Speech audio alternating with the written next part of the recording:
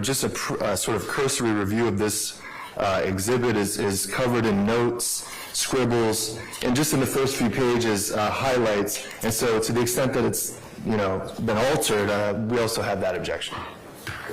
Mr. Harvey, I'll admit it is D1, but you need to give us a clean copy, so for purposes of later. There's only one page with a highlight. The copy is exactly as it is in the archives of the state of Georgia.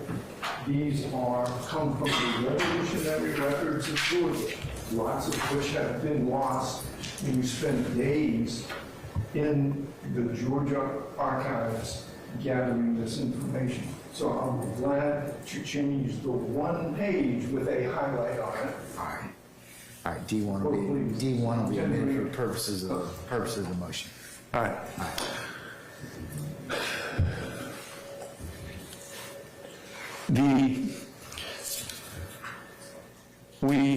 So we start with the proposition that in the state of Georgia, during the period specifically mentioned by Bruin, that is applicable to the federal government and states, is pegged to the public understanding of the right when the Bill of Rights was adopted in 1791.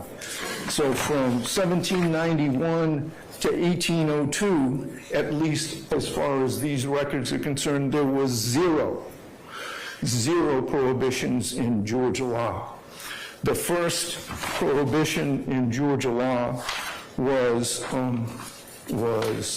litigated in Nunn versus the state at 1 Georgia.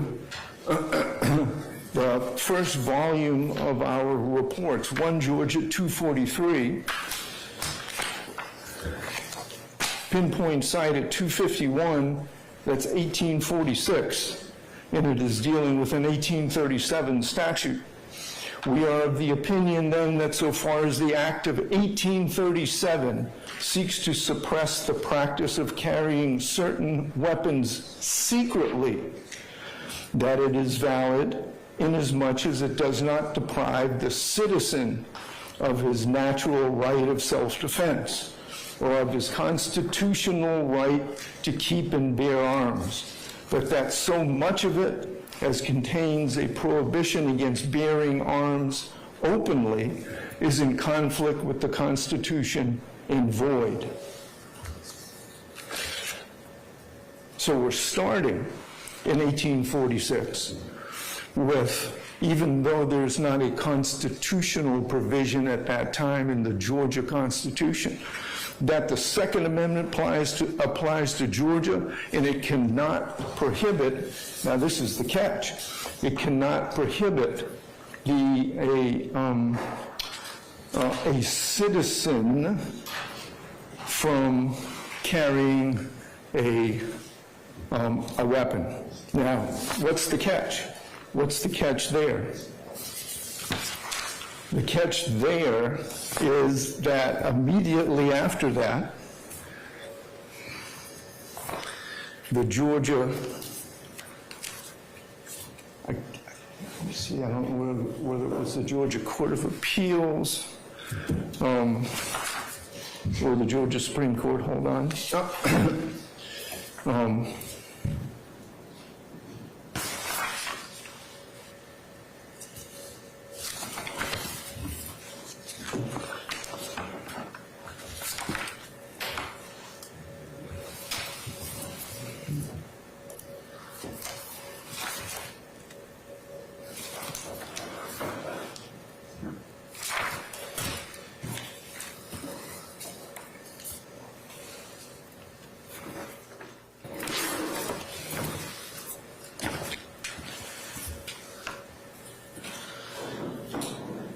By a joint resolution of the legislature of Georgia in 1842, it was unanimously resolved that the free Negroes are not citizens of the United States and that Georgia will never recognize such citizenship.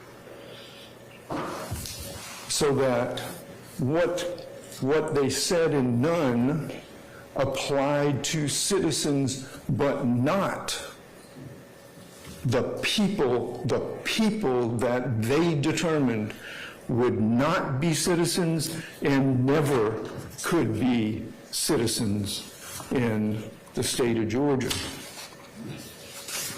So the basis for those type of early prohibitions, if there were any, were strictly rooted in racism. And the court in Cooper versus Savannah at 4 Georgia 68 said as follows: free persons of color have never been recognized here as citizens. They are not entitled to bear arms, vote for members of the legislature, or to hold any civil office. They have always been considered as in a state of pupillage and have been regarded as our wards. And for that very reason, we should be extremely careful to guard and protect their rights, but no other rights like hold any office or bear arms. And indeed, with regard to the white male population, Marbury's Digest of the Laws of the State of Georgia, the Act of December 24th, 1792, allowed that all free, able-bodied white male citizens of the respective states resident therein who is or shall be of the age of 18 years old and under the age of 45 years shall severally and respectively be enrolled in the militia. The act exempted certain classes of people, but not felons. That is to say, there was never in the state of Georgia a prohibition on convicted felons possessing or having weapons. In fact, the statute at issue was first passed by the legislature in 1980. So if we are looking to the historical roots of the constitutional recognition of the Second Amendment rights in the state of Georgia, there was never a prohibition until 1980. There was never a prohibition during the relevant revolutionary period, and any prohibition was specifically related to race, in pure race.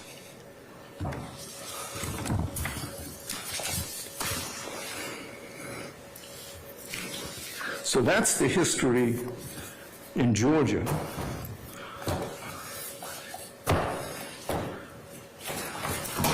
So where are we with regard to any inquiry nationwide? And good question, you said. Okay. Here's what I said. For the record,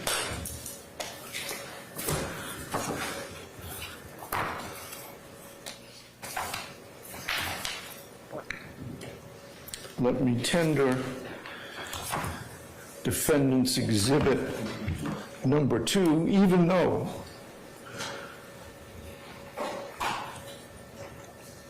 I have no burden, and I'm not accepting a burden. It is a 56-page survey that I have prepared of what I believe to be all the relevant statutes in the United States of America with regard to any firearm regulations. That's from pre-founding, the year 1383, through the year 1888.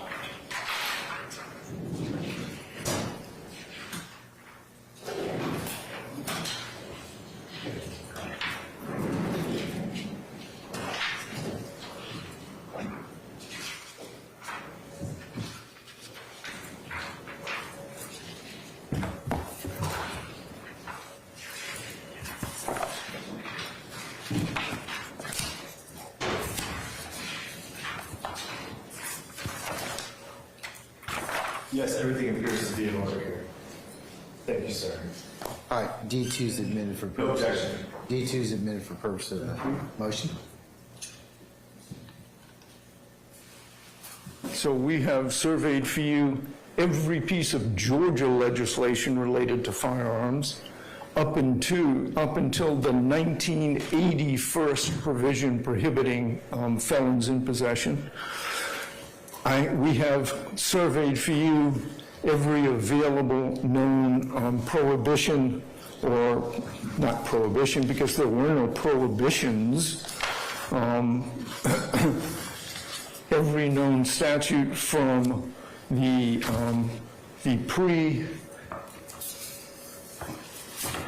pre-constitutional times to 1888. And I believe that what we show is the following.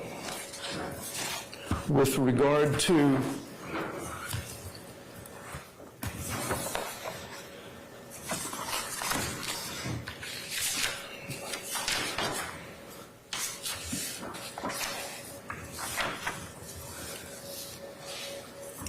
any prohibitions with regard to the ownership of guns between 1607 and 1815, the colonial and state governments of what would become the first 14 states of the United States neglected to exercise any police power over the ownership of guns by members of the community. These limits on colonial and early state regulation of arms ownership outlined a significant zone of immunity around the private arms of the individual citizens. And again, I use the word citizens because there were clearly prohibitions on religious groups, there were prohibitions on insurrectionists, there were prohibitions against people of color.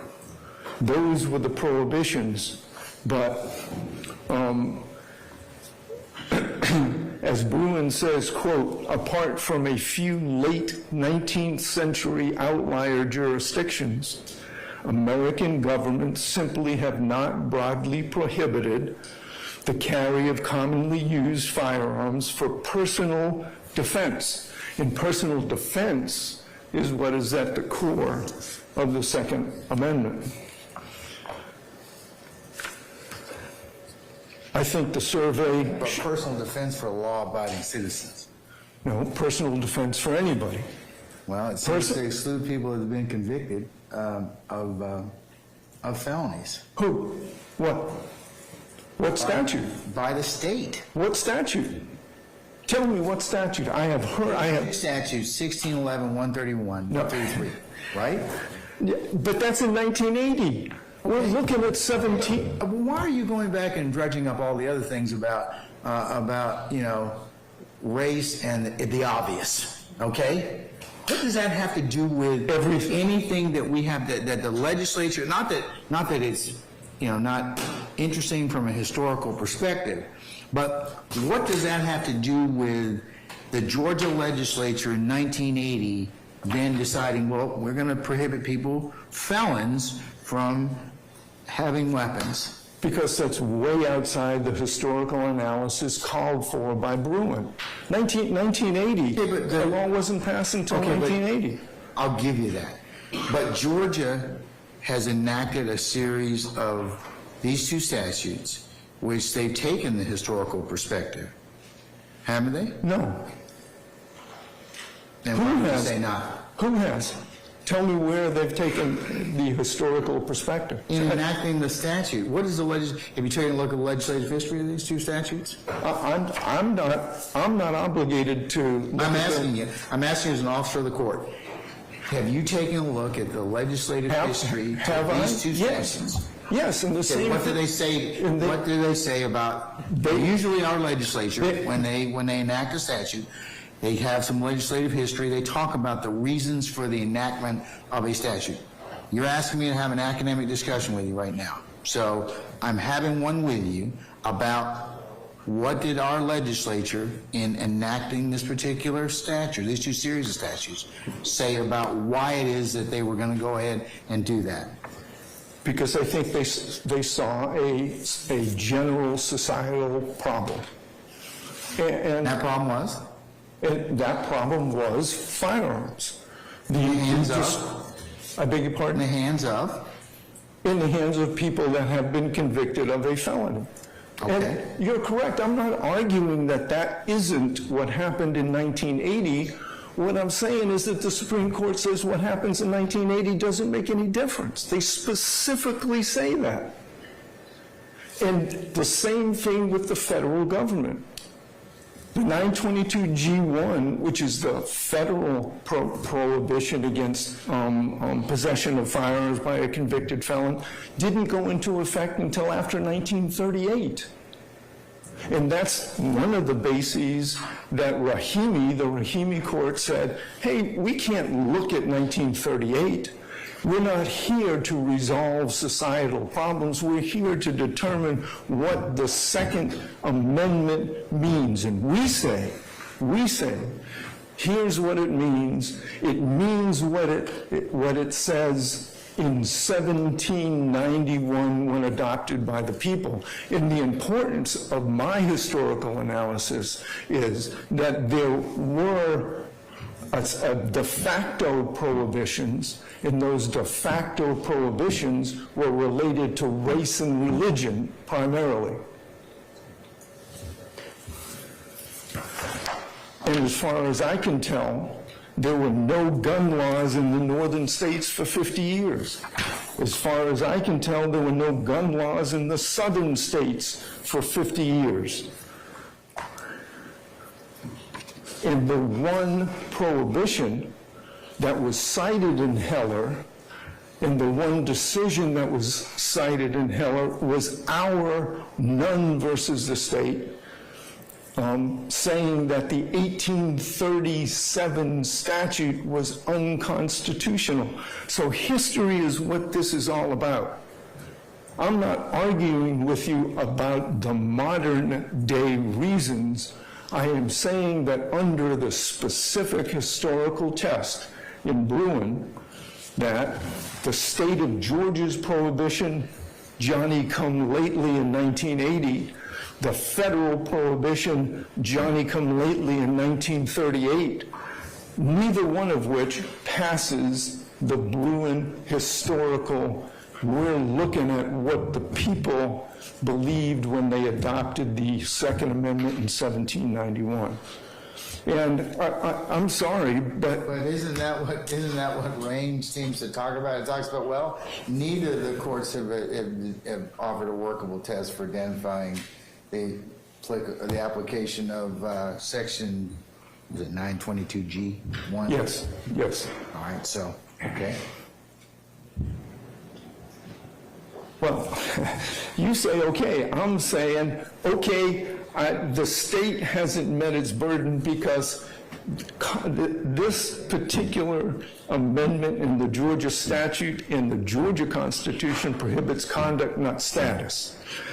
Any status-related prohibitions during the founding era, during the adoption era, were not prohibitions on the possession of weapons. Weapons could be confiscated, but there was never any prohibition, and I haven't heard a single statute, not a single statute. Okay, but all right, let's assume that you're correct. Wouldn't this be something for the legislature to take up?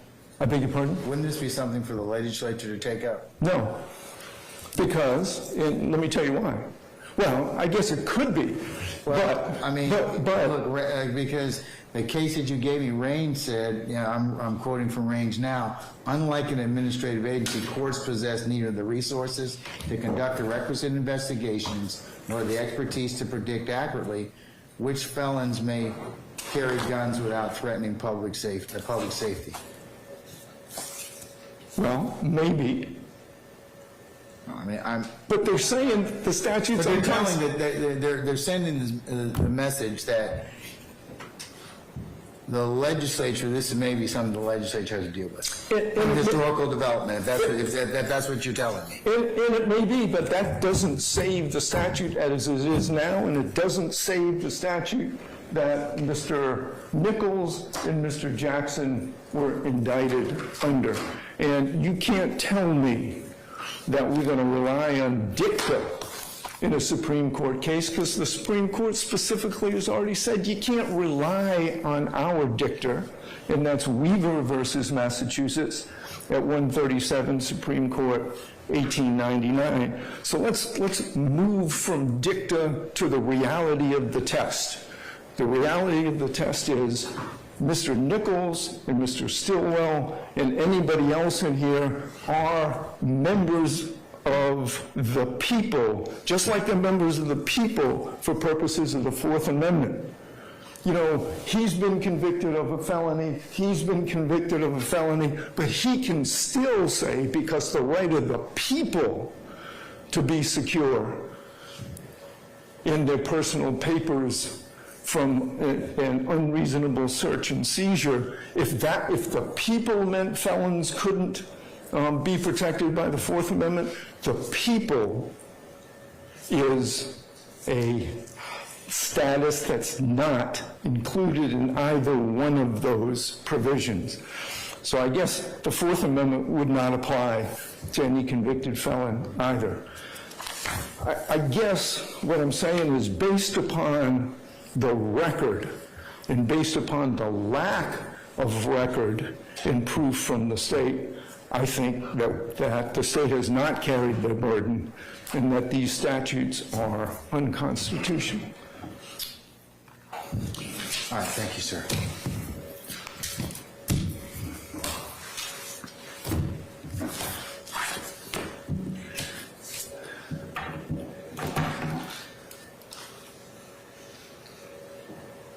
Your Honor, may I just briefly say on behalf of Mr. Stillwell, we adopt all of the arguments made by Mr. Harvey on behalf of Mr. Nichols. We are similarly situated and wish to adopt all those arguments. Okay. Thank you. Just one other quick note. The state has presented and has resisted an evidentiary hearing in this matter. It's pretty clear that it is the state's burden to prove that the challenged regulation is upheld under the Second Amendment. And it seems to me that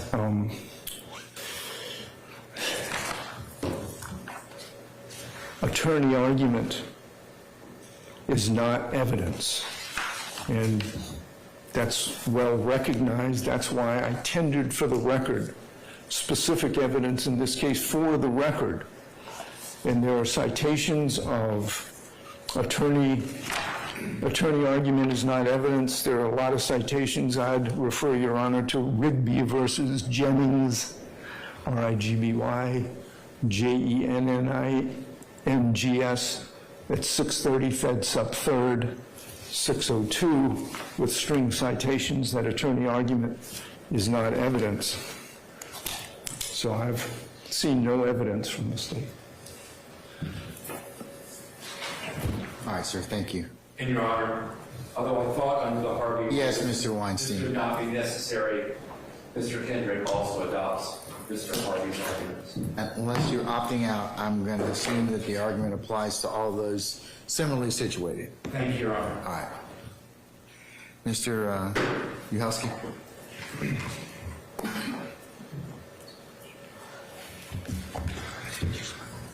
Are you prepared to rule, or do you need me to go Oh, forward? no, go ahead. Go ahead. Just to correct, I think what might have been a misstatement or a mistake, the state has never resisted an evidentiary hearing. As Your Honor is aware, the defense has repeatedly requested the appointment of an historical expert, and my recollection is that Your Honor decided that that wasn't necessary, and we agree, but we haven't ourselves resisted any kind of evidentiary hearing. Mr. Harvey and all others had every opportunity this morning to present evidence, and they could have done that. And they did, but the state hasn't blocked them from putting up evidence. I do note also that the history that Mr. Harvey has provided includes like a Georgia law survey. And again, it does in order for these statutes to be constitutional, the state doesn't need to point to laws in Georgia prohibiting felons from possessing firearms. Again, Bruin says it needs to be consistent with the nation's historical tradition. And so the Georgia history is relevant in the sense that the Georgia history is relevant to the nation's history, but it's not controlling. And the national survey, from what I had a chance to read of the 56 pages, seems to be correct. But again, it's just 131 and 133 just have to be consistent with the nation's history of firearm regulation. Now, there were a number of points made. Let's start with Mr. Harvey's brief. Again, this is page 3. The plain text, and I'm still on the people, Your Honor. Okay, I'll get into the weeds if we need to, but the Second Amendment admits of no exception. That's page 3. Incorrect. What about minors? What about incarcerated individuals? What about people on planes? What about people in court? What about people in public schools? What about people in this courtroom, right? So that's just flatly incorrect. And the citation to none is very interesting to me because that was an 1846 case and it's about concealed carry. Nowhere are felons mentioned. Nowhere in that decision. It talks about how great the Second Amendment is, and it's very, it reads like Patrick Henry. It's great, right? But it's not on point. And I understand my colleagues have a duty here to perfect the record, and they have a duty to raise what they understand to be every viable challenge, Your Honor, but this is quite a big ask of a judicial officer. To strike down these statutes today as unconstitutional, Your Honor, the state would respectfully submit that this is a little bit of, and I think Your Honor is aware of this, feels like legislating from the bench. It feels improper.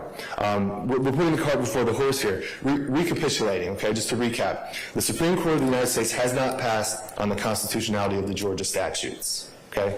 The United States Supreme Court does not rule statutes unconstitutional by inference, by implication, by extrapolation. No, it's not how it works. There is, of course, pending, as Your Honor knows, in the Georgia Supreme Court, the question of what is the appropriate framework within which to analyze Second Amendment challenges. We're all aware of that. But notice that this is not a question. What is the Georgia case is pending right now? I guess it's Massey v. State. And what's the citation? I have it as S23. And my colleagues can correct me if I'm wrong, but the printout here looks like it says I1079. It's just the printout I have, Your Honor. Does anybody have a citation for Massey, the complete citation? Well, there is no citation because cert was granted. It is S24A0131. It was docketed 9/13/23, and it's on the calendar for argument before the Georgia Supreme Court in January of 24. It's a different docket number than the original S23. What's the other underlying appellate case that Massey came from? Well, Meaning, was there an appellate opinion in Massey? Yes. Can I have that citation? Yes, sir. It's Kuhlman, Kuhlman,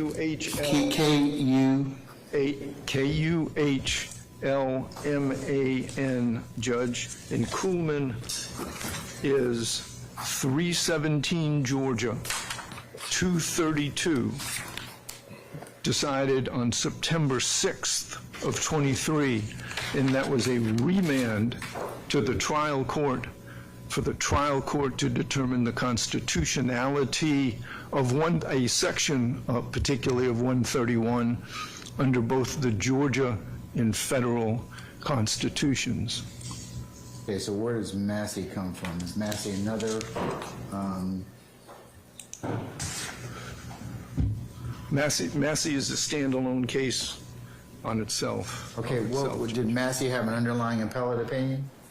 And No, if so, what's that citation? Judge, I don't think it is. It was on application for interlocutory appeal. So there wasn't a appellate decision. There was a decision from... Trial court? Yes, sir. Do you know which trial court Well, this came out of? the trial court that clearly got it wrong to start with, but no, I'm sorry, I don't, Judge.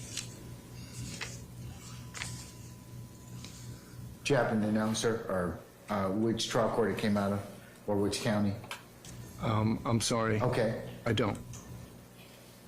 But Your Honor, I'm looking at sort of the certified question here, which is what is the appropriate analytical framework for deciding Second Amendment claims like Massey? So it's the question that's before this court right now. There's a Second Amendment challenge. What's the analysis? Not is 131 unconstitutional or not. Not is 133 unconstitutional or not. There's a big difference. So for Mr. Harvey the fact that it's pending in the Supreme Court of Georgia gives the state a little pause on us, jumping the gun on that decision. Perhaps, it could be that we wait and, sort of see what they say. But either way, the choice that they're between right now is between do we go ahead and do the historical analysis and dig into those weeds all the way back, into the founding era and the Reconstruction period, as was done in a couple of the cases they cited to, or do we just say no, they're not contemplated as people that are protected by the Second Amendment and stop there? But either way, Your Honor, either way the question's answered, it's not going to be that Georgia's felon in possession statutory scheme is unconstitutional. It's just about what framework applies. And if you have had a chance to read the state's response, Your Honor, you will know that it is written with the assumption that Bruin applies in the worst way for the state. The history supplied there actually goes back to AD 602. I didn't have to, but it does. And it hits hard on the sweet spots, too, Your Honor, of late 18th century Reconstruction period and the mid-19th century. Mr. Harvey and Mr. Sharp and Mr. Weinstein here, they have skin in the game on this. Of course, they're going to say this statute's unconstitutional, but no controlling authority in these United States is there. I mean, I haven't heard any that says Georgia's felon in possession statutes are unconstitutional.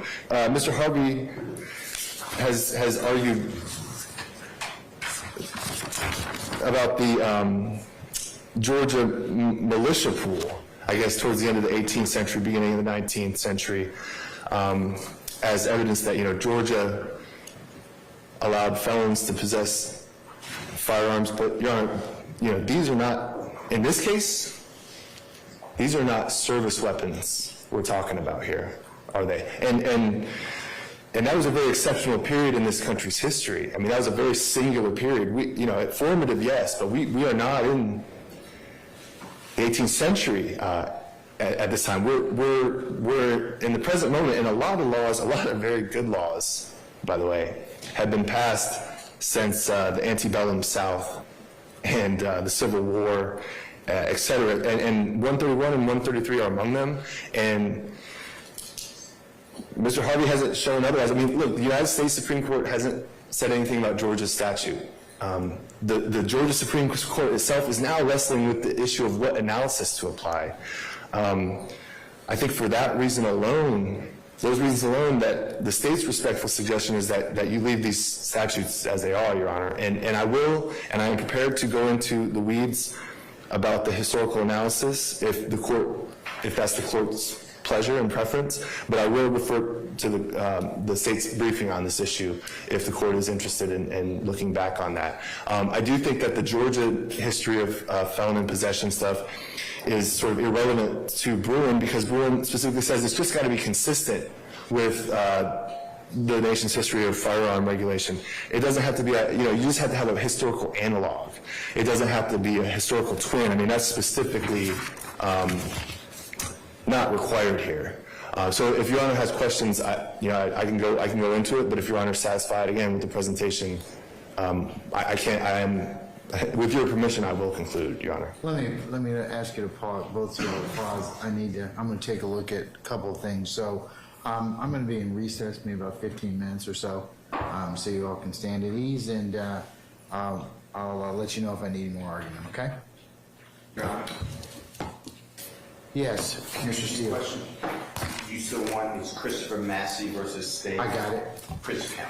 I got it. I was able to find the brief of the appellant, so I was able to find it. Okay, all right, so we're gonna be recessed about 15 minutes. Thank you, Judge. Okay? All right. Hey, Wes.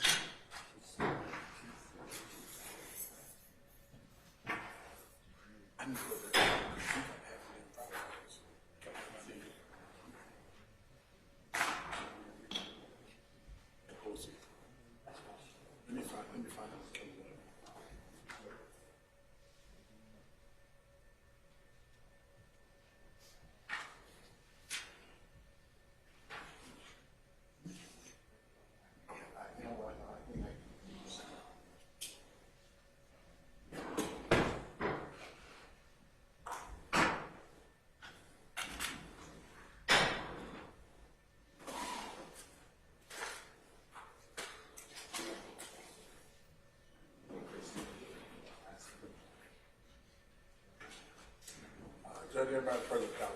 Thank you, sir.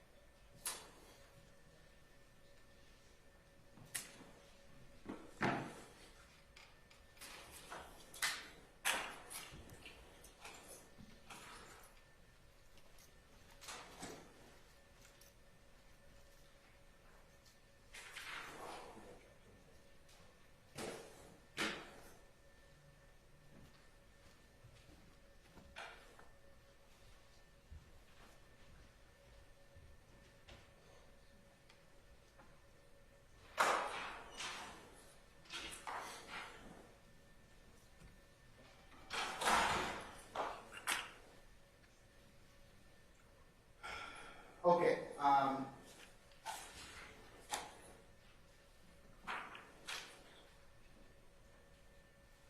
as I mentioned earlier, the court has had an opportunity to take a look at the motion to declare OCGA code sections 1611, 131, and 133 unconstitutional under bar and or strike prior convictions in Acts 77, 175, and 191, and current charges, counts 53 and 65. And the court's had an opportunity also to take a look at supplemental authority submitted by Mr. Harvey and similarly situated defendants under this indictment, 22 SC 183572, in Range versus Attorney General of the United States, as well as the second notice of supplemental authority in motion to appoint expert historians and other relief, as well as the third notice of supplemental authority in motion for court to appoint expert historians and other relief, and the fourth notice of supplemental authority to appoint expert historians and or other relief, as well as the state's motion or state's response in opposition to Cornelius Nichols' motion to declare OCGA 16-13-131 and 16-11-133 unconstitutional. The court further is aware and has taken into account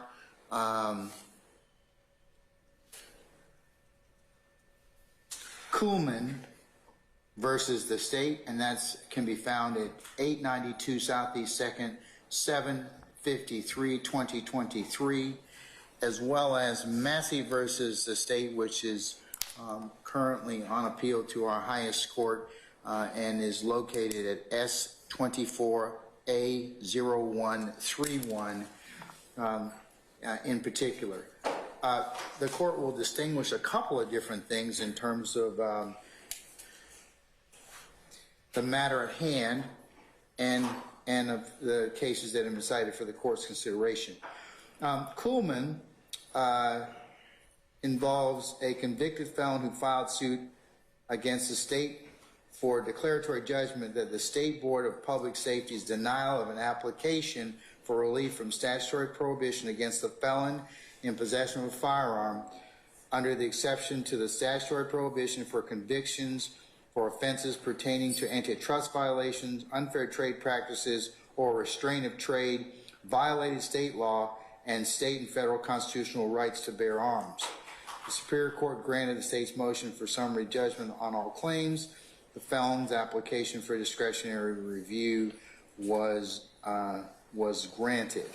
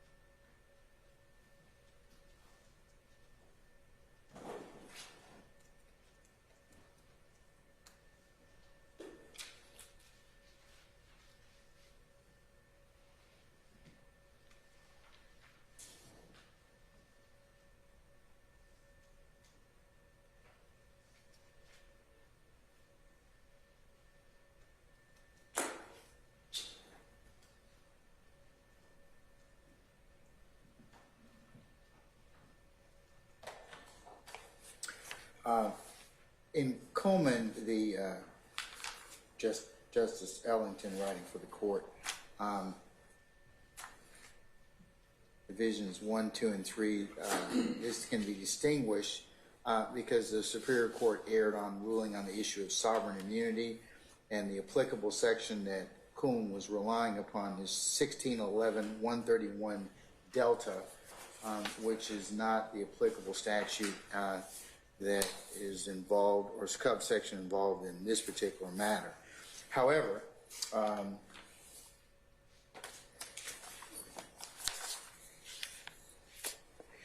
and in Division 4 and Division 5, the court gives quite some analysis on when interpreting a Georgia statute and a federal court decision construing a federal statute rule have persuasive value only to the extent that the language and content of the Georgia statute at issue are materially similar to the federal statute or rule, and they cite C. General Motors LLC versus Buchanan, 313 Georgia 811 pinpoint 821 2 Charlie,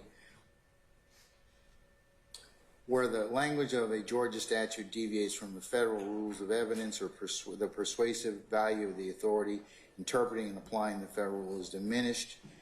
And then they cite Stubbs versus Hull at 308 Georgia 354 pinpoint 358.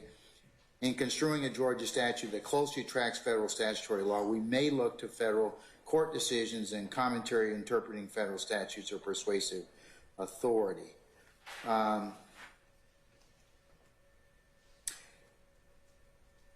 I'm skipping a little bit, but it says the federal statute that contains language similar to OCGA 1611-131D, which is part of the Gun Control Act of 1968, originally enacted, excluded from the following the felonies that disqualify convicted persons from acquiring or possessing firearms. Federal or state offenses pertain to antitrust violations, unfair trade practices, restraints of trade, or other similar offenses relating to the regulation of business practices as the Secretary of the Treasury may regulate or designate. So I believe that is different than the matter that we have at hand. I'm also going to turn and talk a little bit about Massey, which is currently on appeal to our Supreme Court to be argued in January of 2024 as designated and told to the court by Mr. Harvey and I think earlier Mr. Steele.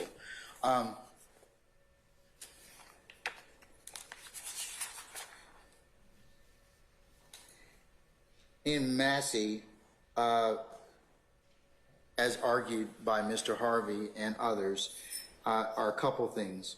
What is the appropriate analytical framework for deciding Second Amendment claims? Does the crime of possession of a firearm by a first offender in Georgia have historical antecedent?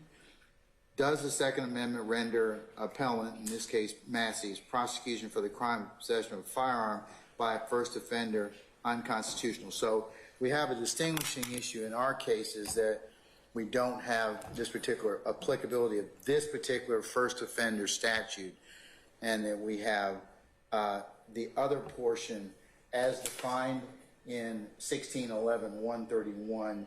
I'm sorry, let me make sure I got the right statute.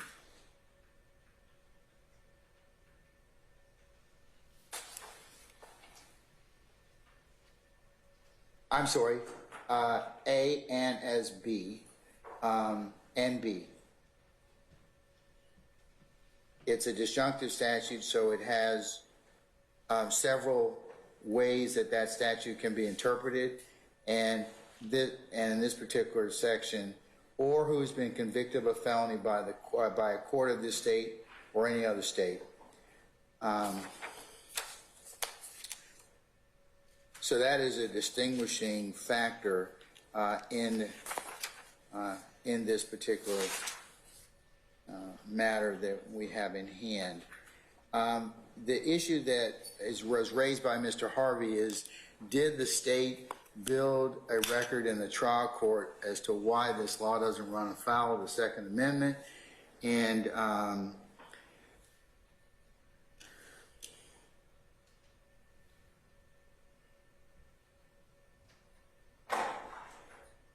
but distinguish Massey.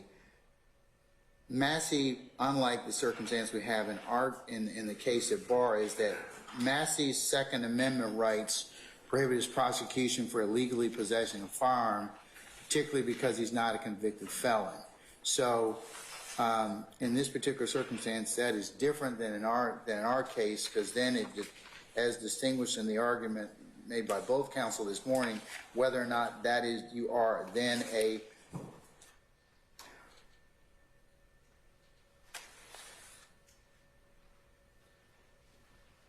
law-abiding or responsible citizen as a Second Amendment application.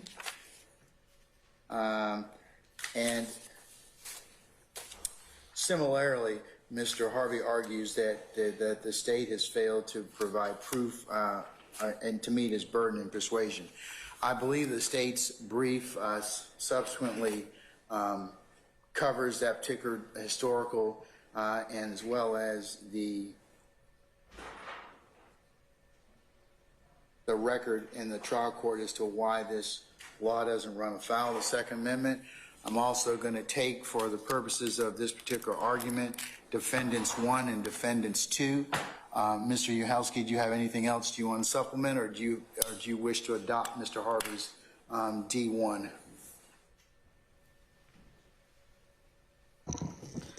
As terms of development, of historical development. I have nothing to offer, no opinion to share on that, Your Honor. All right. Because I'm offering you, do you have anything else to show that the historical development of the United States Second Amendment? It appears that Massey would require the state to do some particular historical development of the Second Amendment. I believe your brief does adequately address that. However, that's not evidence. That's just a pleading in this case. Mr. Harvey submitted evidence for this particular point. So if you want to adopt it, that's fine. I don't have any issue with it, but I'll accept it as evidence in this case as to the development of the Second Amendment, along with your brief.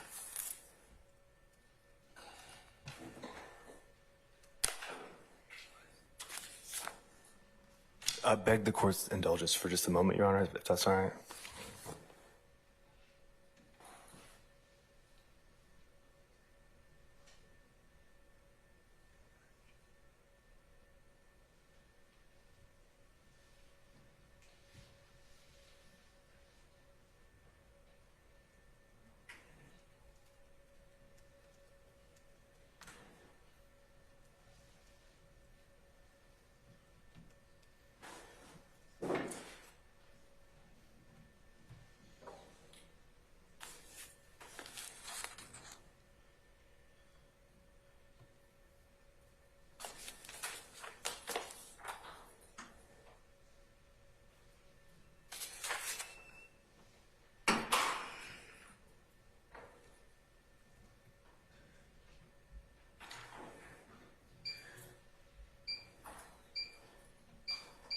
While you're thinking about that, I'm also looking at Massey, and it appears that Mr. Harvey's reliance or discussion about range and Bruin, the Bruin analysis would require some historical analysis, and it appears that the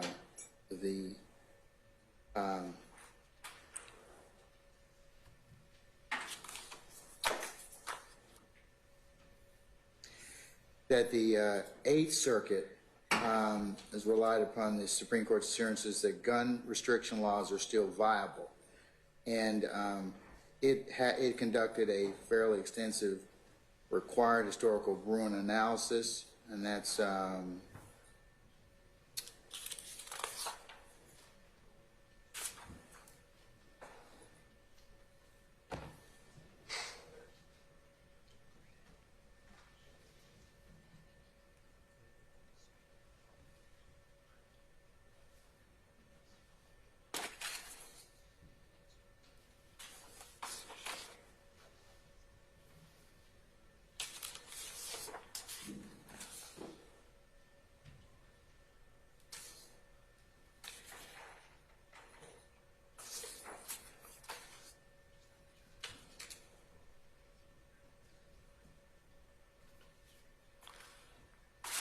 Your Honor, if I may, I'm going to ask the court, to the extent that Your Honor is asking us, do we adopt Mr. Harvey's exhibits as sort of the exclusive way of looking at the historical analysis that is, or would be required if you get past that first prong of Bruin? Yes, that's one way to look at it. So the answer to that is we don't say there's anything wrong with him putting that forward.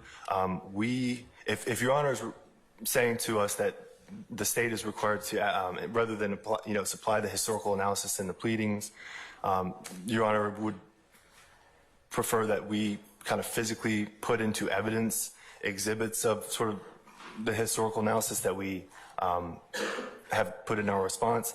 I would just want a clarification on that issue, because I don't want to rest here and then not have the historical evidence that the court would like to look at if it's not in the right format. Let's say, is the court requiring that we put into evidence these sort of statutes and these items of historical scholarship that we've referenced? And looking at Massey, it would appear that that would be required to show there's an historical, because you have the burden of proof to prove that. It says the government, because... Well, is it the burden of proof or persuasion? I mean, this is going to be from Bruin, and this is the United States Supreme Court. The question is whether historical precedent from before, during, and even after the founding evinces a comparable tradition of regulation, and it assigns the burden of showing the historical analog supporting the regulation. I'm not aware, and I do not understand that to mean that this is an evidentiary hearing wherein we would need to put in like sort of the physical, copies of the statutes and things like that. If the court is of the opinion that that's required, we're happy to provide that and supplement what was presented today with all those things. But I do understand the court. That's my concern looking at Massey and looking at what the argument in Massey is at this point in time, is that, and that's why Mr. Harvey presented this particular evidence, because it would seem to me that that's what the Supreme Court's probably going to take up in our Supreme Court, as well as the others may take up to determine whether or not there is a constitutional framework in that respect. So that's why I'm saying that it might be helpful to include that in the record. Would Your Honor permit us an opportunity to supplement the record as described here? And if the court's, I'm sure the court has looked over the pleadings. I'm not going to belabor that. But if the court believes that it is required that we sort of submit these items of historical scholarship and historical and legal, we would ask for an opportunity to supplement the record. I can say that for my part, it was not my understanding that sort of evidence in the form of actual statutes and these law review articles and these decisions that are provided in the pleadings would be necessary to decide the issue today, Your Honor. Would the court be amenable to that at this time? Yes, but I don't have a lot of time because you're starting on on Monday, and if you're not, and I need to rule on it so you can present proper argument and presentation of evidence.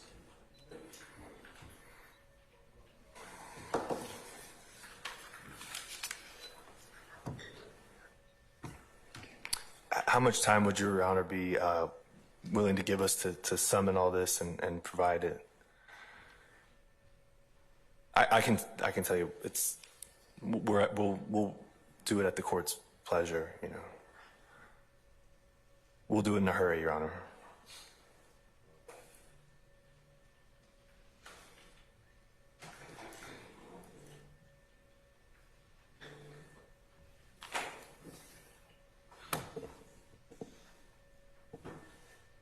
Yeah, and finishing the citation for Jackson, that's 69 F 4th 495 8th Circuit 2023.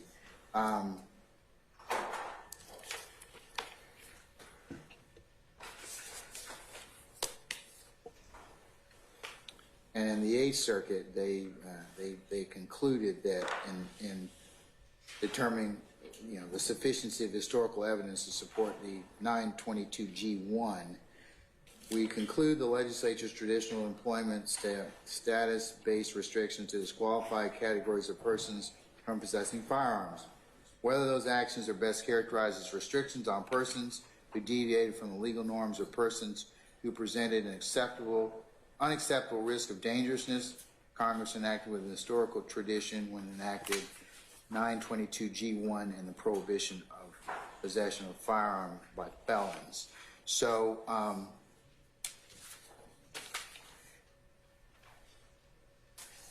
it seems to be Mr. Uhelski and Mr.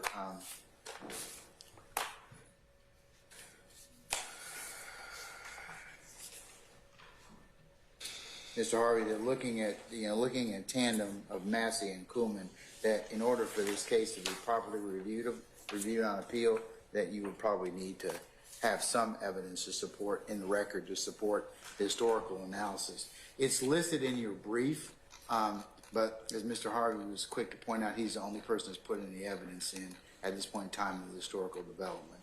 So, and I believe that that can also include the statutory and case law development of this particular statute. So you may come up with the same conclusions he's come up with, and with the legislative history as to why we have 16, 11, 131, and 133. I believe your discussion adequately handles it, but there needs to be something that would be admissible or be put into the record. So I'll leave the record open until tomorrow.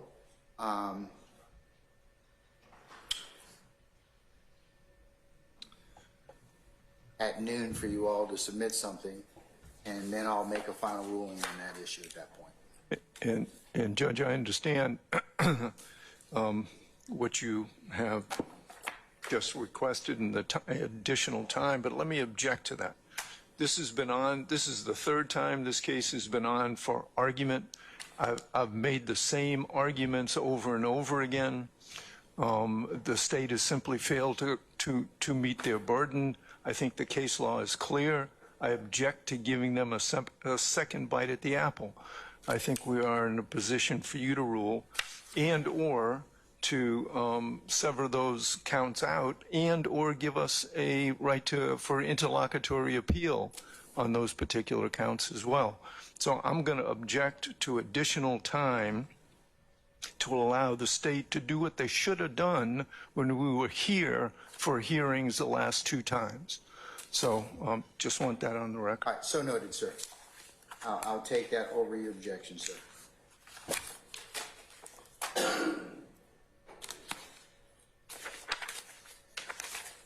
Okay, thank you, Your Honor. Understood.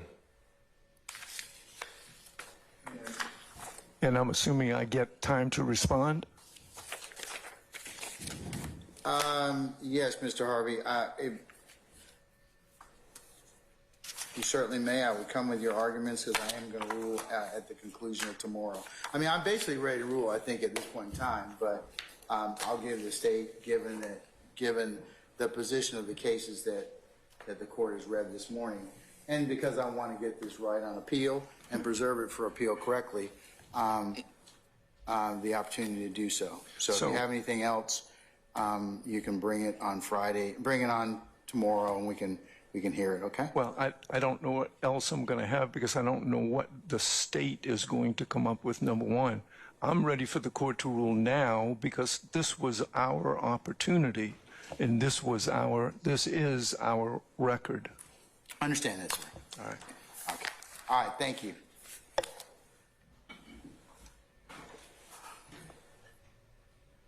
All right.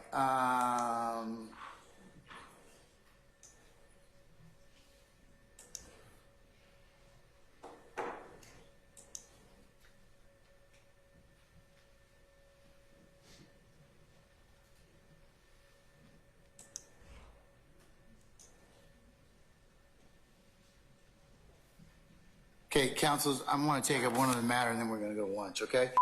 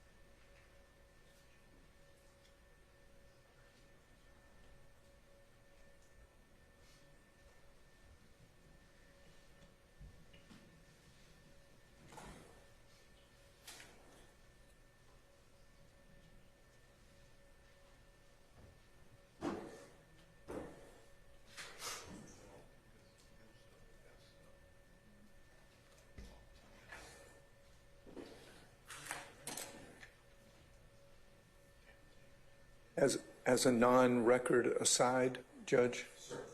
It is Mr. Box's birthday today, and it should be noted that he is wearing a pair of Sansa-belt slacks and tennis shoes. And here it is, as proof of the record. He said to do. Happy birthday, Mr. Box. Thank you. And many more, sir.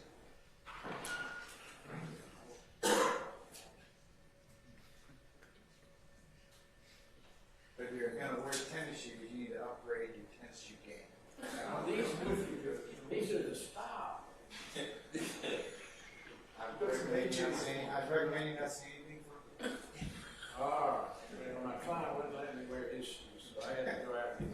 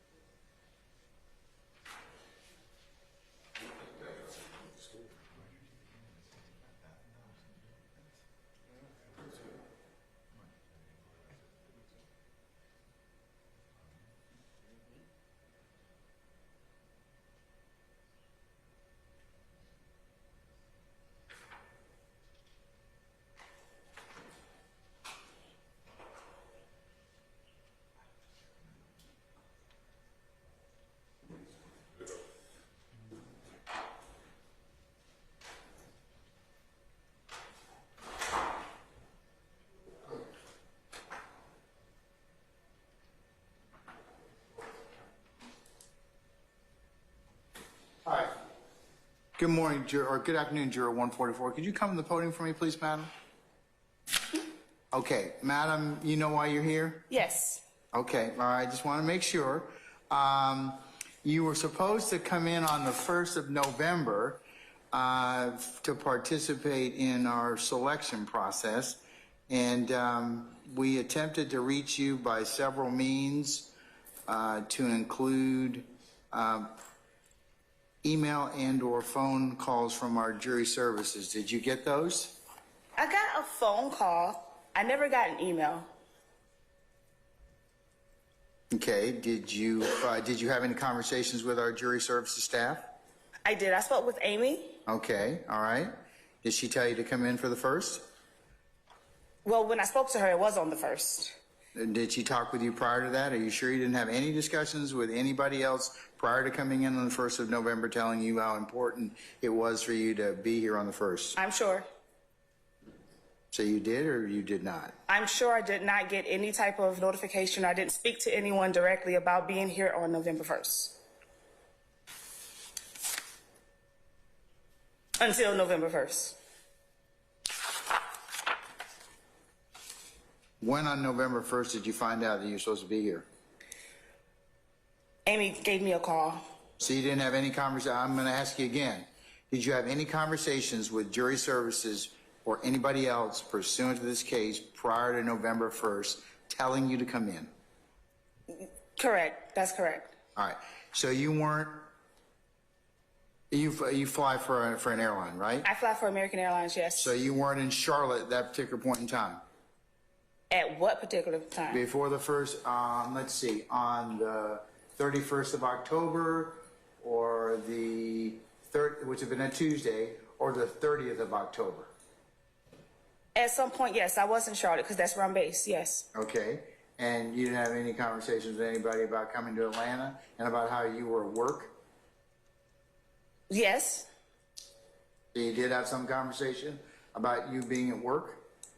about me being at work, yes. Okay, all right. And why was it that you didn't appear on the 1st of November? Well, the reason why I wasn't here on the 1st of November is because I wasn't sure that I needed to be here on the 1st of November until the 1st of November when I spoke with Amy, and she was telling me that it was very important that I be here. So it wasn't clear to me until the 1st that I needed to be here on the 1st. So you didn't have any conversations the day before about taking a standby flight or anything such as that to come here to Atlanta? That was on the 1st. All that took place on the You 1st. didn't have anything on the 30th or the 31st? All of that took place on the 1st. And when did you start having conversations with Ms. Von Kelch about that? With who? Ms. Von Kelch, Amy, our jury clerk. Oh, I did speak with her on the 30th. I spoke with her on the 30th, as a matter of fact, and I told her that I was at work, and if I needed to be here, to let me know, and that I would be here. And she said, I will let the judge know. But I basically let her know that, hey, I didn't get any notifications that I needed to be here on whatever day, because at this point, it wasn't clear to me that I needed to be here on November 1st. It wasn't clear to me. So when I text her, I gave her my position, where I was and why I wasn't able to be here prior to the 1st. And if I needed to be here, to just let me know. And then I would be here. And then she replied and said, I will let the judge know. Thank you. Okay, well, by the time that, ma'am, I believe that you're not being totally candid with the court about the conversations that you had with Ms. Von Kelch and prior to the 1st, because we started to contact people before then to come on the 1st, because we had to conduct the jury selection process at that point in time. How far is Charlotte from Atlanta? It's 4 hours, 4 hours and some change. 4 hour drive? It's yes, sir, 4 hours and some change. All right. Well, madam, I don't find your explanation as to why you weren't here acceptable. I'm going to hold you in willful contempt. Well, can I say something else really quick? Sure, you can say something else. If you would understand my line of business, when I'm flying, I'm in and out of base. And when it comes down to the notifications, because I don't mind being here, it would be my honor to be here. I knew that it was coming, that I needed to be here. I honestly did not know that I needed to be here on the 1st. On the 30th, when I spoke with, I didn't speak to her, it was the text message. I was in Columbia.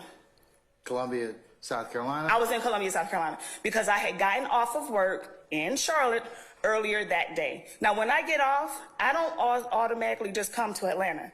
I did not have no idea that I needed to be here until that night, and it was still unclear. That night of the 30th? The night of the 30th. Okay. And it was that night of the 30th. So at that point, it was no flights for me to get. I don't drive. Well, I don't have my own car, so I rely on that other type of transportation. So my family lives in Columbia. So when I'm off of work, I go ahead and I go to Columbia, or I'll fly here if there's a flight that'll get me here, because I'm standby. I don't have direct flights. Yeah, I understand it. So I am really, honestly telling the truth. I did not know I needed to be here. However, when I did speak to her personally, when we were on the phone together on the 1st, I did everything in my power to get here. I booked flights, but the flights were red. There was no way I could have made it here in time to get here. I even had my 8-month pregnant niece say that she would bring me here. But by that time, she said, don't worry about it. We'll subpoena you so that you can be here. And I still came, but I was in communication. Once I knew that I needed to be here, I was definitely in communication. I wasn't hiding. I wasn't doing any of that. Okay, well, why is it that on the 30th you decided, you just came, you came to the conclusion that we weren't gonna need you on the first? Because Or you didn't know whether or not we would need you on the first? it wasn't clear to me. It was not clear. It was not clear to me that I needed to be here until I spoke with Miss Amy on the 1st, and she told me the severity of me being here. And at that point, like I said, I did everything in my power to be here. I sent flights to let you guys know that, hey, these flights are red. There's no way that I can potentially make these flights. And even if I do make the flight, it'll be probably past the time because it was the connection. There's no direct flights here from Columbia. There are no direct flights here. I have to connect in Charlotte or Philly or somewhere to get here. So that's 2 segments that I have to get get here. And I even, like I said, I was trying to get a ride, and my 8-month pregnant niece said, she'll just take me. You didn't do that till the 1st of November, though, did you? Sir? You didn't try and get a ride till the 1st of November, did you? When I realized that I needed to be here, yes. On Why the didn't 3rd. why didn't you think you need to be here prior to that? I mean, because we tell people when we call you, you got to be here. So I just don't. No one called me. The court just does not believe that you could have come. You could have made your way here. You had 2 days to get here. I did not have 2 days. The 30th is what? We contacted you on the 30th, so at least we made positive Right. contact with you on the 30th. You'd agree with that, right? Yes. Okay, so how come you couldn't have just started making arrangements on the 30th to come here for the 1st? But I did start making arrangements. I just told you there are no direct flights here from Columbia. Why not drive? Because I don't have a car. Okay, and it wasn't until the 1st that you got your 8-month-old pregnant niece was. Well, she was the only one that was available at the time because they have, jobs and all that and all of that. I honestly did not know the severity of it until the 1st. Well, I think you know now the severity of it. Oh yeah, and I did everything I could. And is Amy here? She's has other duties at this point. Okay. Well, I was speaking to her and calling her back to back to just make sure that, hey, I'm coming. I'm going to make it here. And I told her that day, I said, I'm not trying to hide. I'm not trying to do anything. I sent you the flights. I would love to be here. What time are you supposed to be here on the 1st of the 1st of November? No one ever told me a time. So we just called you and told you need to be on the 1st? We didn't give you a time? It was more like, you need to be here now. When can you be here? Like phone rang, you need to be here. And from that point on, I did everything. I started booking the flights. And I want to say it was around 11 a.m., 10 a.m., because I remember the first flight was around 12. And I still needed to get dressed and get a ride to the airport to get to the airport. And I communicated that with Miss Amy on the phone. And so I said, well, I'm not going to be able to make the 12. I will try to make the next one. Once I realized that I wasn't going to be able to make the flights because, first of all, they were red. I hadn't even been checked into them yet. That's when I said, okay, I need to go ahead and try to get a ride. And then my family was trying to help me at that point. Because 100%, that's when I realized that, hey, I need to be there. So, of course, I didn't want to get in trouble. They didn't want me to be in trouble. So, job or no job or whatever the case, I mean, I really tried. I really, really tried. And I still ended up coming. Although she told me not to, I still ended up coming. I was at work. I mean, I can show you my schedule.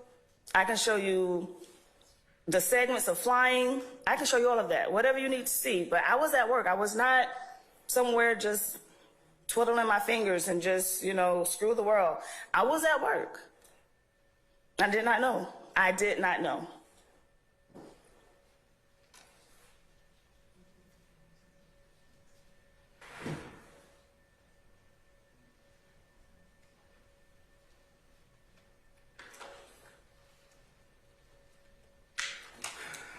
Madam, just stand fast a second, okay? Sir? Just stand fast a second, okay? Mm-hmm.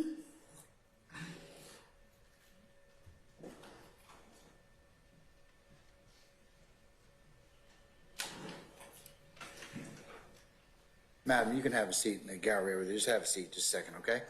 Have a seat. Me? Oh. Yes.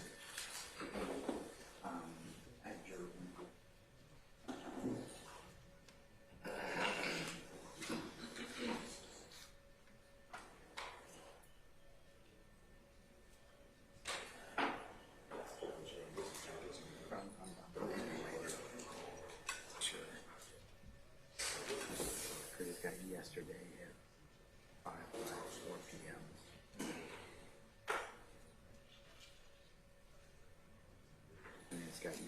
Massey report. 9 p.m.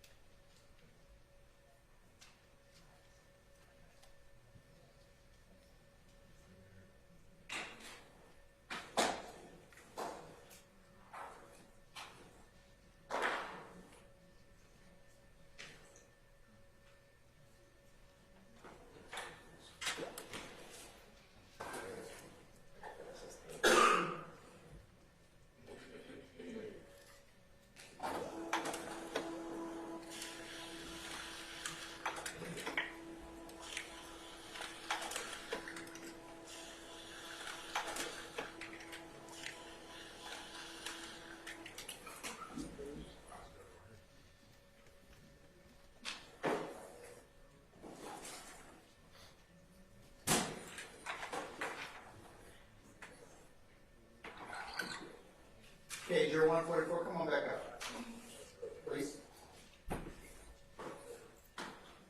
All right, now, I'm in possession of a screenshot. This is the text I think you sent Ms. Monkels. Just want to reconfirm. It says, "Hi, Amy. This is Juror 144. Hope you're well and staying safe. I apologize for not being present for any scheduled appearances. I haven't received any notifications regarding it. I'm a flight attendant. I'm based in CLT, which is Charlotte. Is that correct? Okay. My last trip began on Sunday, 10/29. I work again on 11/2. I will not be scheduled in Atlanta this week. However, please let me know what the courts are requesting from me so I can coordinate with my airline." Do you recall sending that message? Yes. And I think that message, just want to make sure, was sent on the 31st. And do you remember Ms. Von Kell sending you back? And that was sent, I think. That was, yes, sir. That was Tuesday. At 5:54 p.m. Okay. And then Ms. Von Kell, I believe, texted you back or sent you a message back. Good evening. Thank you all for reaching out. I will advise the judge. Yes, sir. So around 5:54 on the 31st, you at least knew that you were supposed to come to Atlanta, correct? At some point. Yes, sir. On the 1st. No one said anything about the first, sir. If I did not know anything about the first until the first, honestly. That's why I said, let me know what the courts need for me to do so I could be there. That's why I said that. Exactly why I said that. I didn't know anything about the first. As a matter of fact, I got a notification at my house on the 31st that was delivered to my house on the 31st that I received. One of my tenants sent it to me on the 31st. And to my understanding, I needed to be in court on the 31st, which was that Tuesday. So because I know that I was at work and I got off earlier that morning or that afternoon, I'm now under the impression that, okay, I'm going to be rescheduled because I missed the 31st. I didn't know about the first until the first. All honesty. Now, I don't believe you based on what I have. But what I have, But how not? everybody else appeared when they should have appeared. I would have loved to be here though. Like, I did not know I needed to be here. I've given you the time to explain. I'm going to hold him over contempt. Here's your choice. Yes, sir. The choice is, it's either contempt is punishable by a fine of $1,000 and or up to 20 days in jail. Okay. We value this procedure is that important because selecting a jury ensures that both sides get a fair trial, a just trial, and a lawful trial. I had to literally try and find you because I'm required to account for every single juror that we had to examine at that point in time without fail.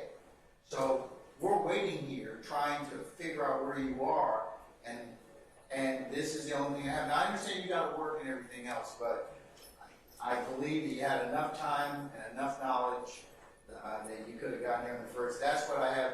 That's where we disagree. I think that you knew that we were trying to contact you at first. You need to be here. So what I'm going to do is 5 days in jail, or you can come between the 4th and the 8th of December and sit here and listen to the case as presented on those days. I'll be here. Your choice. I'll be here. All right, so we will contact you. You need to be here on the 5th. You need to stay here the entire part of on the 4th. That will be a Monday. Check my calendar. It's the 4th. Find your place. We'll find your place where you can observe the proceedings, and you'll be required to check in on a daily basis. And then after Friday's proceedings are complete, then your contempt will be satisfied. If you do not appear, then I reserve the right to you'll spend the rest of the time in custody. Okay? Yes, sir. All right. Okay. So that's how important that we consider these proceedings. So, and that will satisfy your contempt in terms of just coming here and watching the proceedings and being aware of what we asked you to participate in, how important that is. Okay? Yes, sir. Okay. All right. You have any other questions? I do. Yes, ma'am. What's your question? So this week, I was supposed to be at work on Monday through Thursday. However, I got a phone call from Lieutenant Gibson saying that I needed to be home because I needed to be served the papers so I could be here today. I'm asking the court if the court could give me some sort of an excuse or some sort of notification to let my job know why I was not at work on Monday and yesterday. I understand about today. The paper only said today. So Why are you asking me to give you something for the last 2 days? because I needed to be at work on Monday. However, the fear of God was placed in my heart on Monday to be home, and if I'm not home, it's not going to be good for me if I'm not home, so therefore I stayed my behind at home. Well, you just need to be here for the 1st. For today, that's the 15th. I understand that. So why is my involvement necessary for the 13th and the 14th? Because if I wasn't at home on Monday, I wouldn't have never got the notification or to sign that paper. I needed to be there physically. I needed to sign it. So in order for me, yes, sir. So you got the notice on the 13th. If you were personally served on the 13th. On Monday, yes, sir. And I needed to be home to sign it. But I needed to be at work too. So I couldn't go to work because I needed to be home because I understand the severity of this situation. So I was not home. I was not going to work. So because of the way that flying works, I'm not able to go to work, fly a couple flights, and then just come back home. Like when I'm gone, I'm gone. There is no coming back home. So therefore, I had to stay home on Monday to get the paperwork in order for me to be here today. And I had to stay home on yesterday because I needed to be here in place for this morning. Copy of the show cause. Yes, sir, I do. The show cause at the bottom has November the 13th and has your signature on it. Right. I would think that would be sufficient. No, because it only, that black and white up at the top, it only says that Mary Frances Green needs to appear in court on Wednesday, November 15th. So my job is like, okay, so what happened to you on Monday? Why wasn't you here on Tuesday? But, the 13th, you stayed at home to receive service. Correct. Well, what's the excuse for the 14th? Or what's the explanation I can give them for the 14th? The explanation that you can give them on the 14th is just jury. I needed to be home so that I can be in place for today. Because again, there was no way that I could have made it to work yesterday and come back to Atlanta in time to be here in position this morning at 9:30 when I needed to be here. That's an explanation that, if you have to give your employer. I told them. Okay, and what's their response? They took off today and tomorrow. Because there's nothing on that paper that says the 13th and the 14th. I'm the middle person here. I have to answer to you and your office, and I have to answer to them.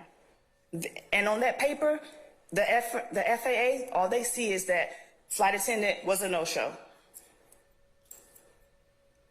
which is another fine that I have to do. Well, I mean, I believe the notice, the amended order shows that you signed for it on the 13th. Yes, sir. So, I mean, I can see that. The 14th is a travel day for you. I mean, but I won't have any knowledge of that. And the 15th, you're here for show cause. I mean, The whole purpose of me not being at work this week is because I needed to be here today. All 4 days. The whole purpose of me missing 4 days of work is because I needed to be here. the week of the 4th. Well, I have time now. I have time because I'm assuming your administration is going to give me some sort of paperwork to let them know I need to be there that week. I am.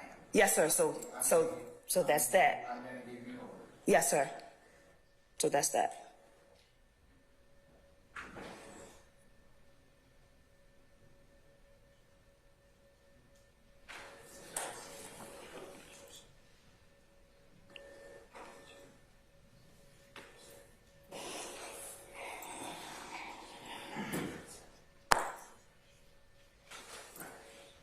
Okay, 0144, here's what I'm going to do. Yes, sir. In the order satisfying your contempt, I'm going to state that you received your notice on the 13th.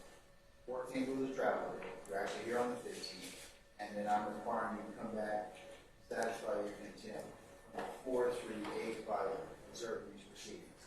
And then you'll be satisfied. So that will recall those dates. Is that acceptable? Yes, sir. Thank you. We'll have an order to that extent, and we can send that to your email. Probably be done probably sometime today, tomorrow morning at the latest. Is that acceptable? Am I not able to get it while I'm here? No. Okay. Yes, that's it. I'm so sorry. I mean, no. Yeah. Not right now. Yes, sir. I just don't have the ability to do that right now, but I believe that you should get it by the end of business today, or possibly no later than tomorrow morning. I can say that Mr. Burns, my staff attorney, will endeavor to get that out and filed, so you can get an official copy with a ribbon on the top of it saying that Kane was actually filed in this case, okay? Yes, sir. All right, you have any other questions for me? This is the courtroom you need to be in, okay? Yes, sir. Come, and we'll find, or you report it here, and then we'll tell you where you need to be. You'll either be in here or you'll be in 8H, okay? I do have a statement. If I don't have a question, I have a statement, if that's fine.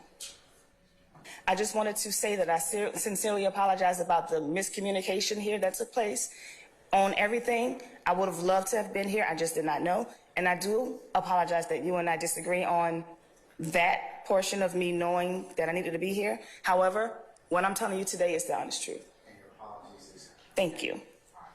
I'm going to include, for the purpose of record, the amended order to show cause and the correspondence with our juror, Ms. Vine Kelsey, the next two court proceedings. Madam, unless you have anything else, we'll see you on the 4th of December for 9 o'clock, okay? 9 a.m. Yes, ma'am. All right. 1C. Thank you. Yes, ma'am. See you then, okay? Yes, sir. All right. Fine, counsel, we're going to take a brief rest for lunch. We'll come back at 2:45 and see you all at that time.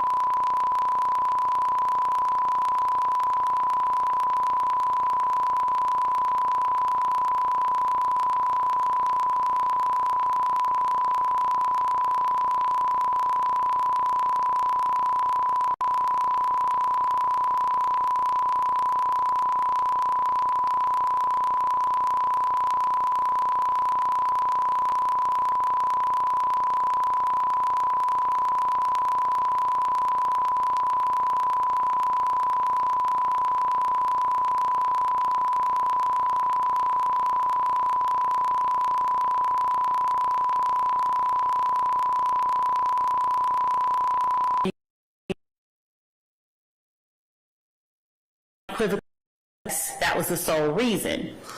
Mr. Steele goes on to say, if that sole purpose was not lawful, then there is a taint, and everything that flows from the taint is fruit of a poisonous tree.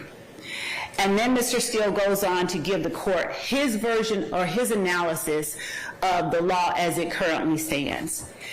The court listened and essentially told the parties that it would have to take their arguments and the evidence under advisement because the court found itself, based on Mr. Steele's representation, in a difficult spot and felt that because a lower court had deemed the window tint statute unconstitutional, and that is a court lower than the Superior Court, was a state court, she wrestled with whether or not the stop was lawful, given that a lower court, a state court, had deemed it unconstitutional.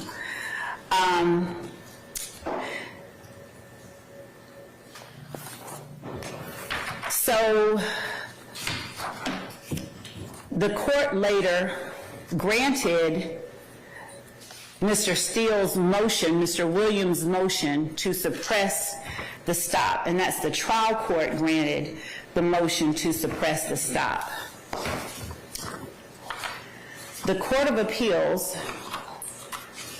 and we have attached the opinion written by the Court of Appeals to our response as well.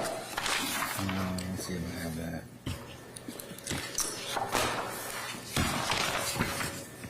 Mr. Steele also attached a copy of it as well. Okay. To his motion number 8, I want to say. He did. Okay. So, just seeing if I have it. Okay, so then since the court has a copy of the Court of Appeals opinion, the court I do. can... Authored by Judge Doyle, March the 12th of 2020. It was, Yes, exactly, Your Honor. And in that opinion, the court, of course, cited the standard of review, saying that the trial judge hears the evidence and his findings based upon conflicting evidence are analogous to the verdict of a jury and should not be disturbed by a reviewing court if there's any evidence to support them, and that the trial court's decision with regard to questions of fact and credibility must be accepted unless clearly erroneous, and then that the reviewing court must construe the evidence most favorably to the upholding of the trial court's finding and judgment. On numerous occasions, the appellate courts of this state have invoked these three principles to affirm trial court rulings that upheld the validity of seizures. The court stated that these same principles of law apply equally to trial court rulings that are in favor of the defendant. This standard of review requires us to focus on the findings of fact made by the trial court in its order and the evidence supporting those facts, rather than other evidence gleaned from the record, construing it in favor of upholding the trial court's order.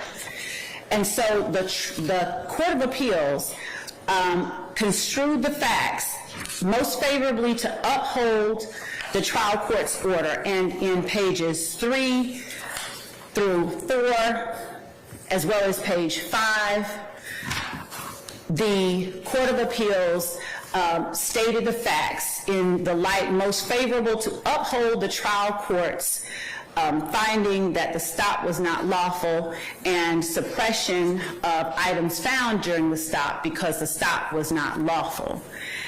And even when viewing those facts in a light most favorable to the finding, most favorable to the ruling made by the trial court, the Court of Appeals ultimately ruled, or ultimately stated on page 8, the state appeals arguing that the trial court erred by granting the defendant's motions to suppress. We agree. And the court then goes on to state why it is that it was reversing the trial court's granting of the motion to suppress. Now, the court, in a footnote, I believe that it was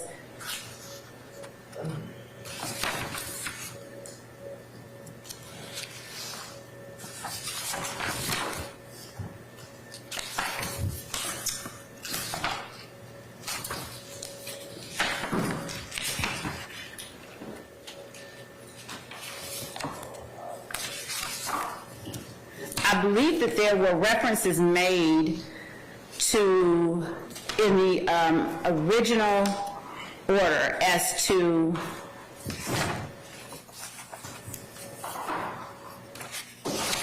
the statements that were made, but the trial court's order was an order suppressing the stop because the trial court found suppressing items found during the stop because the trial court found that the stop was not lawful. I think the footnote 3 says the officer placed all 3 men on the curb, at which time they were in custody. Thank Before you, the Judge. suspects were advised of their rights pursuant to Miranda versus Arizona, 384 U.S. 436. I'm leaving out the rest of the citation. The officer directed questions to them regarding their ownership of various items found in the Mercedes. The driver and Jones responded to some of the questions.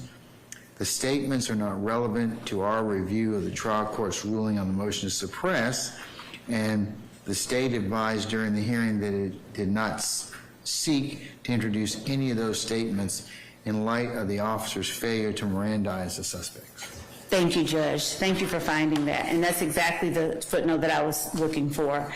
And so the court can clearly see that the footnote referring to the statements sought or made after or before the reading of the Miranda rights and the statements to which the Court of Appeals made reference as it relates to what the prosecutor stated, we're only referring to those statements that I have read to, we're not referring to those statements that I've read to the court that are reflected in the portions of the transcript. Page 59 on forward. So that's the only statements the state's looking to get in? Right, Your Honor. Those statements, the ones that the DeKalb County prosecutor stated that it sought to have admitted because they were not statements that were made in violation of Miranda and were instead spontaneous utterances made by the defendant. Those statements are statements that we would seek to get into, and we would not seek to get into statements made prior to the defendant being read his Miranda rights.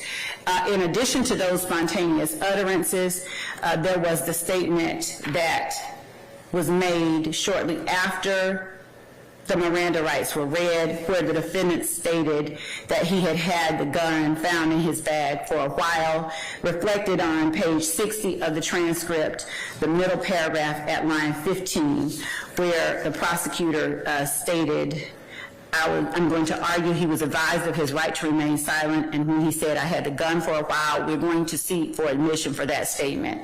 So the statements that the prosecutor made reference to and qualified in the transcript of the hearing on the motion to suppress are not statements that can credibly be asserted as statements that the prosecutor sought to or conceded were not admissible. That argument being made by Williams at this time does not hold water, Your Honor. Additionally, because the stop itself was found by the Court of Appeals to be a lawful stop, Mr. Williams cannot come back and relitigate this issue of whether or not the stop was lawful and whether or not items found during the stop should be suppressed. The Court of Appeals clearly found on page 11, the last page of the opinion, the trial court erred by granting the defendant's motion to suppress. Your Honor, because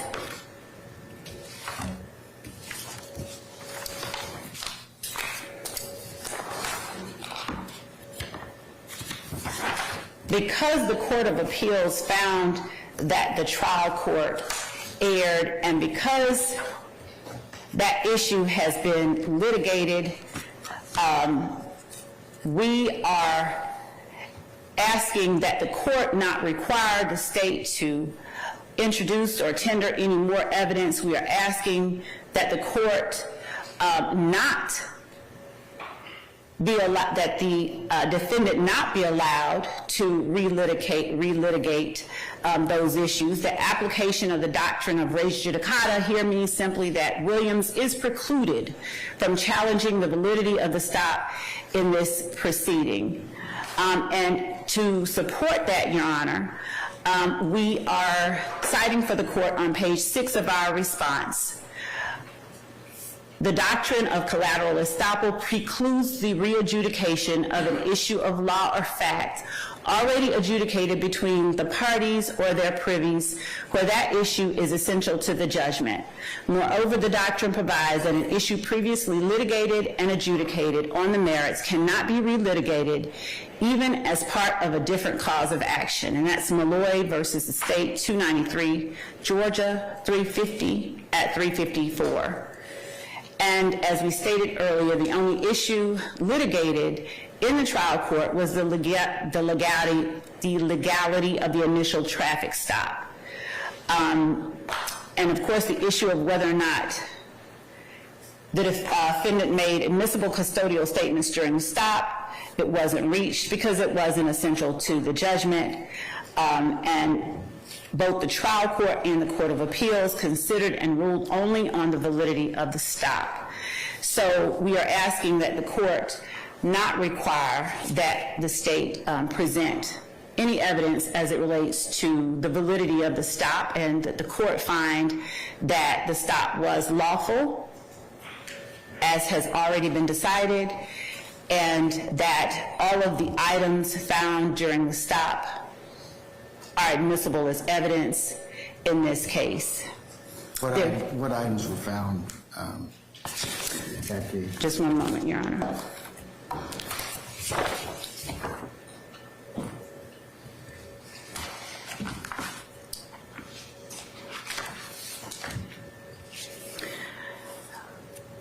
There was a firearm, a FNH 5.7 firearm that was discovered to be stolen. Another firearm, 9 SCCY ammunition. There were pill bottles, a Sprite bottle with liquid suspected to be promethazine. There was money, rubber bands, as well as marijuana, Xanax pills, Loratab, Adderall, purple pills, blue pills, multicolored pills.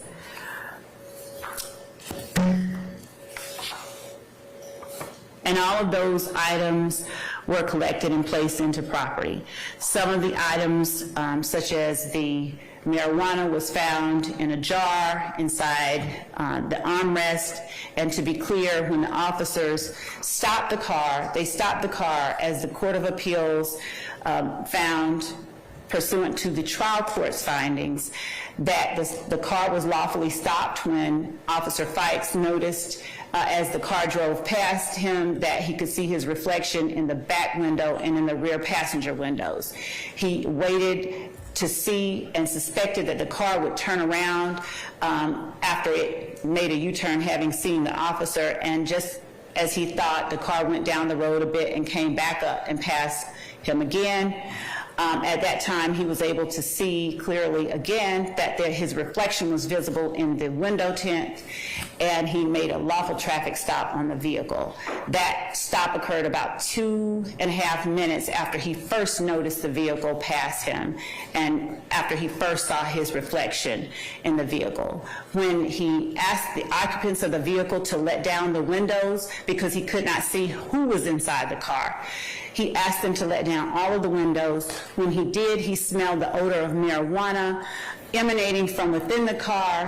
One of the occupants of the car indicated, I believe it was Mr. Jones, that he had just smoked marijuana. They had just smoked marijuana prior to getting in the car, and that was why the car smelled like marijuana.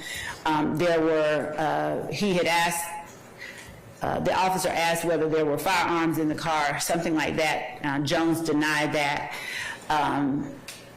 I believe he denied that there were drugs in the car as well, but nevertheless, based on what the officers observed upon stopping the car and the windows being let down, there was a search of the vehicle that produced the items that I have just outlined for the court.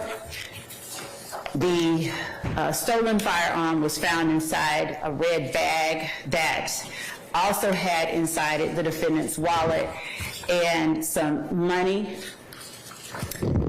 And Are those items in States 8 attached to the transcript on the back of the vehicle? I believe there's two. Oh, yes. There's two pictures that were admitted for this particular. yes, That describe which items were described. It's a visual. yes, Of which items were taken. yes, and those items were a part of the original transcript of the trial court's hearing that the court held, where the ruling had been appealed. So those were the items that were found during the stop. And the state would be seeking to introduce that evidence in this case. Transcript. Yes, Your Honor. When the court says the transcript, if we're talking about this particular hearing, yes, as we've attached it as a part of our response, we would ask that This is a transcript from the hearing in front of the Honorable Gregory A. Adams, Superior Court of DeKalb County, on March the 14th of 2019. Correct, Your Honor. Yes. Okay. And so we are resting on that. Again, it's a matter that's already been fully litigated in a Superior Court of the state of Georgia, and the defendant is stopped from relitigating it, contrary to the defendant's position, wherein he argues that the state is somehow constrained from litigating or relitigating the issue regarding his statements. It is actually the defendant who is not allowed to relitigate whether or not that stop was lawful and whether or not those items should be suppressed. So we would ask that the court deny the defendant's motion to suppress number 8 for all of the reasons that we have presented to the court. And I would ask that the court, as I believe that it is the state's burden to allow me to reserve any further argument or the presentation of evidence, if need be, until after the defendant has had an opportunity to respond. All right. Thank you. Thank you, Madam. Mr. Steele?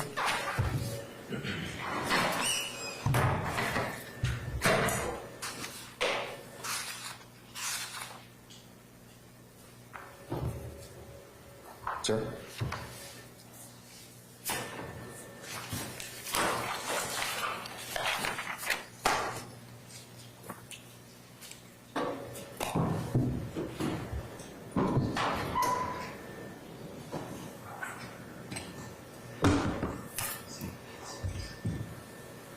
I tried to follow the prosecutor and I got lost. I apologize a couple of times. Mr. Williams never argued or asserted in motion to limiting number 4 or motion to suppress number 8 that he was challenging the stop again. In fact, it was me who said that it's res judicata. I understand the Court of Appeals opinion. I attached it. I'm arguing about statements, what the prosecutor said. I understand that you used very strong language, how I'm not being straight with this honorable court or whatever the language is, but well, I'm not. Let me just. I'm in no way. I know you don't. It happens all the time. It's just a bizarre way to litigate. For me, I don't know. No one else treats me like this. I don't treat anyone like this. The state is wrong. The statement, and if you just have a transcript, I don't know if you do, Your Honor. I do have the transcript from that particular hearing. Before the Honorable Judge Gregory Adams. I just want to refer my attention to it. But it's all backward. The state just doesn't understand the issues. It's transcript page 41, line 3, through 42, line 12. I'll read into record if you want me to. Yeah, go ahead. It says, this is the Honorable District Attorney DeKalb speaking with officer. I'll get you the officer's name. Starting on line 3,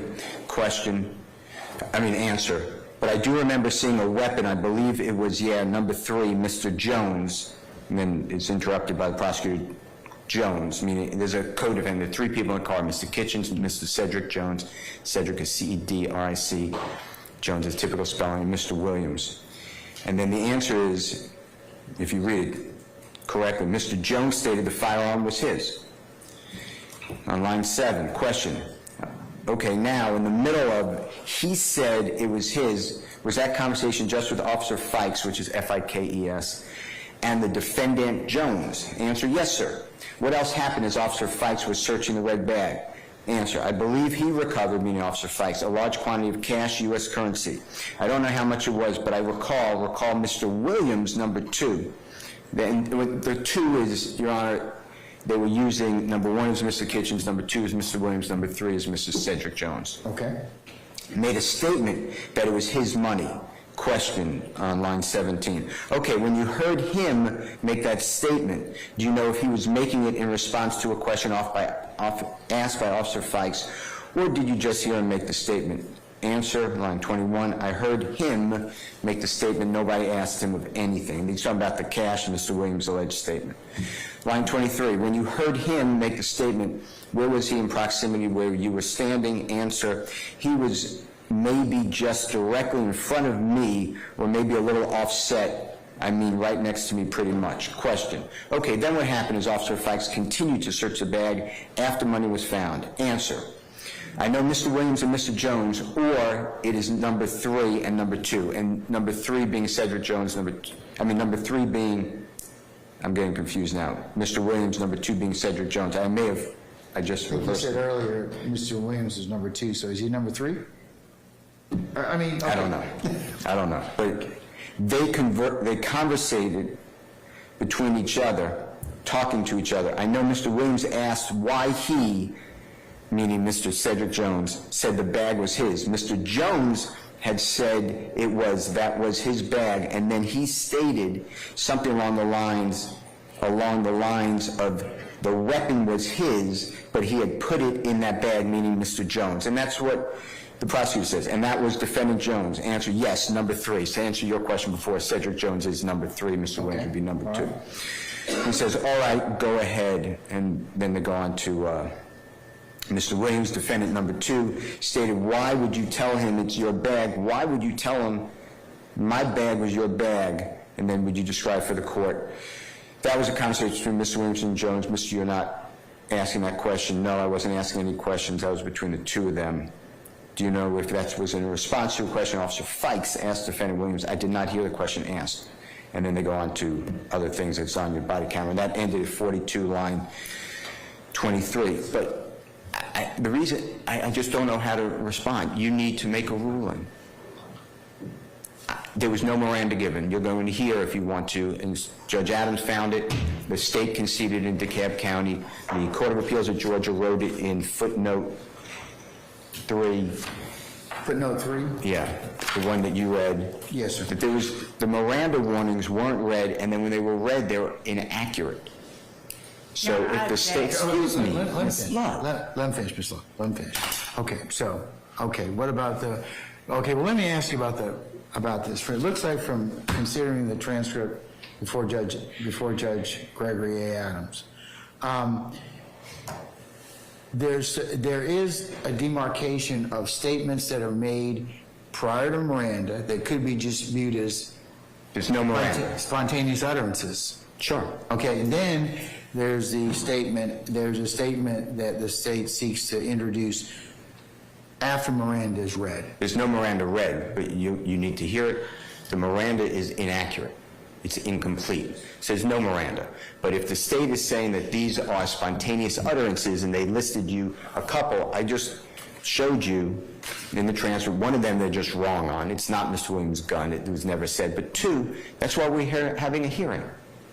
So, I sit here, I don't interrupt Ms. Love at all. And if this is the way, Your Honor, and I need to bring this up to the court, if we are going to be doing opening statements with interruptions, cross-examination with interruptions, I am going to ask the court to admonish and take action against Ms. Love, because I sat here for a year, it feels like, being interrupted on every quality, proper statement, and all the objections are the same. Asked and answered, vague, Your Honor, I'm not, going to excuse me, object. Ms. Let Love. him finish, man. You have to. And I'm going to object to being spoken to by Mr. Steele I'm in a speaking condescending with the court. manner on the record. I'm speaking with the court. Let him finish, and then I'll let you respond, okay? Thank you, Your Let him Honor. finish. All right. And if we're going to sit here during opening statements that I'm telling the court, and I don't want to do this, I am going to object to everything that I believe there is a good faith basis. That is everything. I'm going to be standing up, and you know how bad that is going to be for all of us? That is just wrong to do it to a jury and to each other. But if that's the way the state of Georgia thinks it's good to litigate, I understand. Well, I'm gonna advise both and all counsel that, this is your trial, and it should be the best trial that we can give this jury so they can make a decision based upon the facts and the evidence. But that's all, you all know your roles as professional advocates. And while I'm charged with the responsibility of reminding you of that, I want you to have as fair and as clean a trial as this court can give you. And remember, that's your finder of fact over there. So they take a look at everything. And so I would just kind of tell you that sometimes being professional is not responding to everything you possibly could, but just presenting the best case you can. Look, you all have fought like titans. You continue to fight like titans, all right? But you do have to kind of look at things from the standpoint of your fact finder and your roles as advocates and colleagues, because there will be other times. So I just kind of tell you that to just kind of think about it. I know there's a lot of things you all can do as advocates, but they may or may not be the best thing for your case and your clients. So, to that end, I'm the referee. I'm in charge with the responsibility to make sure that everybody gets a fair trial, and I'm going to do that. I also, don't necessarily want to, make this an issue and let you all just try your case. So, but I'm gonna leave you all to make whatever objections you feel are necessary, but, ask you to kind of just think about them from the perspective. Opening statements are not evidence. They're what you expect the evidence to be. So, most of the time that gets around 97% of the objections that most people make. But I certainly understand, Mr. Steele, you and others have a job to do, but I'll let you do that and respond accordingly. But my concern is you all just need to, I know that you all, this is hotly contested. It's an issue that, it's important to each one of your respective sides. But at the end of the day, remember, one person makes a decision, and right or wrong, the way you treat one another is seen by everybody, to include that jury. I agree. And it will taint your presentation. If they're worried about, well, what she or he's going to do today.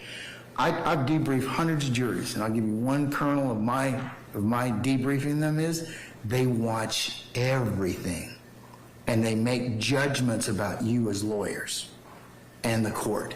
So many of the things I'm telling you right now are the result of me debriefing hundreds of juries at this point in time in my career. So I'm just telling you at this point, it's not a road you want to go down. I know y'all are better than that, but I would kind of just ask you to reevaluate the way you talk to one another, okay?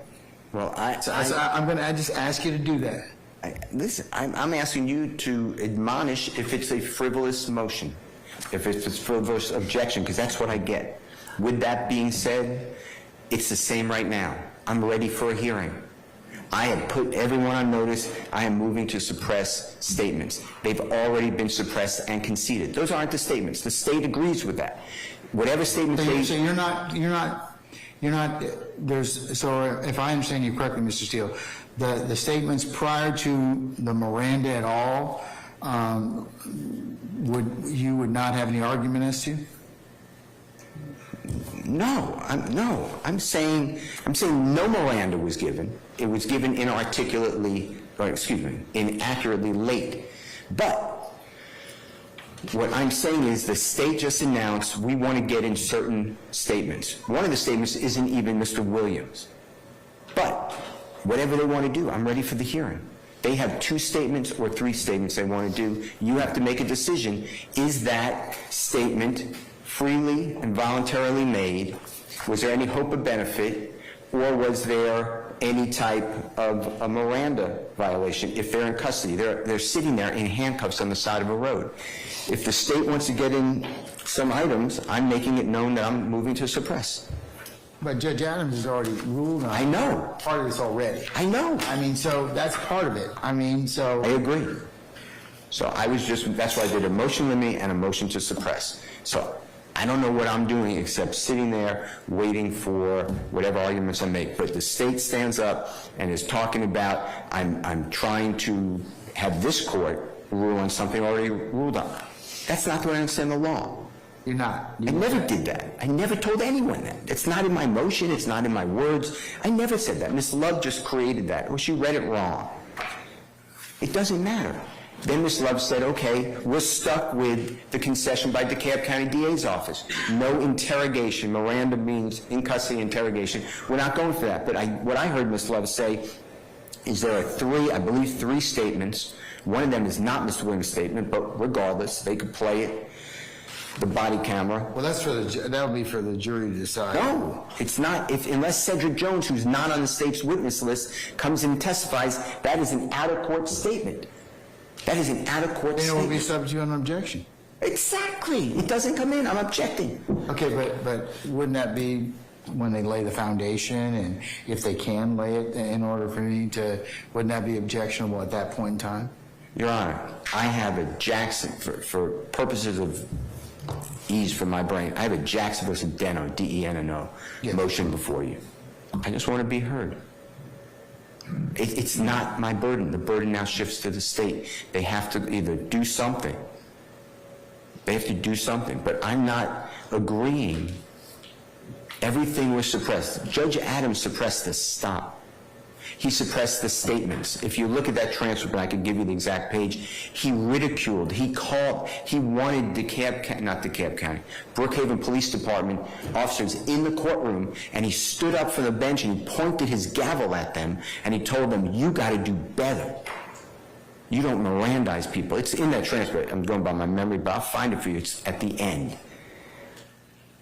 I got reversed. Court of Appeals reversed. I live with it. I asked for cert. One justice on the Supreme Court of Georgia said grant cert. The other, I think there were 7 at the time, maybe there were 9. I think there may have been 9. They said no. So I live with it. I'd never asked for it to relitigate that. I asked for any and all statements made by Mr. Williams to come under the auspices of Judge Adams' ruling, the Court of Appeals ruling in footnote 3, and the state of Georgia and DeKalb County concession. Ms. Love is saying we're not agreeing that it was conceded to. She has 2 or 3 statements. So I don't know what we did. I'm not trying to insult him, but I just don't understand what we did for 30 minutes hearing Ms. Love read the transcript. I'm just available for this court. And if the state wants to admit those statements, then you're going to have to rule on that before the statements come in, because that's your charge. 'Cause I'm saying the statements don't come in. I understand, sir. I understand. Okay, anything else? For now? I think I said Okay, everything I needed to say. Okay, thank you, sir. And you know, to Ms. Love, I'm not trying to attack you. If you take a step back and objectively look, maybe you would hear what I hear the court saying. Thank you, sir. Your Honor, I want to make it clear to the court that I in no way feel as if I am being attacked. I feel as if I am in a bizarre kind of circumstance where I'm accused of misrepresenting facts. And counsel for Mr. Williams read into the record exactly the things that I said. I am in a different kind of world when I am before a court who is being asked to admonish a party for making valid objections. And that is a different circumstance that I find myself in. Nevertheless, Your Honor, just to be certain that I did hear correctly, I believe that I heard Mr. Steele state that he is not attempting to suppress the items that were recovered from the stop. And I want to make certain that I did hear that correctly. Yeah, that's different from the statement. So, Mr. Steele, are you still trying to seek that those things that were subject to the stop or found from the stop or flow from the stop as are contained within states 7 and 8 in particular, are you seeking to suppress those, or are you seeking to exclude those? I mean, they're subject also, of course, to a foundation that would have to be laid, but is your intent for the that's what I think State's Counsel is asking. I never ever put anything like that in writing. Okay, and I didn't think you did either. Okay, all right. And the second issue is, I believe that Mr. Steele stated that his motion was in fact a request for a Jackson Deno hearing, and I'm reading it and I don't see any reference to that, but I do see reference in Mr. Steele's motion in limine number 4 to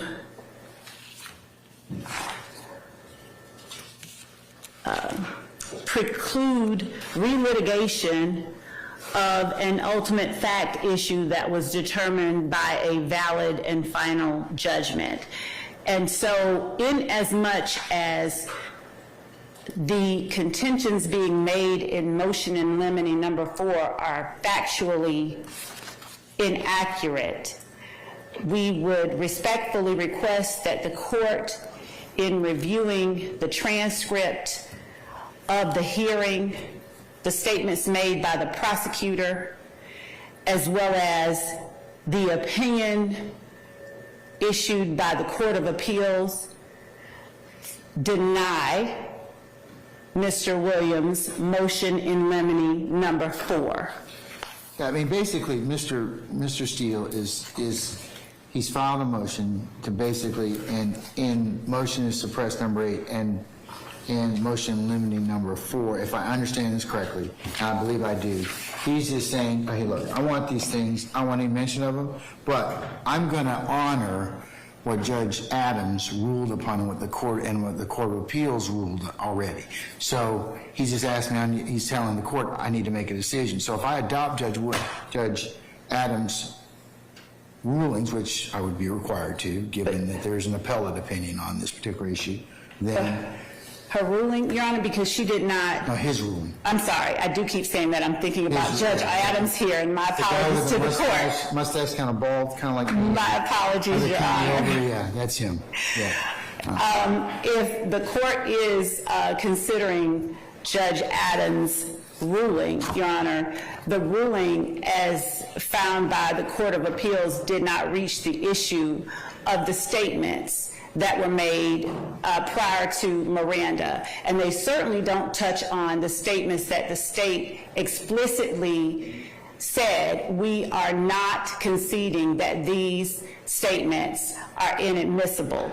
The trial court, the Honorable Judge Adams, specifically referenced the statements that the prosecutor conceded that the state would not attempt to enter into I think evidence. that's footnote 3, if I'm not mistaken, in the appellate opinion. Correct, Your Honor. The ones Footnote 3, if I'm reading it correctly, would indicate that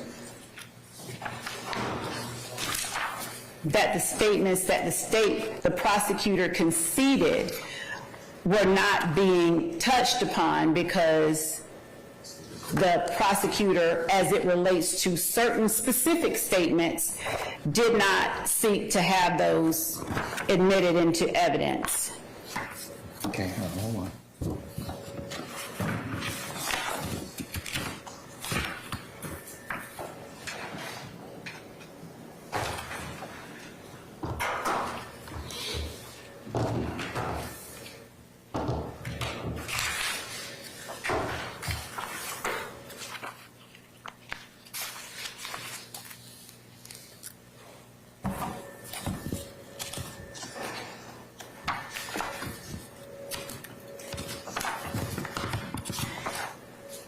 And we also admitted as Exhibit A to the state's response to, in opposition to Jeffery Williams' motion in limine number 4, we also tendered to the court for the court's consideration a copy of the order granting the defendant's motion to suppress that the Court of Appeals subsequently reversed in full.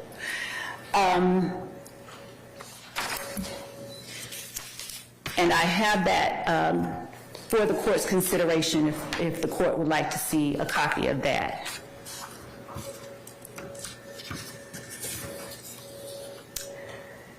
In particular, on page 2, the first full paragraph of the trial court's order, the court references only the sole reason for stopping the vehicle as being based on a, quote, supposed window tint violation as codified in OCGA 40-8-73.1 Bravo. The court stated that there was no credible evidence presented, however, that this vehicle's window tint violated, and then the court listed the statutes. When the window tint was darkened before factory delivery or permitted by federal law or regulation. That is the argument presented to the trial court by Mr. Steele at the hearing, the transcript of which the court has before this honorable court now.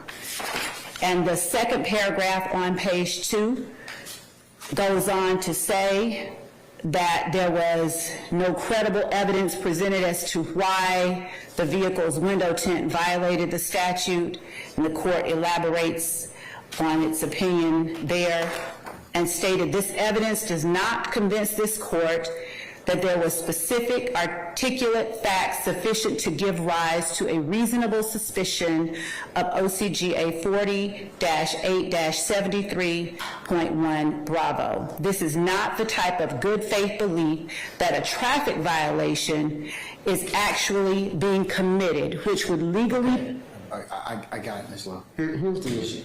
If I'm going to adopt Judge Adams' ruling, I have to adopt that the folks weren't Mirandized. And to that point, I have to then decide whether or not, if I'm going to accept it, whether or not any of those statements are going to be admissible. Because Judge Adams wasn't asked or his decision doesn't rest on that, because it says, and looking at paragraph 3 again, the officer placed all 3 men on the curb at which time they were in custody. Which page, Your Honor, of the order? Five of the order, 5 of the appellate opinion. The officer placed all 3 men on the curb, at which time they were in custody. Right. So if you're in custody, Miranda applies at that point in time. Right. So before the suspects were advised of their rights pursuant to Miranda, the officer directed questions to them. So if I take that from his ruling, that means that anything that they've said post that point where Miranda would apply is excludable. Your Honor, would the court let me know? I'm looking at page 5 Just of the court. just think about it, Ms. Love. Just think about it. No, I am. Just think about it. If I'm, even though if I'm Judge Adams and Judge Gregory A. Adams in this case, okay, and I've got the benefit of this particular hearing and this transcript, and I've got an appellate opinion, it would appear to me that, and I'm going to read footnote 3 again on page 5.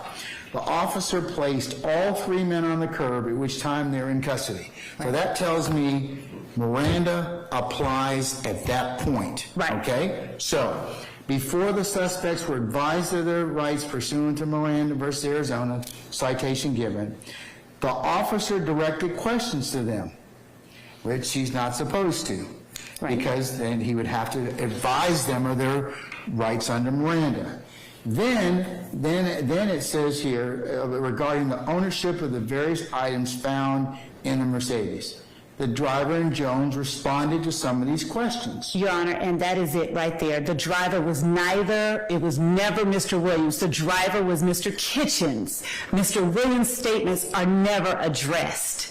The driver is Mr. Kitchens. But all 3 men are on the curb and are in custody. Right, and what I'm saying is, I agree, but the court did not find that Mr. Williams made any statements in response to questions being asked. Yeah, so, I mean, but even if so, Miranda would still apply and none of those statements would be admissible because you didn't read Miranda, and if you did, you didn't read it correctly. But I'm looking at just a footnote, and it says here, then the statements are not relevant for our review of the trial court's ruling on the motion to suppress, and the state advised during the hearing it did not seek to introduce any of these statements in light of the officer's failure to Mirandize the suspects, plural. Right. So what the court's telling is, and your colleagues from the cab are saying, they're recognizing, they're saying, hey, none of these people were Mirandized.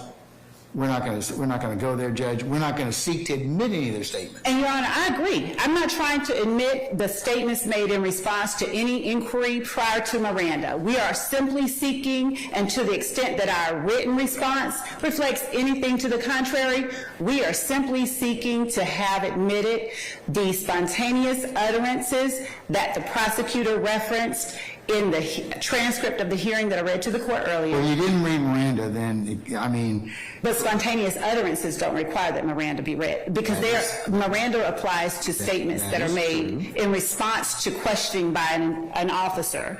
And if someone chooses to say something that is not in response to anything asked by an officer, that has never been subjected to the... Okay, but if I don't read your Miranda and I ask you questions on the side of the curb, I don't think you get the benefit of the bargain at that point in time.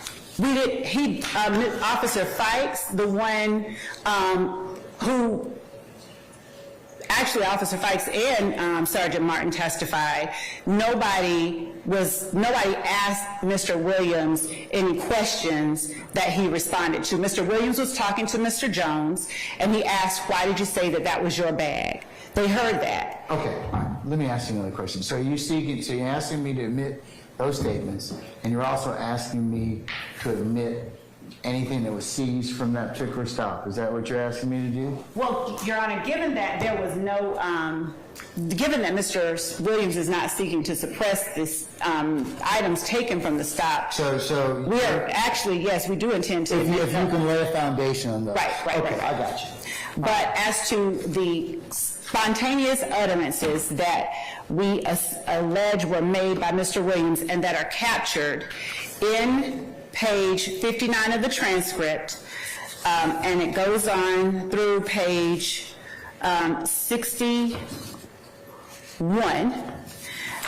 Those are the statements that we would seek to potentially, maybe not even, but if we were going to admit anything, we would potentially seek to admit the spontaneous utterances that were made, that were referenced specifically in the transcript, to which the state never made any concessions. It explicitly... No, yes, they did. They said they're not going to admit any statements. No, they said what we're arguing, though... They were abandoning that because Miranda wasn't given. No, Your Honor, they said that the spontaneous statements that the defendant said, that that was a spontaneous statement trying to correct anyone, for anyone to know that's my money, so he made that statement voluntarily. It was a spontaneous statement, and the statement likewise between Williams and Jones. Okay, but yeah, the appellate court says that those statements were not relevant for their review of the trial court's ruling. So those statements, the ones that the appellate court points to in footnote 3. They said we didn't do anything with those. They weren't relevant for our decision. And Your Honor, I point out that the trial court never made mention of those statements in its order. All right. Give me a couple minutes. I need to research something right quick. So I'll be in recess about 5 minutes. Okay? Yes, Your Honor. Thank you.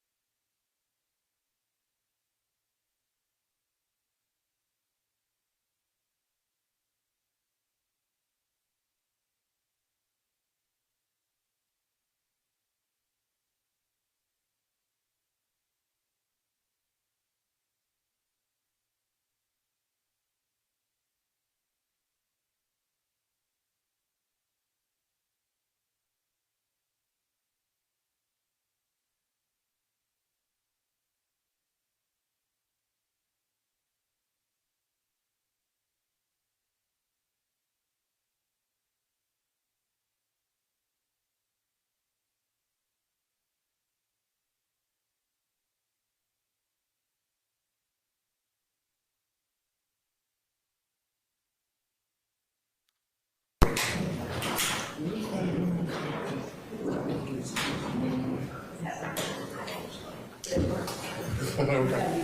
that the one that was upstairs? Yeah, we got that. Okay.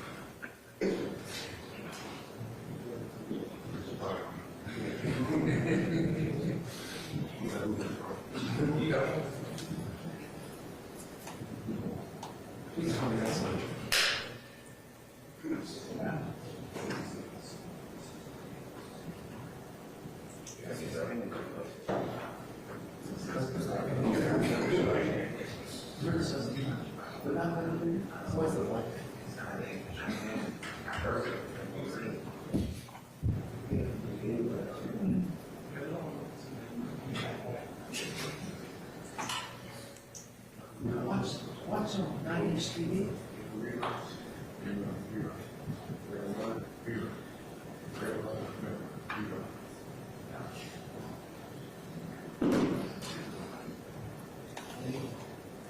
What's the ladies man?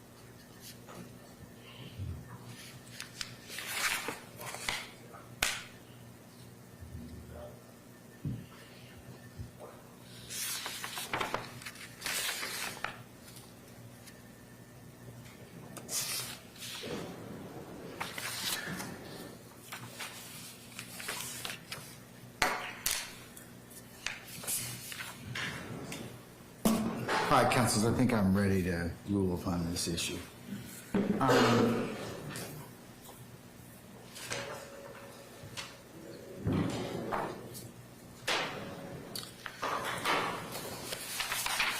Okay, the court's had an opportunity to take a look at the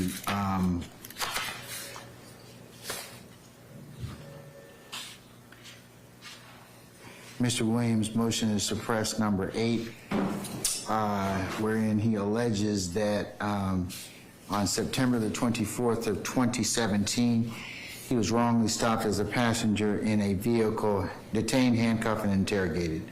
After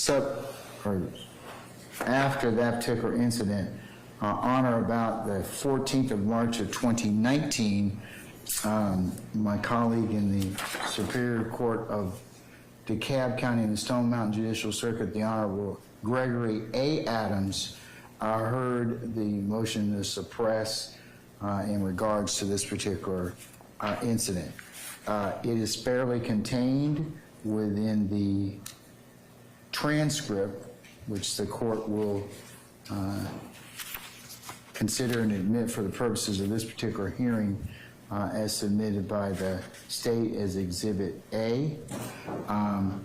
This contains Judge Adams' hearing and the examination of certain witnesses the court will talk about in just a minute. I'm also going to consider the state's response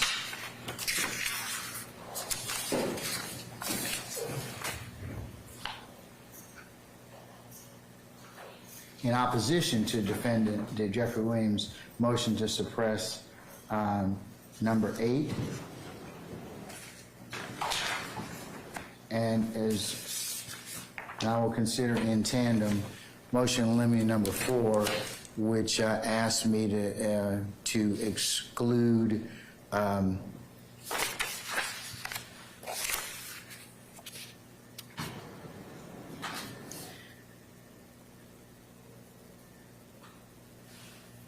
Mr. Williams' statements. There's also, I will also take into account or take into consideration an unpublished opinion of the Court of Appeals in 1893, State versus Williams, and A19A, 1894, the State versus Jones, decided on the 12th of March of 2020. The majority opinion was written by Judge Doyle.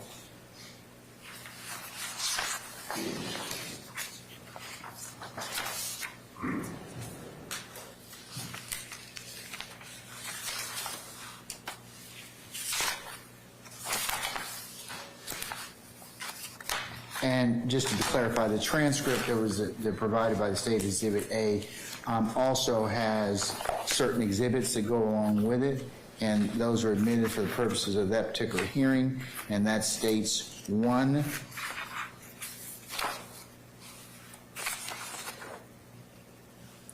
through 10. States 1 through 8 are photographs. States 9 is a CD of the body cam, and states 10 is a CD of the body cam, just for the purposes of this particular hearing, which the court also will include as part of this ruling on this particular issue.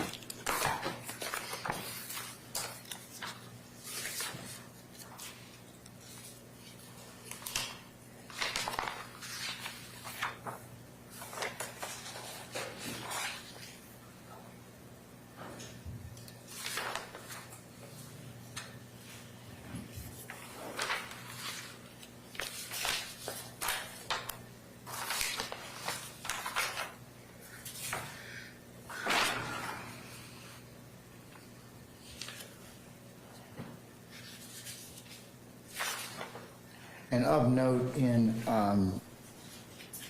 Williams' motion to suppress number 8 and motion limiting number 4, Mr. Steele, on behalf of Mr.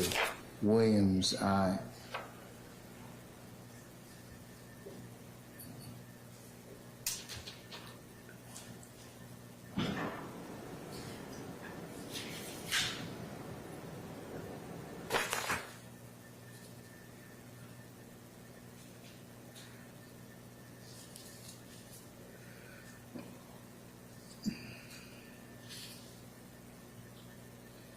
in motion to suppress number 8, he references in paragraph 3, Honorable DeKalb County Superior Court Judge Adams heard evidence on a motion to suppress statements and suppress same.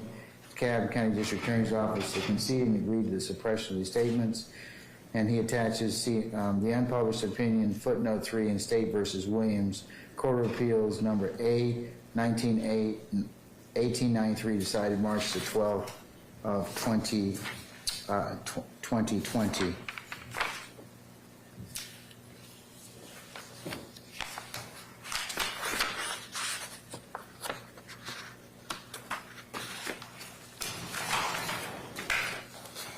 Paragraph, I should say, footnote 3 in the appellate opinion reads as follows. The officer placed all 3 men on the curb, at which time they were in custody. Before the suspects were advised of their rights pursuant to Miranda versus Arizona, 384 U.S. 436, 86 Supreme Court, 1602, 16 L.E. 2nd, 694, 1966, the officer directed questions to them regarding their ownership of the various items found in the Mercedes. The driver and Jones responded to some of the questions. The statements are not relevant for our review of the trial court's ruling on the motion to suppress, and the state advised during the hearing that it did not seek to introduce any of these statements in light of the officer's failure to Mirandize the suspects. The Fulton County District Attorney's Office has asked me to, or asked this court to, because that particular issue was not addressed by Judge Gregory A. Adams' ruling or in the appellate opinion, they are the opinion that those statements would be admissible. And those statements are, as well as the evidence that was found at the stop, which, but specifically they're asking me about the statements that were made. On the transcript, pages 650, starting at page 59,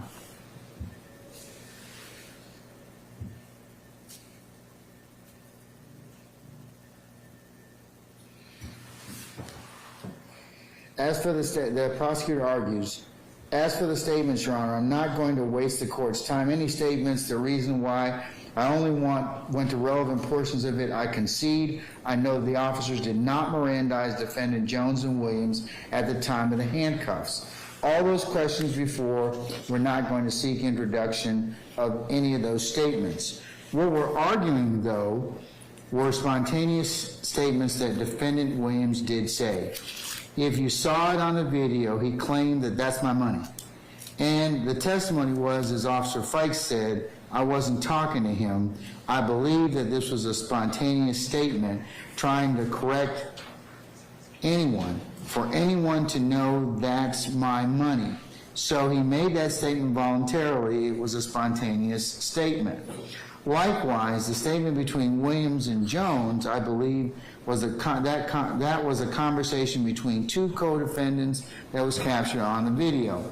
Again, that wasn't in response to a statement asked by any officer. I agree that they were not Mirandized at the time.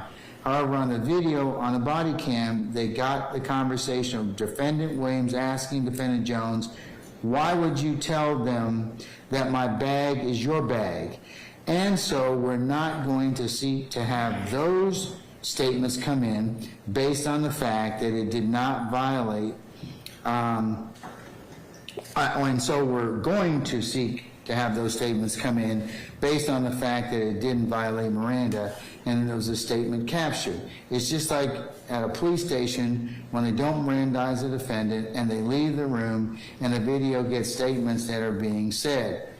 I mean, there's no expectation of privacy on the part of just talking to the defendant. And so those are the 2 statements that we're concentrating on. Lastly, there was a question asked of the defendant Williams to Officer Lateef when he was inside of the vehicle.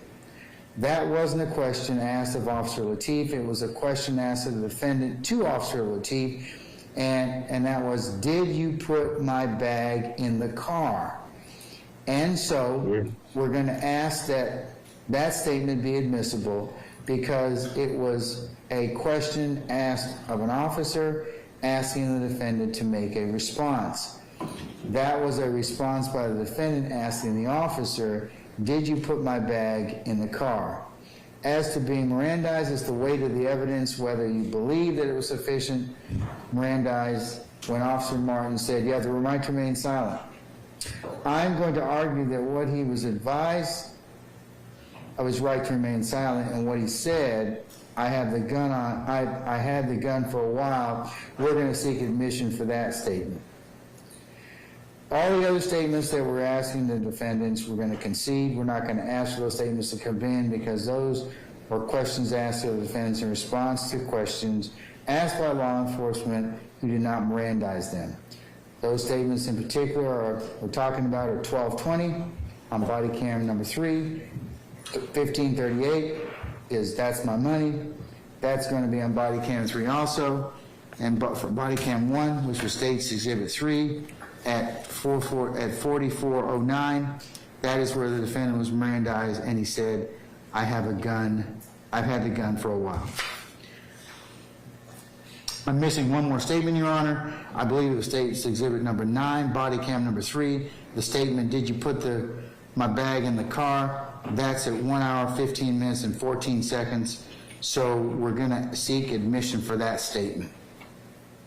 So those are the statements that the state has asked the court to consider. The court of particular notes that in states 1, 2, and 3, it shows the defendants in custody with handcuffs behind their back, sitting on the curb. Mr. Williams, in particular, is states 2, who is handcuffed and sitting on the curb for purposes of this particular motion. For this particular motion, the court is of the opinion that and agrees that the defendant was in custody at that point in time. As it pertains to being in custody, then Miranda would attach and require that Miranda warnings, proper Miranda warnings, were given. And it looks like from the transcript that was given, and I'll cite that on page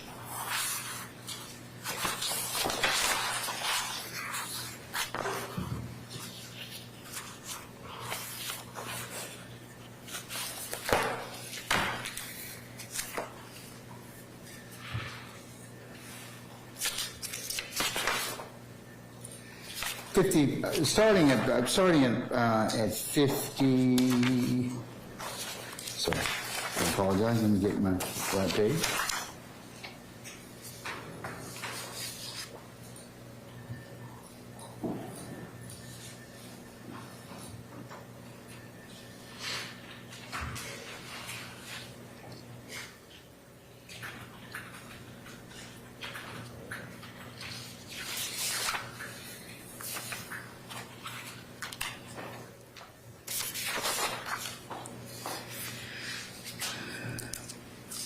Starting at page 49, Sergeant Tom Martin is examined by the parties, and after being sworn, indicates that to questioning by the state, did you Mirandize any of these 3 defendants, Jones, Kitchener, Williams, at the time they were handcuffed? Answer, yes. At the time they were handcuffed? Yes, I read the Miranda when they're handcuffed. You, at the during, where they're handcuffed and sitting on the curb, during the event, the stop, they're into it, I read the Miranda. Later on, correct? Later on, yes. Let me ask my question again. When Officer Fikes handcuffed the 3 defendants, did you Mirandize them then? No, I did not. Okay. Now, while he was searching inside the vehicle, did you participate in the search? Correct? No, I did not. Was there a point in time where you read Miranda to Defendant Williams? Answer, yes. Okay, and that was approximately how long into when they were searching the vehicle? About 40 minutes. Did you have your body cam on with you at that time, sir? Yes. When you Mirandized the defendant, was it on your body cam? Yes. You had an opportunity to take a look at that. And then lays the foundation for it, introduces states 10 at that point in time. There's no objection to it. It's shown and introduced. And upon cross-examination by Mr. Steele, and Mr. Steele questions Sergeant, when you said those statements we just heard on states 10, those aren't the full Miranda rights, are they? Answer, I read it to him briefly when we were there. I didn't read it to him from the card. No, if you ask him that. And the court will have to make a decision saying you believe that those are the formal Miranda rights. Okay, and that was read pretty fast to me. Is that how you typically read them? And then, no, we've been there a long time already. You know, I was there. I was there more. I read about the gun. Whatever else you know, I wasn't asking him anything about the drugs. It was just strictly about the gun. And with regards to, I'm skipping some, line 12, page 55. And with regards to how long Mr. Williams, from your knowledge, has been in custody up until the point that we just heard and played the state's exhibit number 10, how long was that? Well, I'm going on my body cam, it looked like 40 minutes. And Mr. Williams was, if you know, interrogated prior to those 40 minutes. If you don't know, that's fine. No, I don't. Interrogated? No, I was there. I didn't see interrogation going on. Well, maybe, question, maybe we define it a little different. Was he asked questions without Miranda? Yes, he may have been asked some questions, but they made some voluntary statements too, which the courts will decide, right? Yeah. And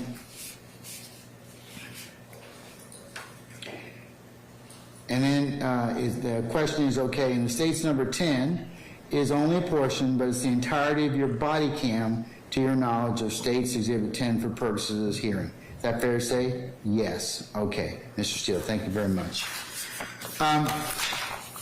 So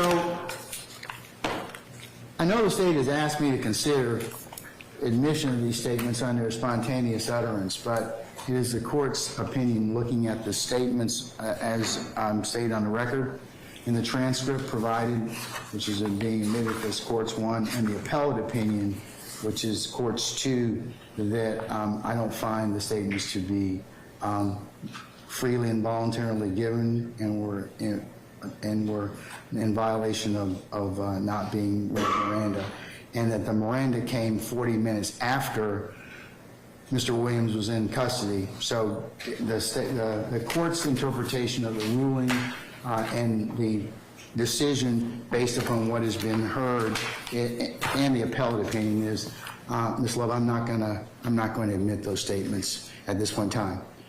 I am going to let you, as I said, if you lay the foundation, the other items that were taken from the stop are certainly within the breast of your admission and laying a proper foundation for, but the statements I'm not going to admit.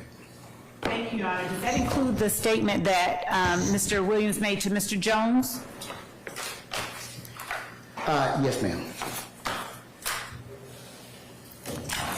Because Miranda should have been given when all of them were on the sidewalk at that point in time, and it's 40 minutes. I mean, I know that your argument is, well, there's statements between each other, there's statements that could be considered as excited utterance, there's statements of co-conspirators, but the fact is they didn't read Miranda, and they sat there for 40 minutes before they were read Miranda, and then also the Miranda was not proper. But having said that, that's my ruling, and I'm not going to allow those statements to come in. Yes, Your Honor. Okay. Mr. Steele, if you could prepare a suitable order and let Ms. Love take a look at that, and if you could have that by Monday. Okay. All right? And I'm going to give you, Christina? And Your Honor, is the order to address only the statements, not? Yes, ma'am, just the statements. I don't think Mr. Steele is arguing or in either the motion to suppress number 8 nor Williams' motion limiting number 4, any of those items. Okay? Thank you. Yes, ma'am. All right. Here you go. There's one.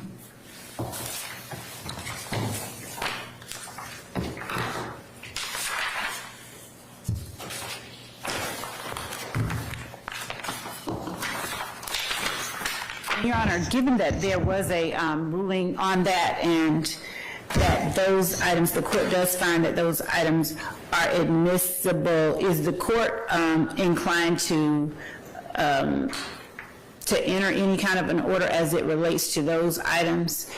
I just asked that. You mean in terms of, yes, that should be fairly contained within the court's ruling. Okay, thank you.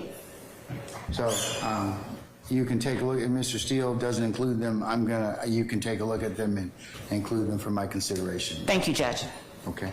All right, so that takes care of the motion in limine number 4 and motion to suppress number 8. Correct? Yes. Okay, can we move on to motion to suppress number 10? Okay. Yes, Your Honor. Would the court permit me to make certain that Officer Monheim is outside and available? If he's not available, and you could just give me an ETA, please, that would be fine. I have other business I can take up in the pendency. Okay, thank you, Judge. John, may I just use the bathroom? You may, sir. Yes.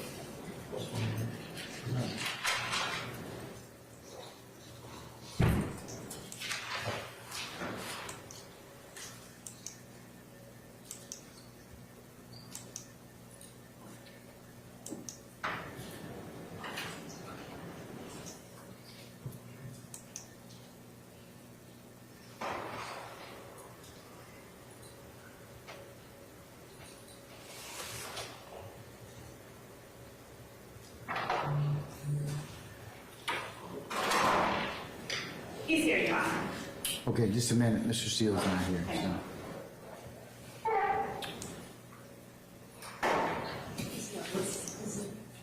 Monheim,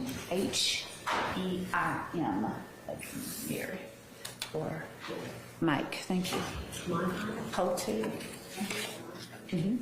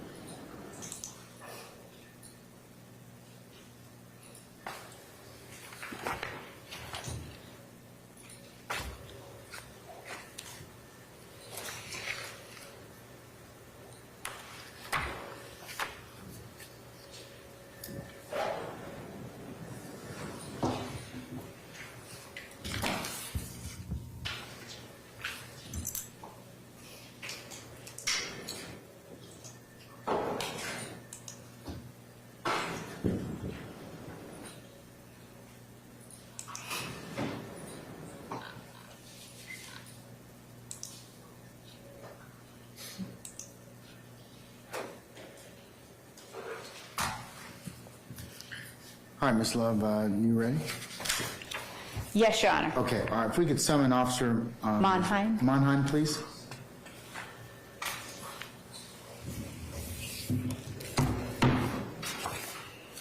Officer Monheim, good afternoon, sir. If you would please approach the witness stand once you get there. Do me a favor, turn and face me to be sworn as a witness, please. You solemnly swear affirm the evidence you'll give in the matter now hearing should be the truth, the whole truth, and none but the truth, so help you God. So do. All right, please be seated. State and spell your first name and your last name for the record, please.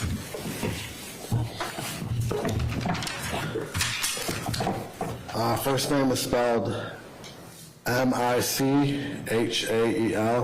Last name is spelled M-O-N-H-E-I-M. Good afternoon, Officer Monheim. How are you? I'm doing good, ma'am. Good. Would you please tell the court where it is that you currently work? With the City of Atlanta Police Department. What is your position there? Patrol officer, What are your responsibilities as a patrol officer? traffic enforcement, responding to 911 calls. And how long have you held that position? 18 years. Are you certified as a law enforcement officer by the Peace Officer Standards and Training Council of Georgia? I am. And what areas of Atlanta are you assigned to patrol? Downtown, Midtown, and West Midtown area. Have you remained post-certified during your entire law enforcement career? Yes, I have. Did you work at any other law enforcement agency prior to starting work with the City of Atlanta? No, I did not. On September 9th, 2013, were you working in your capacity as a law enforcement officer with the City of Atlanta,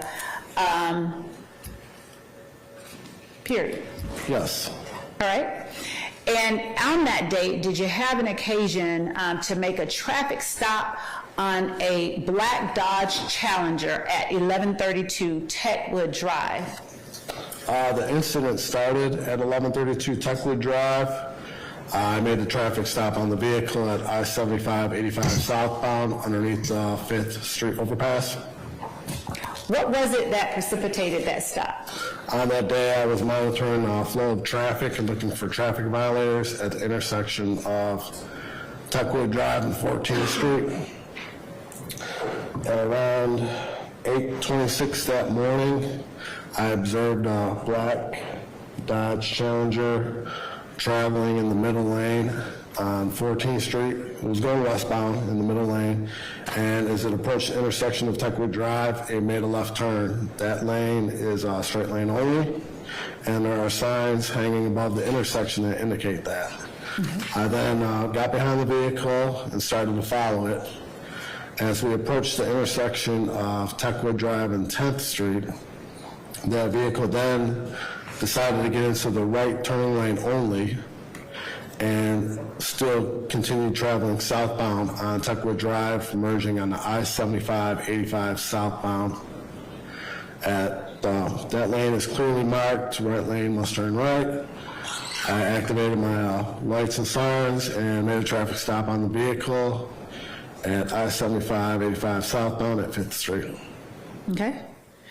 And what happened when you initiated that traffic stop, when you made the traffic stop? I advised the driver why I pulled him over and asked him for his driver's license. He stated to me he did not have his driver's license, and he gave me his name and his birthday. I ran his information on ACIC and was advised he did not have a driver's license. You were advised, say that one more time. He did not have a driver's license. Okay. How were you able to confirm that he had given you the proper name? I also ran his information on Police Central, which pulls records from Fulton County Jail and the City Jail, and I was able to confirm his identity off of mugshots prior to me stopping him that day. Okay, go ahead. From prior arrest. All right. At that time, I placed him under arrest, and as I was getting him out of the car and putting him in handcuffs, I observed a clear plastic bag with some blue pills in plain view in the middle cup holder of the vehicle. I then put him in handcuffs, removed him, took him back to the patrol car, went and retrieved the blue pills that were inside the plastic bag, and I did a further search of the vehicle. and found underneath the front passenger seat handgun. Okay. Did you document the serial number of that handgun? Yes, I did. I ran the serial number on ACIC and it came back stolen.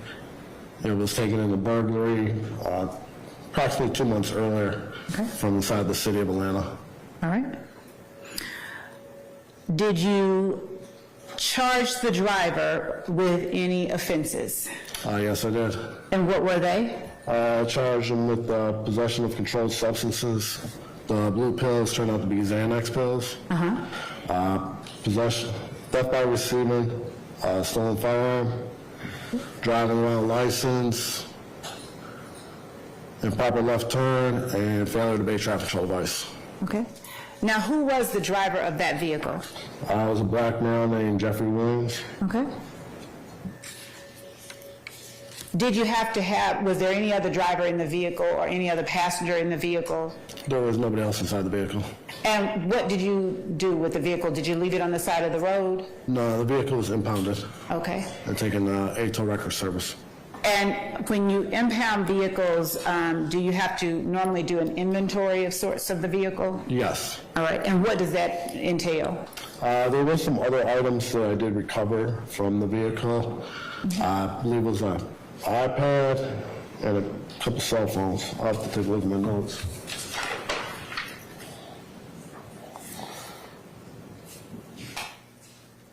So there was a silver and black Apple iPad, there was a cell phone that was recovered, and there was other bullets that were also recovered from inside the vehicle. Okay. And what happens with to the items that you discover and seize during a search or inventory of a vehicle that you have towed from a scene? They were placed in the city property. Okay. And was Mr. Williams placed in custody? Yes, he was. Okay. And he was transported to the Fulton County Jail. Okay. That's all that I have at this time, Your Honor. All right, cross, sir.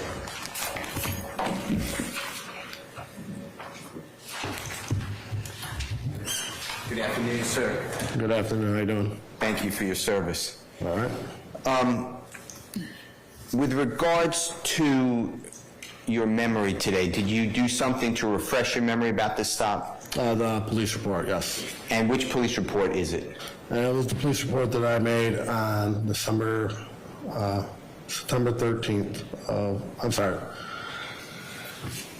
September 9th of 2013. And is that what you're referring to on the witness stand? That's correct.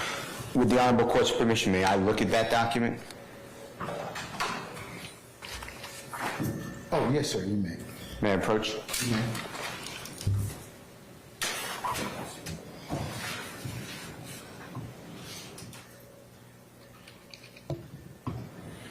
Did you review anything else to prepare for today's hearing? No, just the report. Okay. Now, was there a video made of this in any capacity? When I say of this, I'm talking about this stop. I believe there was video made. I believe the actual video got hacked back when the city of Atlanta got hacked. So nobody could find the video.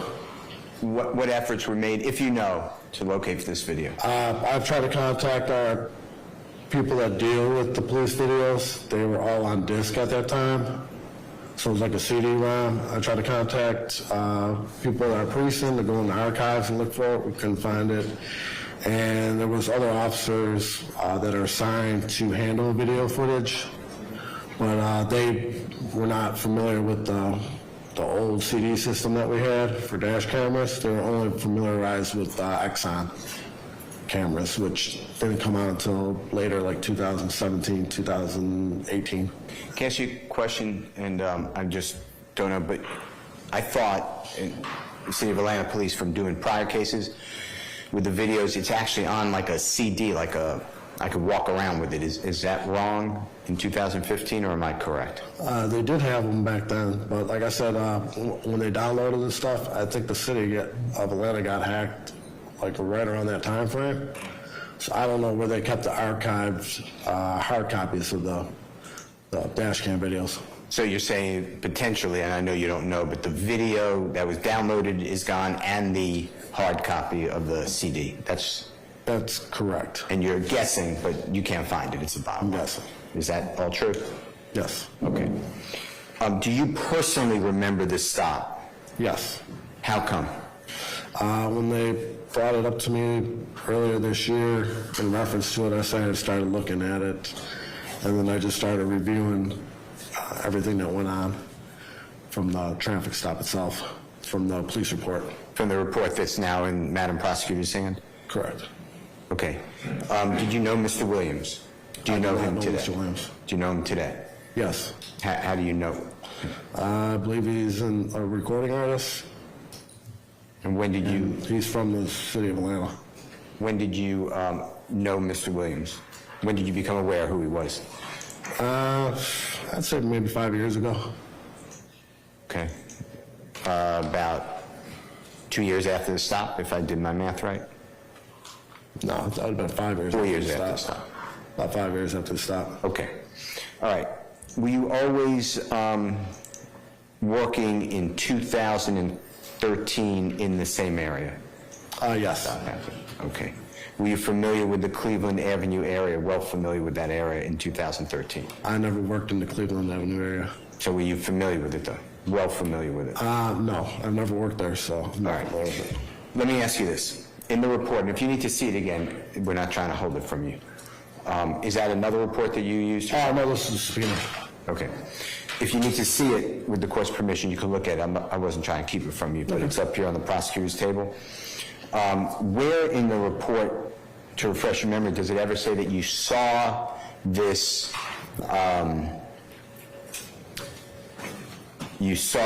plastic bag in plain view while looking into the car?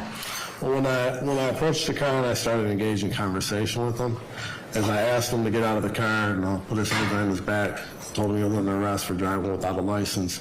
As I started moving away from the car, I could see that in the cup holder that there was a plastic bag with some blue pills in there. Now, is that important to you, that fact? It is. Okay. Because the pills are not supposed to be kept in a plastic bag like that. They're supposed to be kept in the original container so you can identify and verify who they belong to. Where do you have in your report that you saw these pills in a plastic bag in plain view? It's in the report, so they're saying right in the cup holder. Where? Where does it say that?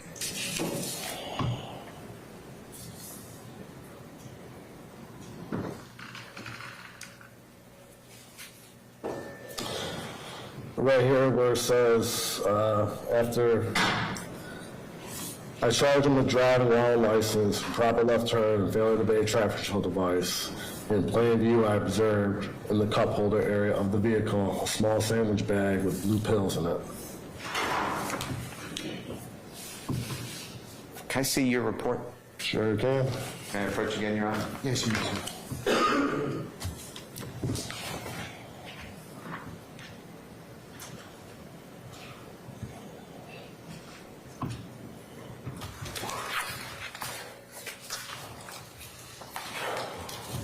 Do you ever remember, I'm going to show you.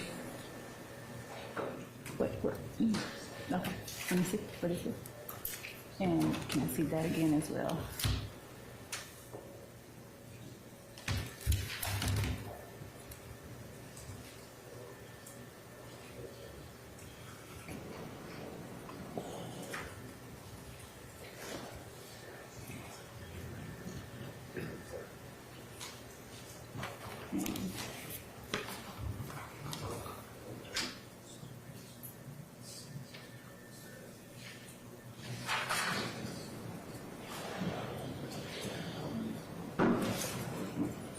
I have a clean copy of that. I'm sure it's not given.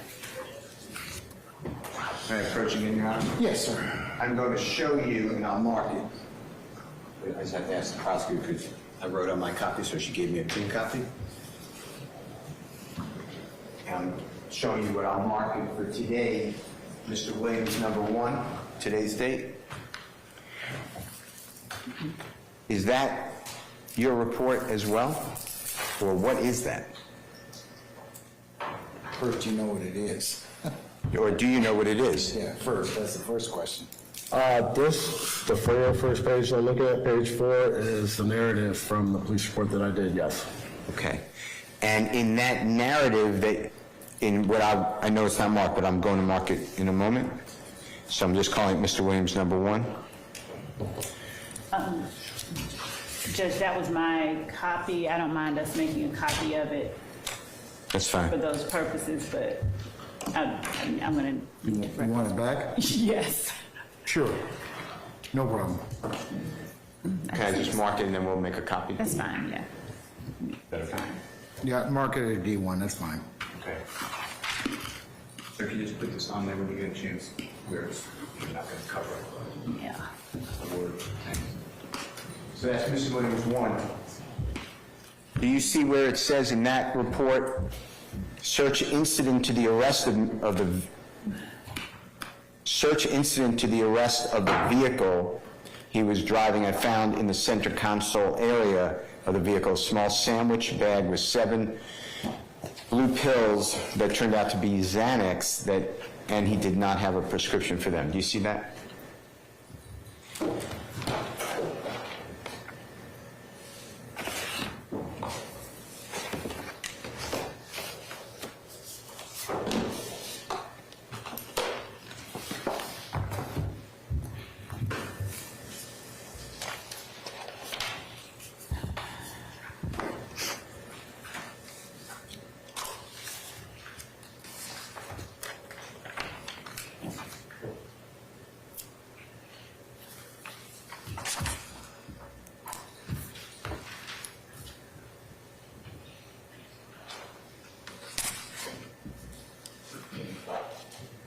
Can I see that one? Yeah, of course. And Your Honor, I'll mark the other as State's Exhibit 1, but I'll let Mr. Steele give it to the witness. Okay, all right.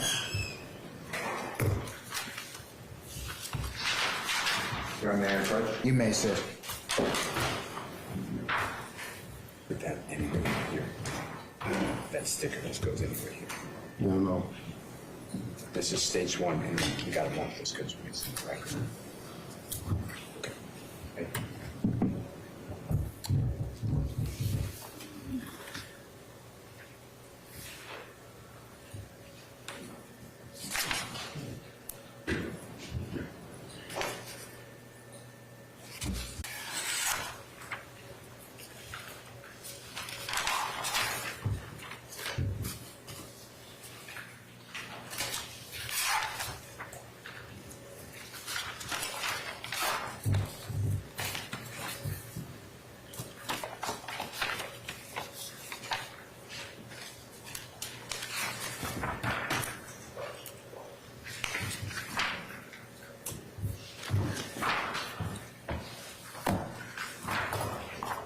I got no idea where this one even came from.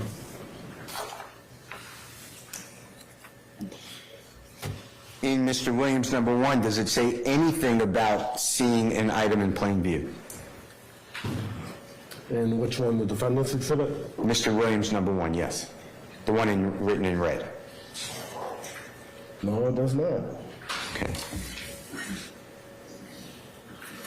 Can you explain how on one of your reports is different than another on that issue, on that topic?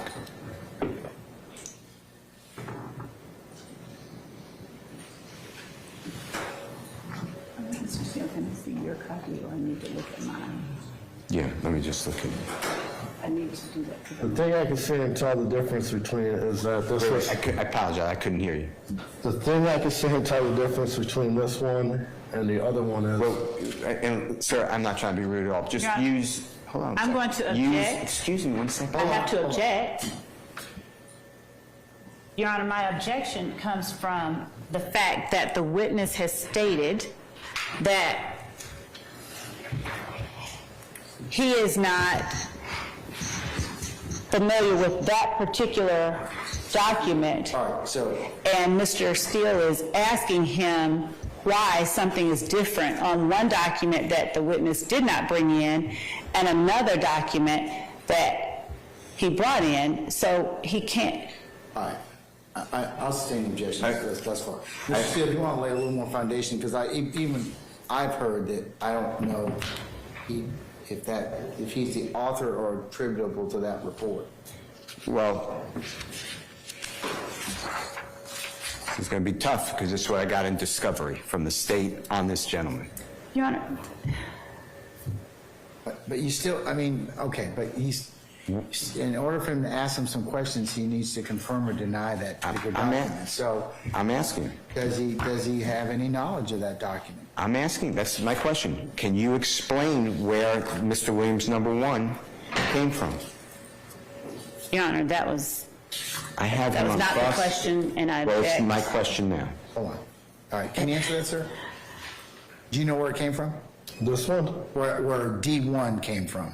The one that's written in red. Where D1 came from, G- that is... Where it came from? It does look like a City of Atlanta police report. And it does look very similar to the report that I wrote, that I had actually brought in with me.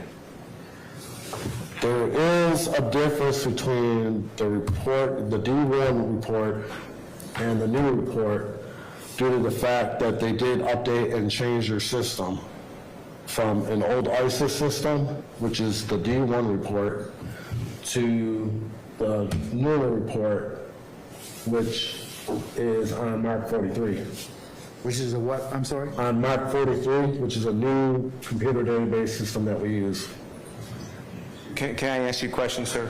When you're, just so the court can keep it straight and appellate court if needed, States 1 is the new report you're referring to. Is that true? Correct. That is. So the original report is Mr. Williams #1 written in red. That is the one that we did on ISIS, that's correct. Can you explain why there is a new report?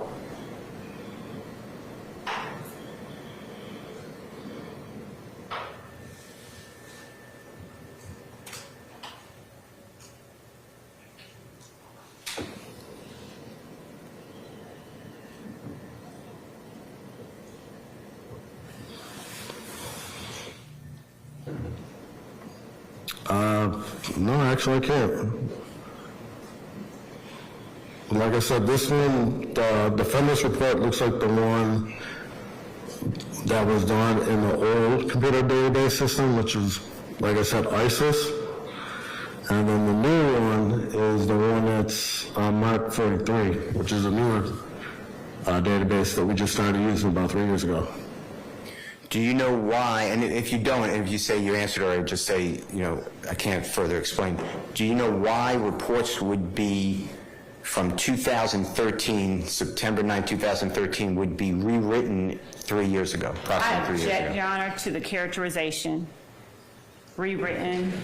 I'll sustain that. Maybe you can rephrase it, Mr. Steele. Maybe you can ask him, does he know why the reports are different? But I think he's testified to that already.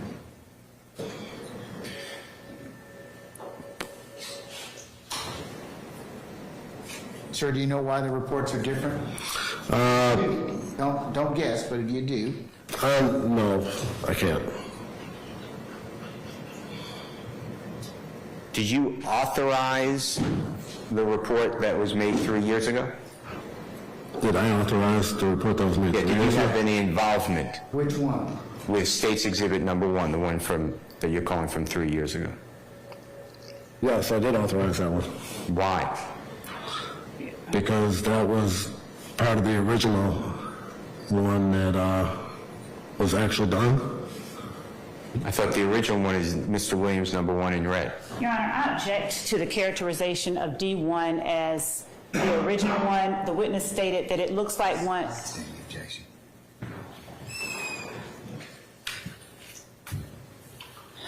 What is D1? Well, it's not. D1 actually has some written stuff on it that was not similar to what is in State Exhibit 1.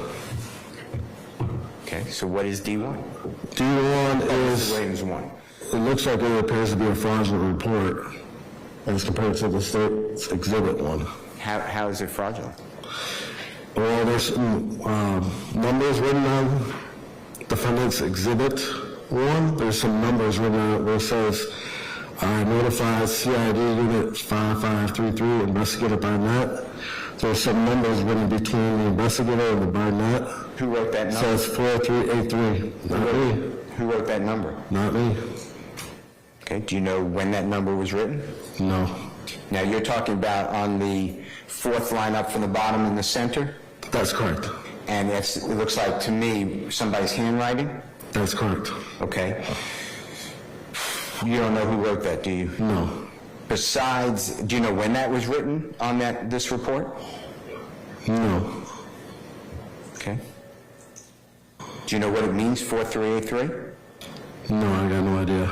Besides somebody writing in between 2 lines, 4383, you're calling it fraudulent. What else is wrong or fraudulent?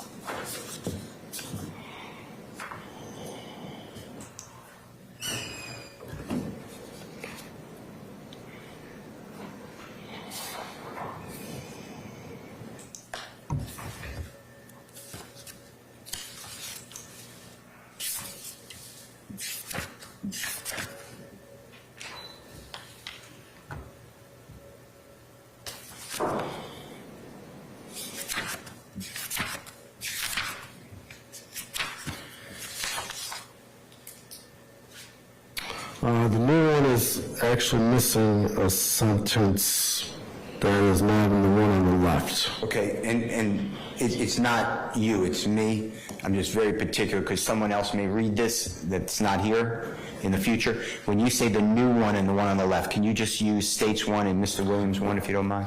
Mr. Williams 1 and State Exhibit 1, there is a sentence missing in it. Okay, which one, let's just start here. Which, Mr. Williams 1 or States 1, which exhibit are you looking at that is missing a sentence? And then I'm going to ask you to read It's it. the defendant's one that's missing the sentence. What is it missing, if you don't mind? In the State's Exhibit, it says, as I continue to search more narcotics in the vehicle, I found in the passenger front seat of the vehicle a black 9mm Sig Sauer semi-automatic handgun. This one says, Wait, the defendant's one sits here and says it does not have that in there. It just says, I also found under the passenger front seat of the vehicle a black 9mm Sig Sauer semi-automatic handgun serial number, and then it's got the same serial number as the State's Exhibit does. Can you explain that?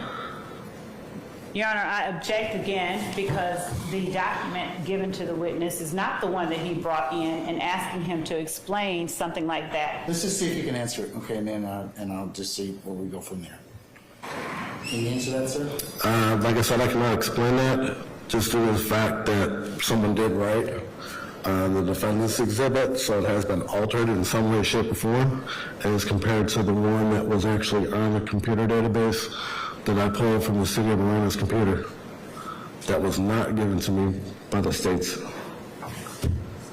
Who is not given to you by the state? The State Exhibit 1, that one was the one I actually printed off the computer myself. The one that the defendant is here showing me, it has been altered. Altered is, again, just somebody's handwritten 4383. Is that the alteration? Well, like I said, there has been some sentences removed from the one that I had brought in personally, that is the State's Exhibit. There are sentences on that one that have been removed on the defendant's exhibit that are not there. Okay.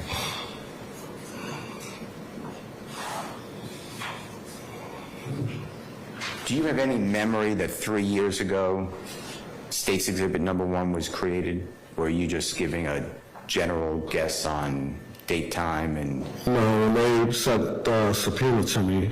They being the state of Georgia. When the state of Georgia sent the subpoena to me, I had pulled up the case number to recall in regards to the incident.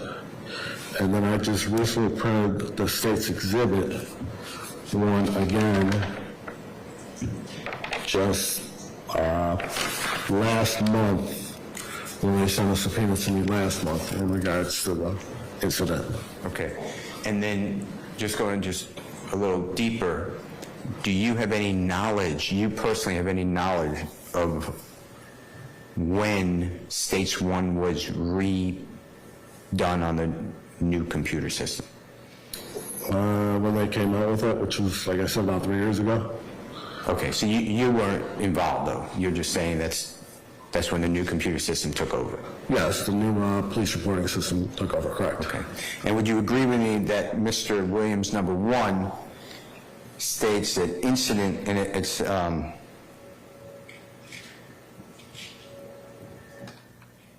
13 lines up from the bottom in the center of the narrative? Your Honor, I'm going to object to further reference to a document that's not in evidence. I'll move it into evidence for purposes of this. I'm going to object on the Let me basis finish. of foundation not being laid. Your Honor, this is a document given to me by the state of Georgia in discovery. Miss Love has it on her desk. Okay, well, it's still subject to foundation. That's, my foundation is that this is the report that this gentleman said, yes, this looks like the report from the old system. But we got to know where it's coming from, so you need to, I mean, do you have we don't know anything about how this report system is generated or anything such as that, Mr. Steele, at this point. I mean, it may be admissible with a little more foundation, but you're not going to get it from this witness. Well, it needs to come in for this honorable court's consideration, and regardless, I'm moving it into the record because an appellate court may have to look at it. I'm not going to admit it at this point in time. Well, for that purpose. Well, it's part of the record. It's identified, yeah, but I'm not going to admit it. But I'm saying to you, it might be admissible if you laid more foundation as to it, because if you got the person from the computer system or the custodian of records to come in and testify about that, because he's got no basis for that particular testimony. And he's told you that. He says, listen, we changed our computer system. That's it. So I'm not saying it may not be admissible, Mr. Steele, but it won't be admissible at this point in time for the purpose you're seeking it for. Well, what about admission by a party opponent giving me this document in discovery to use because you still don't know why you got it in the form that it is. Yes, I do. It's his report. But it's not the report that he authored. Yes, it is. But it's been changed, and he can't. Yeah, remember, change or alter it in any way, so he can't attribute it to that. He can't attribute to that. Did you look at his change that he's saying is fraudulent? I asked the court to look at Mr. Williams number one. Unless it's admitted for my consideration properly, I'm not going to consider it. Well, I'd like you to look at it, because what he's saying is just somebody wrote the number 4383. That's it. And they made a copy. That's the only difference. Your Honor. It's still subject to foundation. Okay, I'll call Ms. Love as the next witness, and I ask a pause on Officer Monin. Your Honor, no. You got it during discovery, but that's still. Well, somebody you're did have it. to account for it. So subpoena somebody, but you cannot. Don't subpoena. I have her. Ms. Love right here. She is the commander of the I'm not discovery. going to authorize you to allow you to call her. Okay. At this point in time. What is Mr. Williams number one? Is this the old? Your Honor, I object. Excuse That's me. been, Let him finish his question, okay? Is this the old way that, or the previous way, I guess, in 2013 when reports were generated? Your Honor, I object. As to asked and answered, I object as to. I'll sustain as to asked and answered. Well, then if it is the way, then it would be. Much safe argument. No, I'm trying to get the document admitted to you. It's a memorandum of an event that he did at the time. We don't made know, it. Mr. Steele, it's still not going to change certain foundation that are required, okay? He's saying, he's already testified before me that, hey, he doesn't know how it got changed, and that's not attributable to him, so you're stuck with his answer at this point in time. Now, if you can find out, or you think he's not, I'm not saying you are, but if he's lying or something like that at some point in time, then I'll take it up further at that point in time. I don't understand the court's reticent. The city of Atlanta is part of the prosecution team. Yeah. This is a document that I received in discovery that this gentleman identified. With all due respect, I've ruled, move on. Okay. Well, I am moving it. It's in the record, and if I have to. Admitted, it's being identified because you've shown it to him. So it's in the record for that purpose, but I'm not admitting it. And I'm making a proffer to the court and the appellate court, if needed, God forbid, that this honorable court is not taking notice of the contemporaneous writing of this witness as done. This is totally improper. Why? Because you are trying to testify about something that is not, that you don't have the ability to do so. I'm making a proffer. Move off at this point. I'm making a proffer for the appellate court. That is not the proper way to make a proffer. Why? Because you are proffering something that you know is not attributable to the state or anybody else. You don't know how it's attributable to who. So until you do that, I will accept the document as submitted at this point in time for identification. I'm not going to admit it at this point. This is the second time I'm telling you this. But if you go ahead and get somebody to come in here, and you can tell me how it was, how it was in fact altered or changed, then I'll admit it at that point in time for consideration and weight. Well, it's admitted for the appellate record. I don't know why the court would. There's a difference between a document being identified for the appellate record and admitted for the appellate record. So that's the difference in this particular case.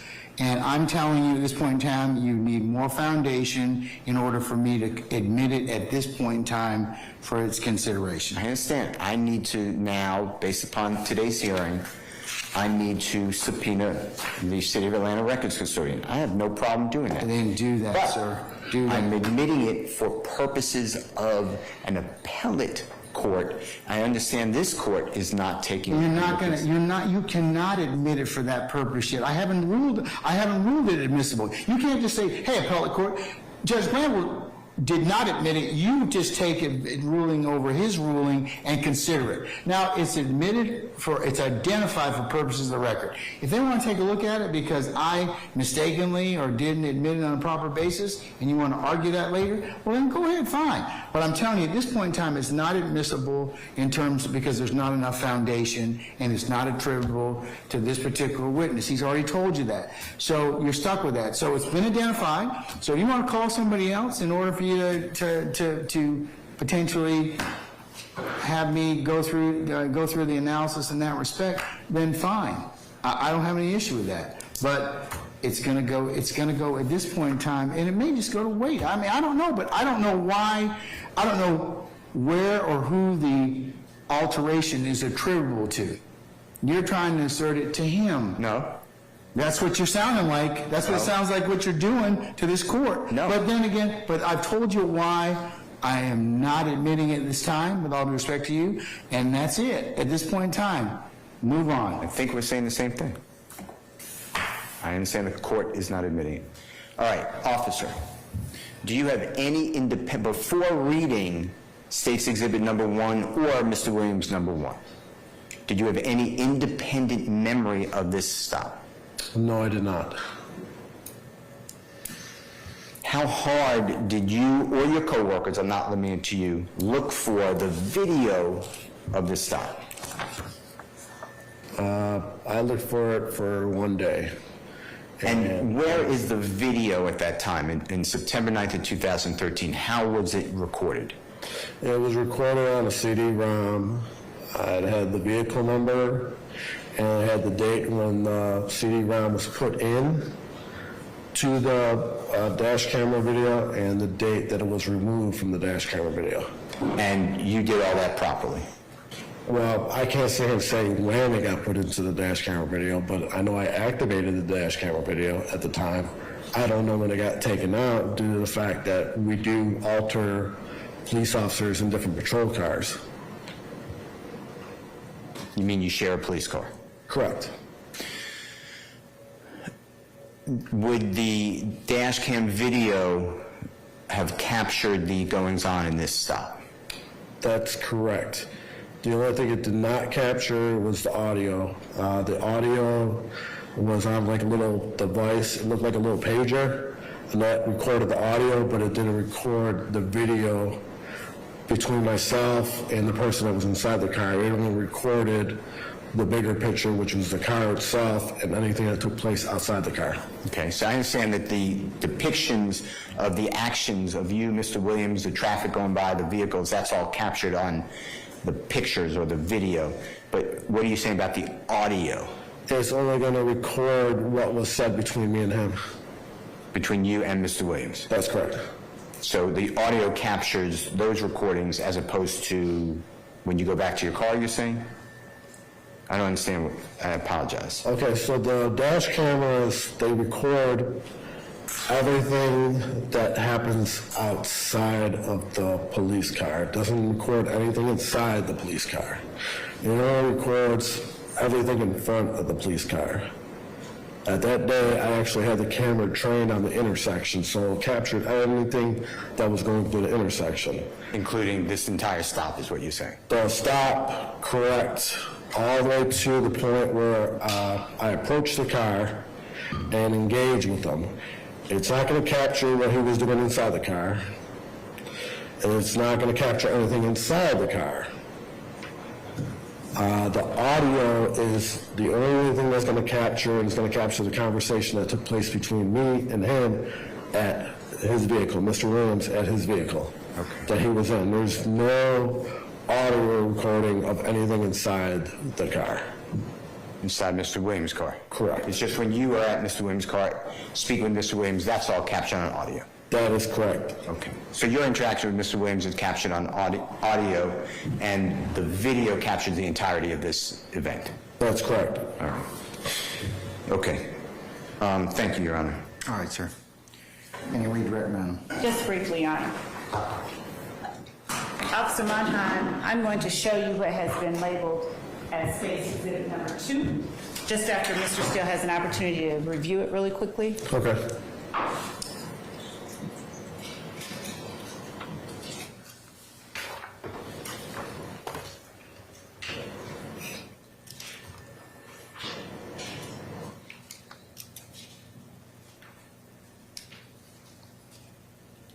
And I'm going to ask you if you recognize State's Exhibit. First of all, before I ask you that, let me ask you this. When you make this was a felony arrest? Yes, it was. When you make a felony arrest, did you have to do anything with the district attorney's office complaint room? Yes, I have to sit here and send over the report, the impound sheet, a copy of the ticket, and the warrants over to the complaint room. Okay. I'm going to show you what's been marked as State's Exhibit 2, and for the record, it's a document labeled Statement of Witness. I want you to look at this, State's Exhibit 2, both pages, and look up when you've had a chance to review.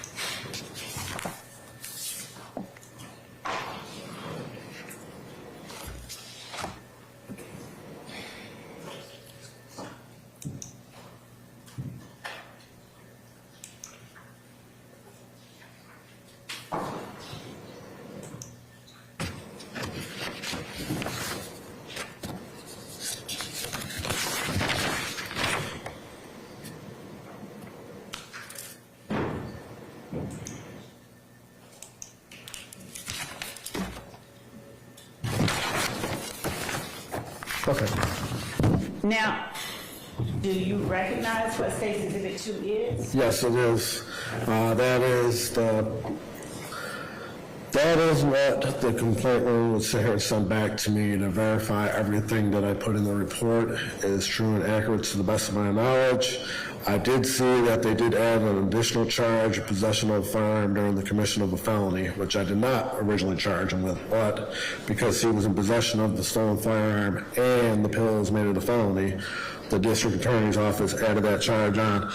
But when they typed up the statement and they sent it back to me, I read over it, and it did say and say, in that statement, I went to investigate and saw. Read anything into the statement, into the record. I want to properly have it admitted or not admitted, okay? Okay. So is that State's Exhibit 2 properly labeled Statement of Witness? Say it one more time. Is State's Exhibit 2 a record of the statement that you gave to the DA's office regarding the stop? That's correct. Okay. And is it in any way signed by you or documented as having come from you? Yes, it is. Is it notarized? Yes, it is. Is that a fair and accurate reflection of the statement that you gave under oath to the district attorney's office? Yes, it is. Is there a date that document, without saying what it is there a date that document was transmitted, located at the top portion of the document? Yes, it is. All right. And is that a fair and accurate copy of the document or the statement that you gave to the DA's office on the date reflected there? Yes. Your Honor, the state tender State's Exhibit 2 is evidence. Any objection states 2. Not for purposes of today's hearing. All right, states 2 is admitted for purposes of this hearing. You may go ahead and read what you were trying to say. Would you read the statement at the bottom of States 2? Yes. It says, I observed a vehicle which I later learned was being driven by the accused to make a left turn from a straight-only lane. The vehicle continued driving, and although the vehicle was in a lane clearly marked as a right turn lane only, it kept straight and merged onto I-75-85 South Expressway. I conducted a traffic stop. I asked the accused for his driver's license. He said that he did not have one, but provided me with his name and date of birth. I ran his name on ACIC and it did not come back as having a valid license. I arrested the accused for the above-mentioned traffic violations. While standing next to the vehicle, I noticed pills contained in a plastic bag in a cup holder, visible in plain view. I went to investigate and saw that there were 7 Xanax pills, which weighed approximately 1.5 grams. I then further searched the vehicle and found a handgun underneath the front passenger seat. The handgun was reported stolen in a burglary on July 10th of 2023. 20 what? 2013. Okay. It belongs to the victim, Ann Phillips. Accused said the handgun belonged to a friend, but he provided no name or contact information for the friend. Accused was arrested and charged accordingly. What date did this traffic stop occur? It happened on September 9th of 2013 At approximately what time in the morning, did you say? at 8:26 in the morning. And what date was that document transmitted as reflected in the top portion? 2:38 p.m. Of what date? September 9th of 2013.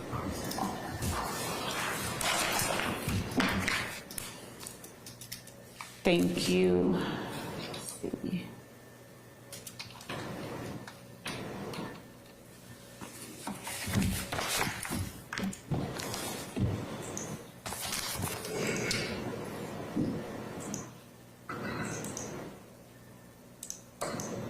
That's all that I have. All right, any legal work, sir? Yes, sir. May I approach, Your Honor? You may, sir. May I look at State's Exhibit 2 and 1, if you don't mind? Thank you, sir.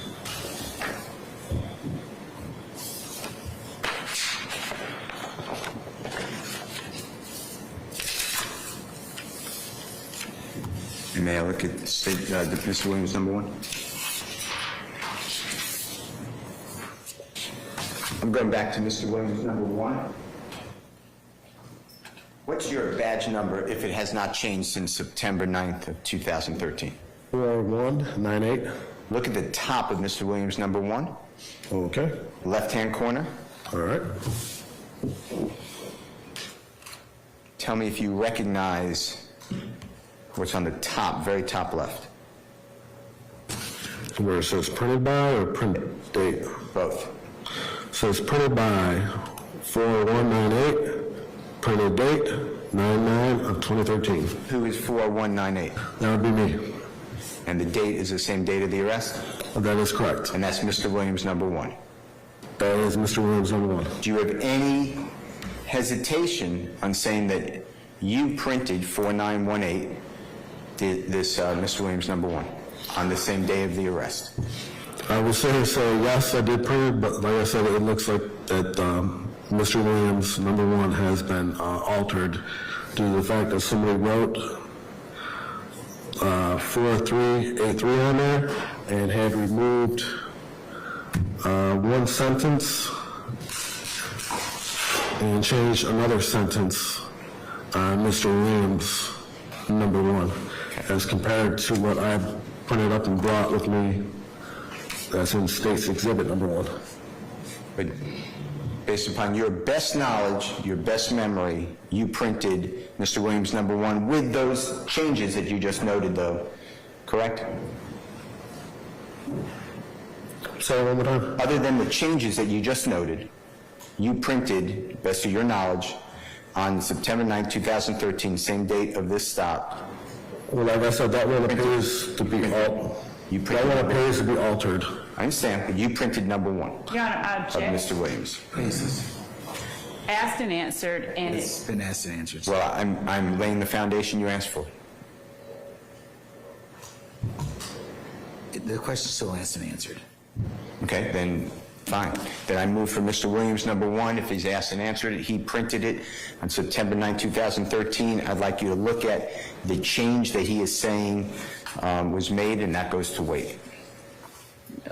John, I object for the, Can I see the documents, please? Wouldn't mind. Step Ingram.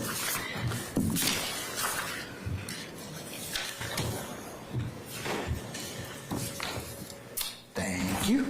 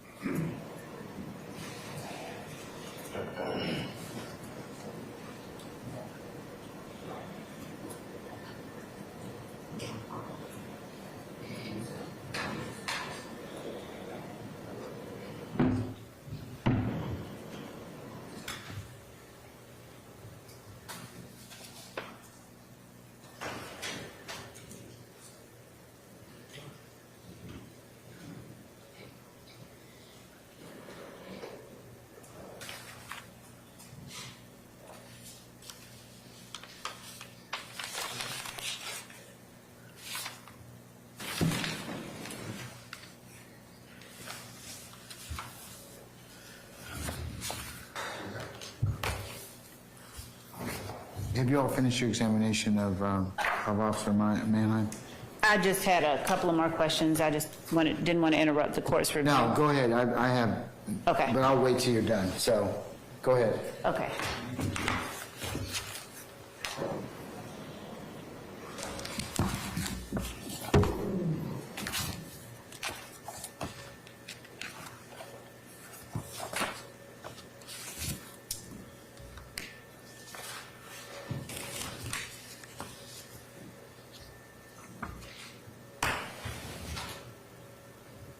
Officer Mannheim, what is the purpose of the statement of witness that is admitted as State's Exhibit Number 2? It's just a short overview of what I had sent to the complaint room. Okay. And what I have told them in person when I contacted them. And what they do is they type up a little summarized version of it. And then they sit here and send it back to me, and I read it, verify everything, and they did explain to me that they did add that extra charge because he was a convicted felon. Okay. So they did add that extra charge. I had no problem with it, and I sat here and signed off on it, sworn that what they had sent to me in that statement was true and accurate to the best of my knowledge. Signed it, and I sent it back to them in a fax, verifying it. Do they ask you questions when you go to the complaint room? Yes. Okay. And are there ever instances where you are asked questions about something that you neglected to put in an original report? That's correct.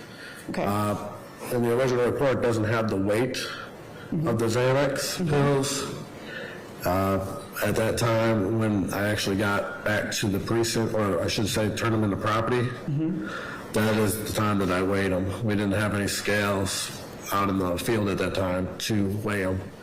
So I gave them that information, which was not in the report at the time. Okay. Which report, can I ask which report, Your Honor? Your Honor, we're speaking about State's Exhibit Number 2, and he stated that the information... He's just asking states two. He's just asking Okay. which document he's referring from. Okay. The original report, I'd like to know what number that is, if there is a number. Your Honor, he didn't... Do you want to take a look at your, here, so we can refer to those? In State's Exhibit Number 2, it has the listed weight, and it also states what I had stated in State's Exhibit Number 1, where I observed the plastic bag with the Xanax sitting in the cup holder in plain view, where it says Defendant's Exhibit Number 1. It does not list the weight in the narrative for the Xanax pills, and it did not state in Defendant's Exhibit Number 1 that I observed them in plain view, that I had actually searched the vehicle upon arrest of Mr. Williams. Okay. Now, when you're asked questions by the district attorney's office or any other entity under oath, is it your practice to get the statement as accurately written as you can? Yes, that's correct. All right. Did you have any reason to fabricate any portion of the statement of the witness that you gave under oath? I did not. And once more, does that accurately reflect, and by that I mean State's Exhibit 1 and State's Exhibit 2, do they accurately reflect your interactions with the defendant on the date listed in those reports? Yes. Okay.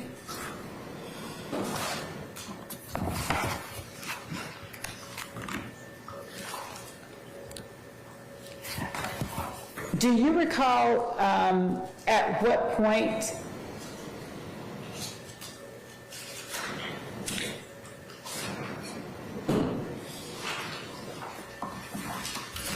that's all that I have for now. Thank you, Judge. I don't have any questions. All right, may we excuse, I'm sorry. Can I have the documents, States 1 and 2 and D1 back? So, okay. Let me just ask you a couple of questions just for my own benefit. if you don't mind, sir.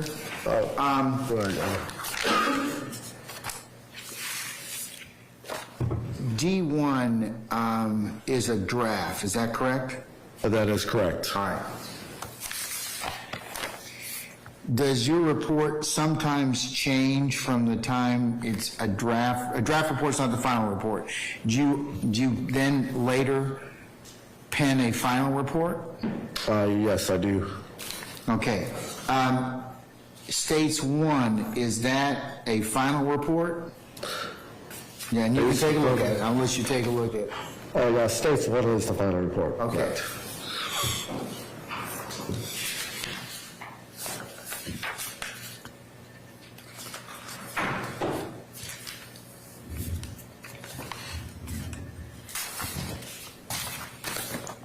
And you were saying earlier about this handwritten number that was written in here on the fourth line from the bottom.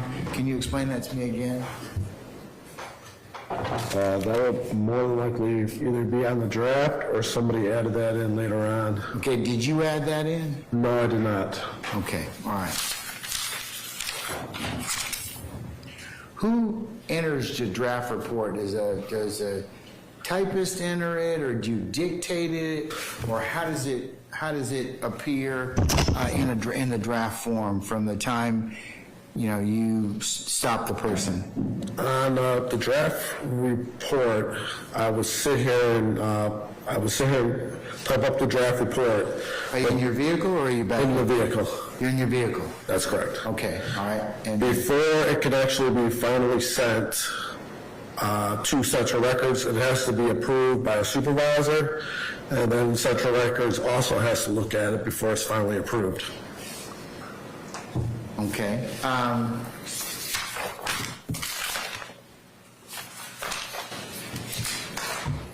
But are you telling us that D1 is not a total reflection of what you observed or wrote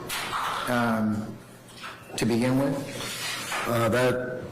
That's like I said, that is a possibility. Like I said, there are some sentences that have been changed and some sentences that have been removed between D1 and State's Exhibit 1.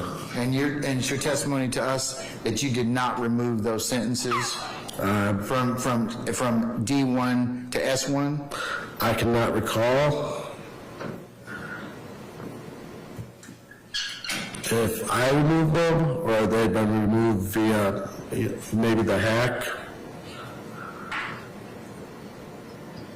that took place between 2013 and this date, the date that I actually printed the report. Okay, so you're telling us that it's possible that you removed the sentences or that they're attributable to the hack? That is those two choices? Yes, that's a possibility that I did change some of the sentences myself. Okay. Between Defendant 1's copy and the State's Exhibit copy 1. Okay. All right. Can I have that back, please? Any further questions based on the court's questions? No, Your Honor. May we excuse Officer Mannheim for purposes of the motion? I believe so, if you wait outside just a moment. Okay. Sir, I'm going to get you, I'm going to excuse you for purposes of motion, but please don't discuss your testimony with anybody except the attorneys in this case, okay? What's that, Your Honor? I said, please don't discuss your testimony except the attorneys in this case, but I'm going to excuse you. Okay, The state's asking you to wait outside, but All right, thank you. I don't think I'll need you. Okay? Do you need me to sign that? Okay. Where do I sign? Right here?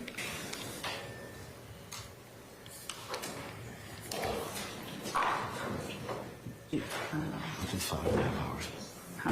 Just 5.5 hours. Where? Okay, we're just right by. Is this okay? Thank you. You're welcome.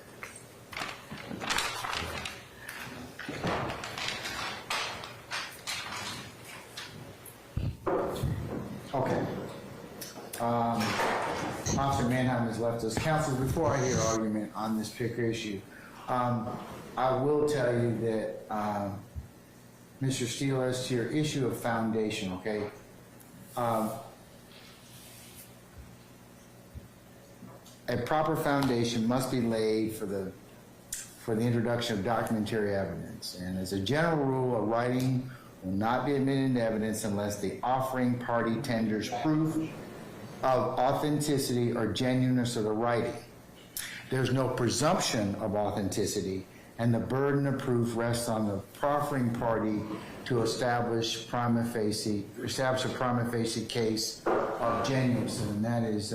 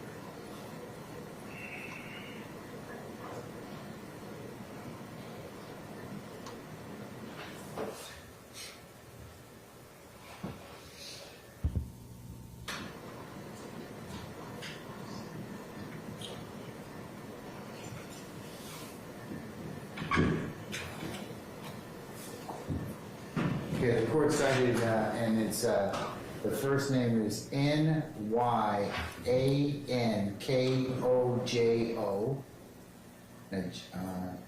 Kojo versus North Star Capital Acquisition, our Court of Appeals of Georgia, 298 Georgia Appeals at 6, 2009. Basically, it says that that stands for that particular proposition. There's a yellow flag on it, but the flag on it is because the party tried to introduce it under the business record exception, so that doesn't apply in this particular case. But the court's required to look at whether or not it says our rules of evidence provide a wide variety of means by which a party may authenticate a writing. The use of circumstantial evidence is one of those methods. And the content and appearance of a document in two circumstances when our courts analyze whether there's sufficient circumstantial evidence of authentication. So, and this is, of course, this was a forms issue, but it kind of stands for the proposition that the court stated for. That's one, there's no presumption of admissibility, that you have to lay the foundation.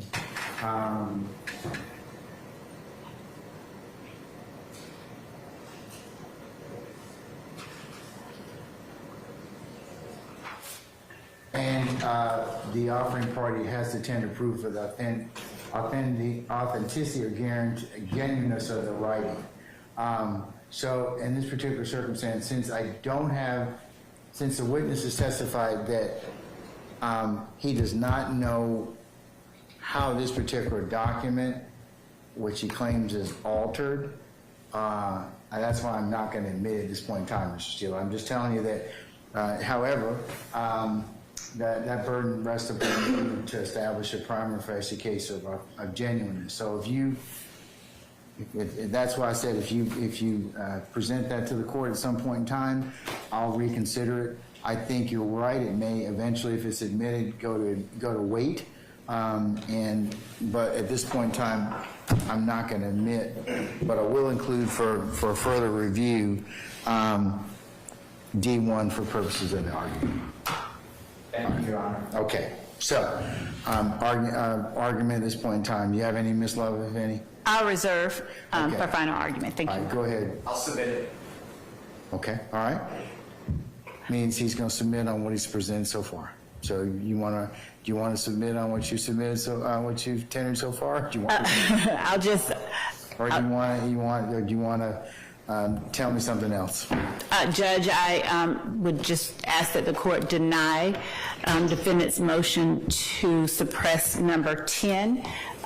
The court has heard the testimony, and in some, there was a valid stop. Mr. Williams did not have a license. He was unlicensed. There were pills seen in plain view in the car. The car was towed. The car was searched, and a gun was found, as well as other items identified by Officer Monheim. I would ask that the court deny defendant's motion to suppress number 10 based on the evidence that the court has heard and seen. All right.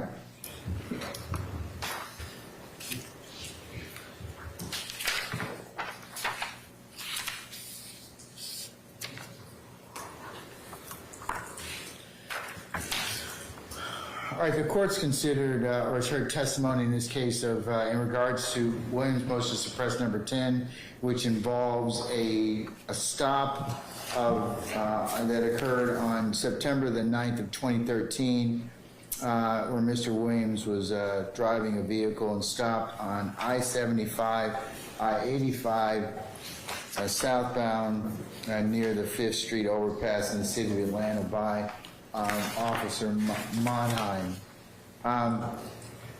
Officer Monheim testified this afternoon that he observed a black Dodge Challenger that was traveling westbound in the designated straight-only lane, making a legal left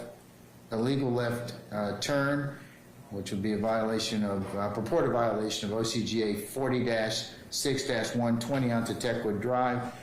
After having observed this violation, Officer Monheim began following the vehicle southbound on Techwood Drive Northwest.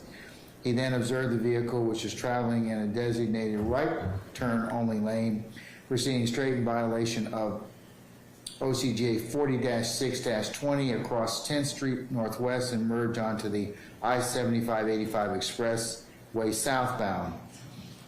Based on observing these two purported separate traffic violations, Officer Monheim conducted traffic stop of the subject black Challenger on the I-75-85 Expressway near the 5th Street overpass.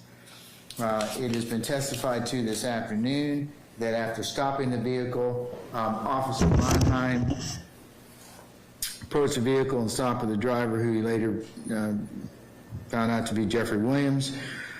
Officer Monheim asked Mr. Williams for his license, to which he replied he didn't have a valid license. That would be subject to OCGA 40-5-20. After obtaining Mr. Williams' name and date of birth, Officer Monheim confirmed with ACIC that Mr. Williams had not been issued a valid driver's license, and then he placed Mr. Williams under arrest. The testimony is that while standing next to the subject vehicle, Officer Monheim noticed a small sandwich bag located in the center console containing blue pills, which were visible in plain view. These blue pills were later identified to be Xanax, for Mr. Williams did not have a prescription. for delay violation of 16-13-30 alpha. Incident of Mr. Williams' arrest based on the discovery of contraband in plain view in the subject vehicle. Officer Mannheim proceeded to search the vehicle. A loaded black 9mm Sig Sauer semi-automatic weapon handgun was recovered from the vehicle under the front passenger seat.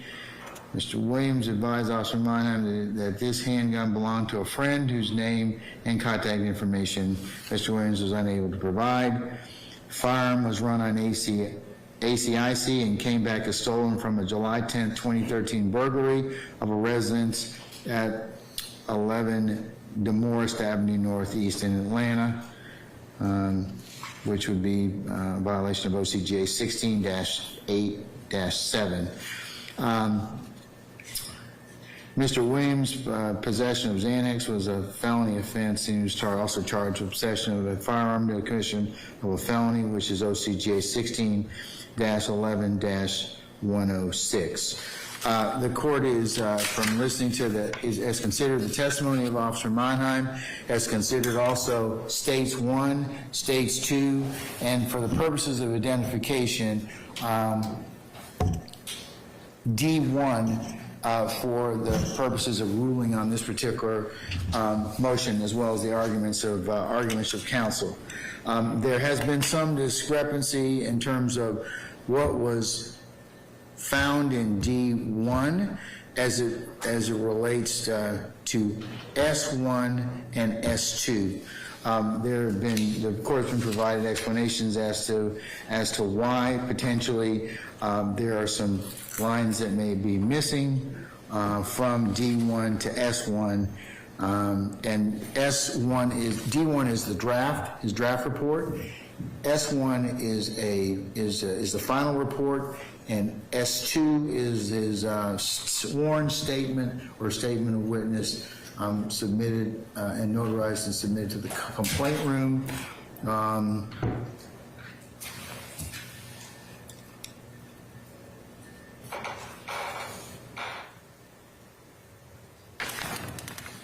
On the 9th day of September 2013.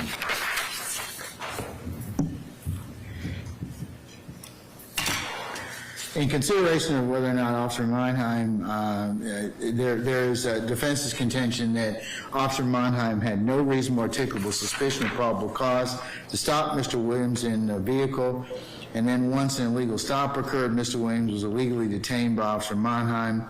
Without any Miranda rights being read, Mr. Williams was then interrogated by Officer Mannheim, hence all of his statements must be suppressed upon illegal detention under the 4th and 14th Amendments to the U.S. Constitution, Article 1, Section 1, Paragraph 13 of the Georgia Constitution, as well as OCGA 17-5-30 and all in this particular matter. And then Mr. Williams, through Mr. Steele, alleges that since his stop was purportedly illegal, the search of his person and statements in the search of the vehicle, or which he had standing, since he was a driver, should be suppressed.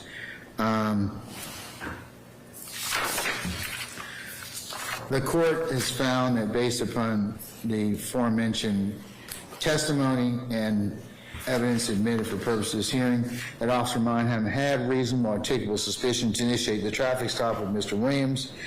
And in order for a traffic stop to be valid, the officer must identify specific and articulable facts that provide a reasonable suspicion that the individual being stopped is engaged in criminal activity. That's Jones versus the State, 291 Georgia 35, pinpoint 38, 2012. This includes violations of traffic laws, including illegal left turns, failure to observe designated right turn only lane signs and signals. The stop of a vehicle is authorized if the officer observes the commission of a traffic offense, and that is Johnson, 364 Georgia, app 50, pinpoint 51, 2022. The defense also alleges that the stop may have been prolonged. The traffic stop was not unreasonably prolonged. The officer's purpose in an ordinary traffic stop is to enforce the laws on the roadway and ordinarily to investigate the manner of driving with the intent to issue a citation or warning. and that's Richbo versus the state, 293 Georgia Appeals, 556 to 558, 2008. The tolerable duration of police inquiries in a traffic stop context is determined by the seizure's mission to address the traffic violation that warranted the stop, to attend to related safety concerns. And that's State versus Allen, 298 Georgia, 1 at 4, 2015. While conducting these tasks, an officer is authorized to question the driver and passengers and even ask questions wholly unrelated to traffic stop, so long as the questioning does not prolong the stop beyond the time reasonably required to complete the purpose of the traffic stop. That's Sommese, and that's SOMMESE versus the state, 299 Georgia Appeals, 664 at 669. 2009. The court also further finds that Officer Monheim did not exceed the scope of the mission of the original traffic stop by asking for Mr. Williams' driver's license. This is the standard operating procedure. Because Mr. Williams' arrest was lawful, Officer Monheim's search of the passenger compartment of the subject vehicle instant to arrest, and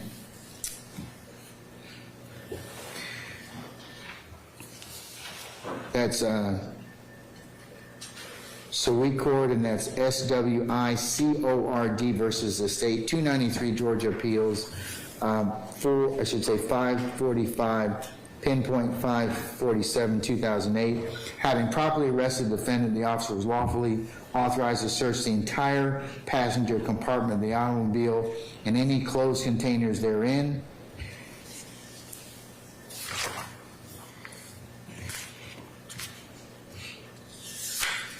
And then lastly,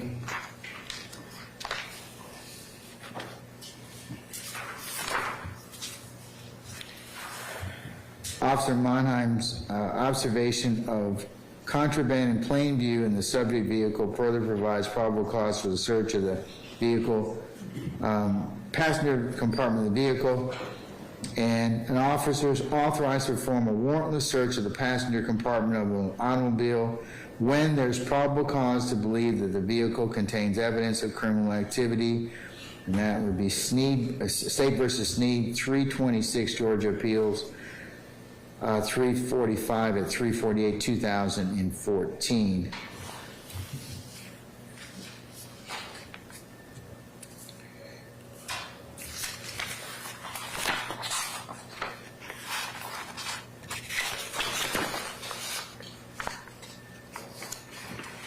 And then lastly, in addressing the defendant's statements, in particular that the Williams' statement to Officer Monheim that a firearm belonged to a friend, the court turns to consider whether or not that's a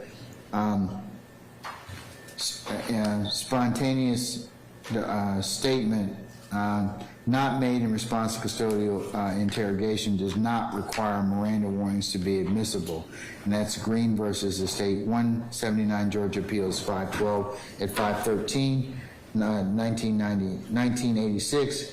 Miranda warnings are not a prerequisite to the admission of admissible evidence concerning voluntary statements not made in response to any form of custodial questioning or interrogation. Jenkins versus the state, 219 Georgia Appeals, 339 at 341, 1995.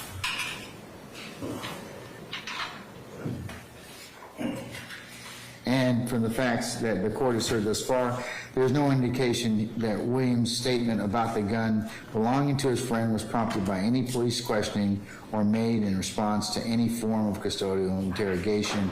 That's Johnson versus the state, 301 Georgia, 707, pinpoint 711, 2017. A spontaneous and unsolicited statement is admissible without Miranda warnings if it was not elicited by questioning or made in response to any form of custodial interrogation.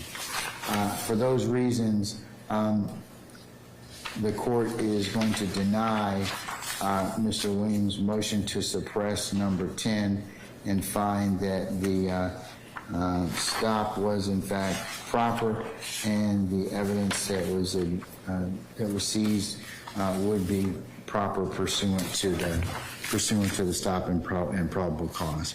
So I'm going to deny motion to suppress number 10.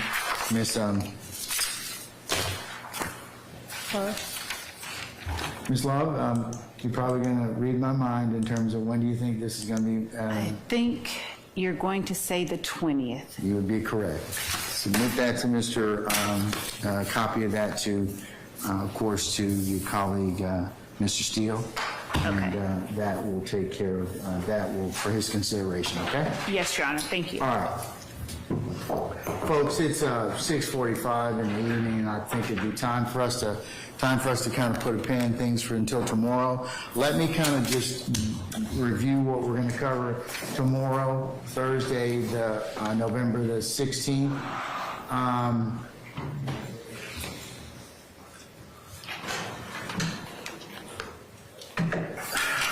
Tomorrow, we're supposed to cover Mr. Williams' motion for discovery, Williams' motion in limine 25 through 32, the discovery issues, and Nichols' 3 motions to suppress his arrest in 2017, 18, and finish the motion to suppress the phone records. So I know I'd originally said we were going to start at 9:30. I'd like to start at 9 o'clock. And here's what I would like you all to do. For anything, has the state filed a response to Mr. Williams' motion for discovery? I believe that yes, we have, in fact, yes. All right. I'm going to ask that if you have any supplemental cases that you want me to consider, that you email those to myself and of course copying those parties that you're required to copy, your colleagues, and Mr. Kearns, and myself. But if you could send that to the, if you have any such motions that, or not motions, but any other authorities or supplemental authorities,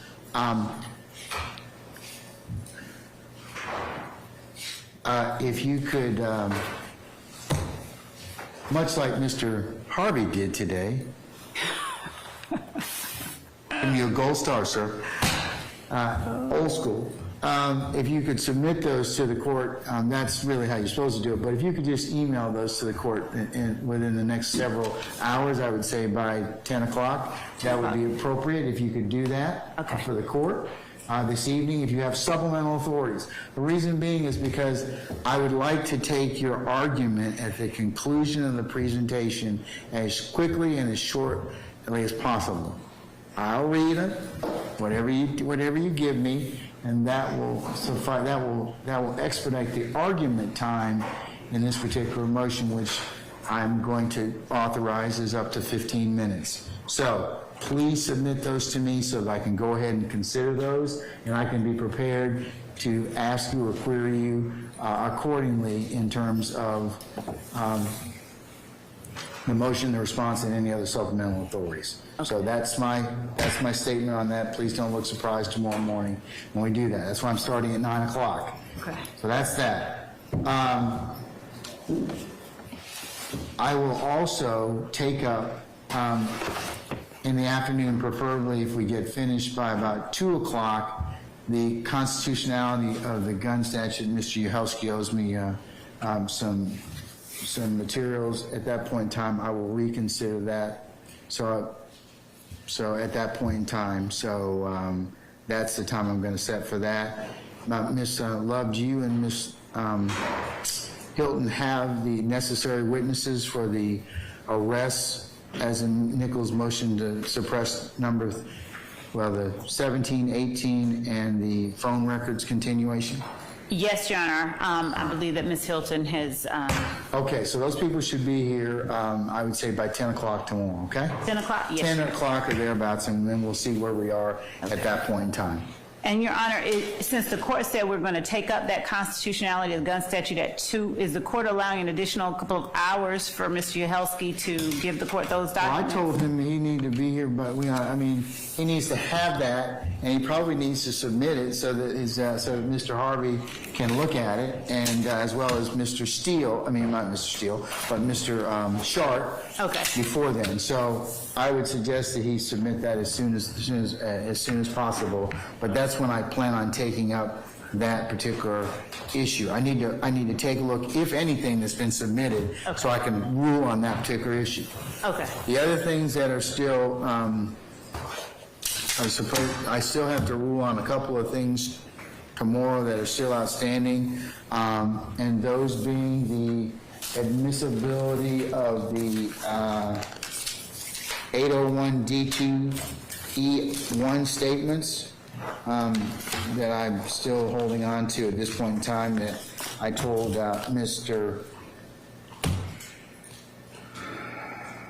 Matthews as well as Ms. Hilton that I would consider, since I have taken a look at the applicable statements of witness A and witness B, the videotapes of those. Okay, and does the court... That was in District Matthew's motion. That's yours. I'm sorry. Does the court intend to hear 15-minute arguments on that as well? If necessary. Okay. But I'm prepared to hear argument on that, since I've now seen the videos. Yes, thank you. And read the transcript, so I'm prepared to, depending on that. Okay. That's just an aspirational goal, because I don't know how things will go in terms of timing tomorrow.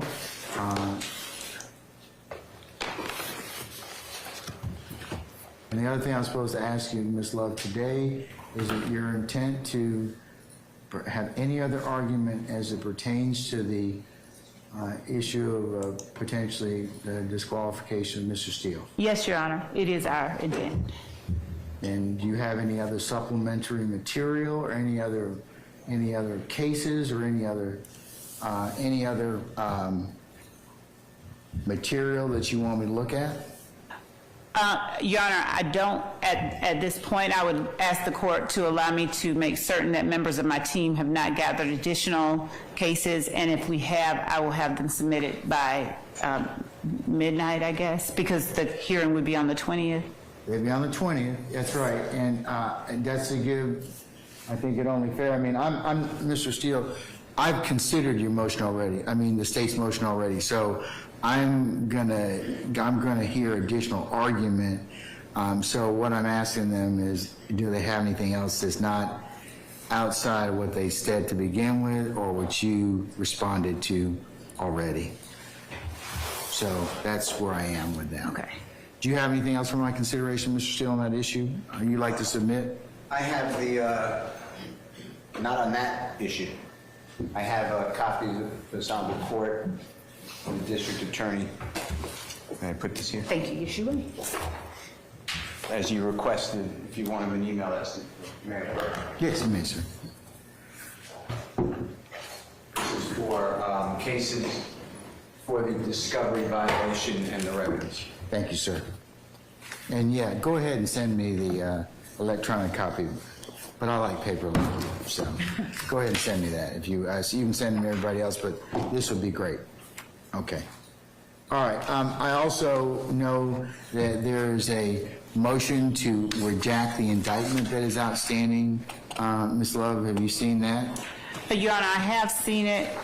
We would be objecting to it, but I have seen it. Well, I didn't hear argument on it, so I can rule on it. Yes. Okay, so if I don't hear that, I'm just telling you it's in the hopper of things that I still need to finish up.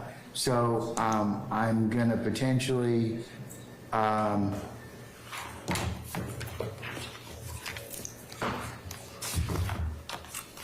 place that on for the, either if I can get to it sometime tomorrow, that's Thursday, or Monday.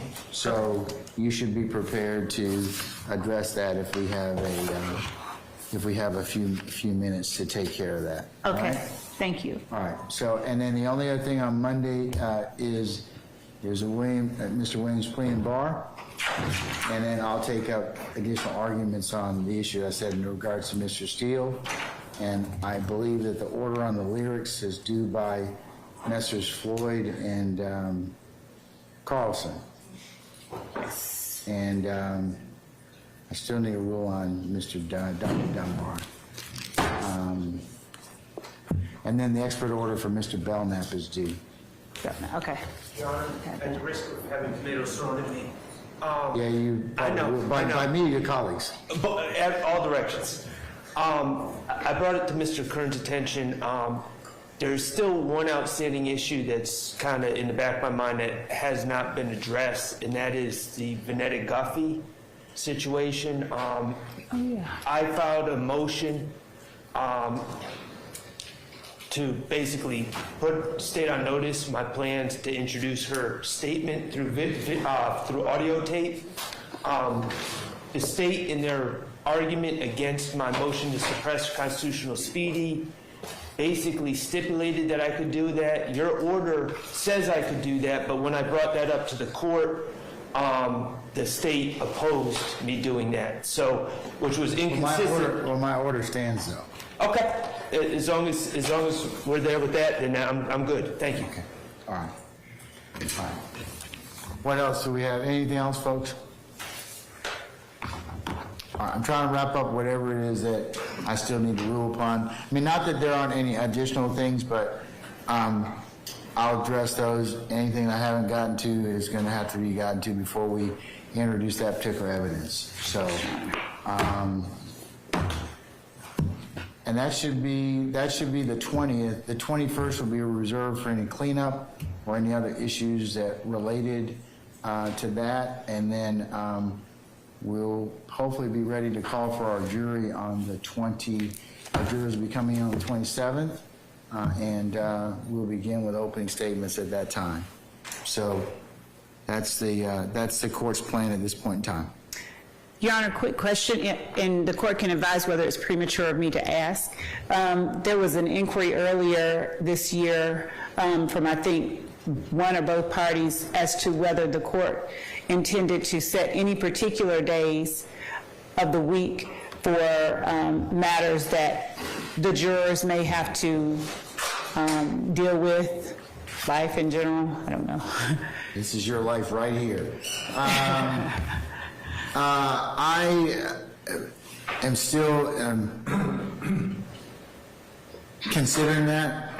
I'm going to tell you at this point in time, I would like to reserve that particular issue until we commence, and then I see how the flow and presentation is. But it is my intent to at least get on a regular schedule. That's why it would be helpful if to all parties, if I knew what the state was going to be presenting, at least, we've asked for 2 weeks, week in advance, or at least, and I mean, and you all, that means the state can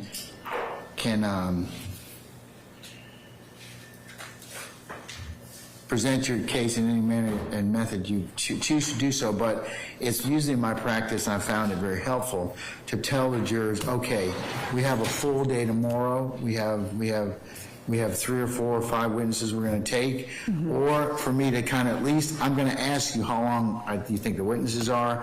And I'll tell them, no guarantees, but it kind of sets expectation, and then you have happier jurors in the sense that they know where we're going and they don't feel like they're being yanked or otherwise not being respected. So to the extent that we can tell them, okay, jury, we're going to have a, Monday, today's Monday, tomorrow's Tuesday, we're going to go ahead and hear several witnesses tomorrow. You should plan on being here till 5 o'clock or thereabouts.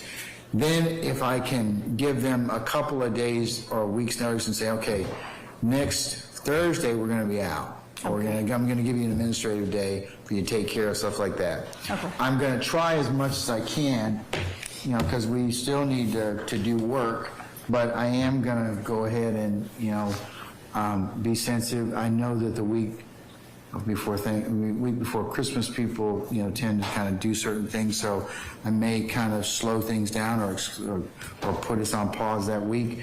And then I will give them certainly some time during the Christmas holidays, and you all as well, to enjoy the Christmas festivities. So I'll think about that schedule, but it will be in a state of flux. So depending upon what you all present. Now, Ms. Hilton told me, Ms. Love, in your absence, that you have already sent the administrative order to your witnesses.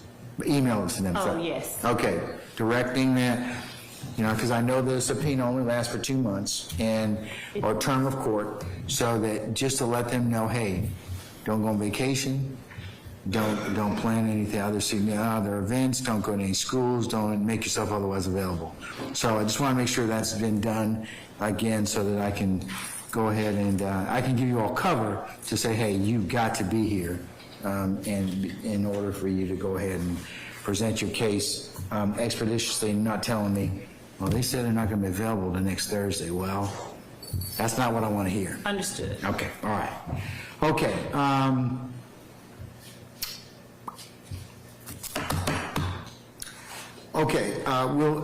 Any other administrative questions at this point in time? But to answer your question, yeah, I'm thinking about it, and I'm going to it's going to depend much on presentation and the like. So, but I have planned on giving them some, planning in some regular administrative days so they can go ahead and take care of other business. Thank you. All right. Anything else? I have 2 questions, if I may. I've been asked, I've been telling people about the rule of sequestration because we intend to invoke it. Does this honorable court invoke it? The law says it's when the witnesses start testifying, but do you have a preference before opening statements or not? Mr. Steele, I usually invoke this rule of sequestration to both sides at the start. You all can plan accordingly based on that. I don't do it on a witness-by-witness basis. And you can also exempt the people out that you believe that are not subject to the rule, or you'd like me to exempt on a case-by-case basis. So I understand it, but I don't want to violate a rule. So with regards to openings, under law, they're excluded because they're not evidence, but it's the evidence that they can watch. But if you say, don't let your witnesses watch statements, I'm going to tell them that. Usually before we begin opening statements, I'll ask about the rule, invoke the rule. Okay. Yeah. All right. And then the second thing is, can we agree? I'm asking the court because, as the court, as the power, can we exchange, if it's okay with the colleagues too, any type of exhibit that we plan on using in opening, so we don't have to delay the jury? Because yes, that would be wonderful, because then we won't have objections and other things that would be otherwise disruptive. I mean, I think that the smoother your presentation is, the better off you'll be. But like I said, there shouldn't be too many, at this point, there shouldn't be too many surprises with anything. But I would say that would be the best thing to do. Okay. So that we don't draw any objections. So I think that would be proper. Ms. Love, do you think you all can do that? Yes, we will submit any pictures or any photographs or anything of the like that we would like to show. I think you all can. I think if you all did that informally, and then if you needed my assistance to rule upon anything, I'll be more than happy to do so. But I would just direct that you all exchange whatever documents you think that you'll be using in openings for that purpose, so that we can make this as seamless as possible. Okay. And I don't have to put the jury out to rule on this particular issue and then pull them back in and put them. That just wouldn't be a good way to start off this trial. Thank you, sir. Okay, so I will direct that. Okay. Yes, Your Honor. All Thank right. you. Anything else? Not from the state. Yes, Mr. Harvey. Just an admin notice, we can get in before 8:30. You called for a 9 o'clock admission, and those dispatch officers, they won't let us in before 8:30. So I appreciated that in order so we can get in before 8:30. Yes.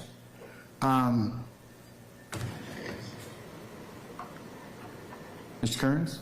Will you prepare an administrative order for that? For that, I should do so much.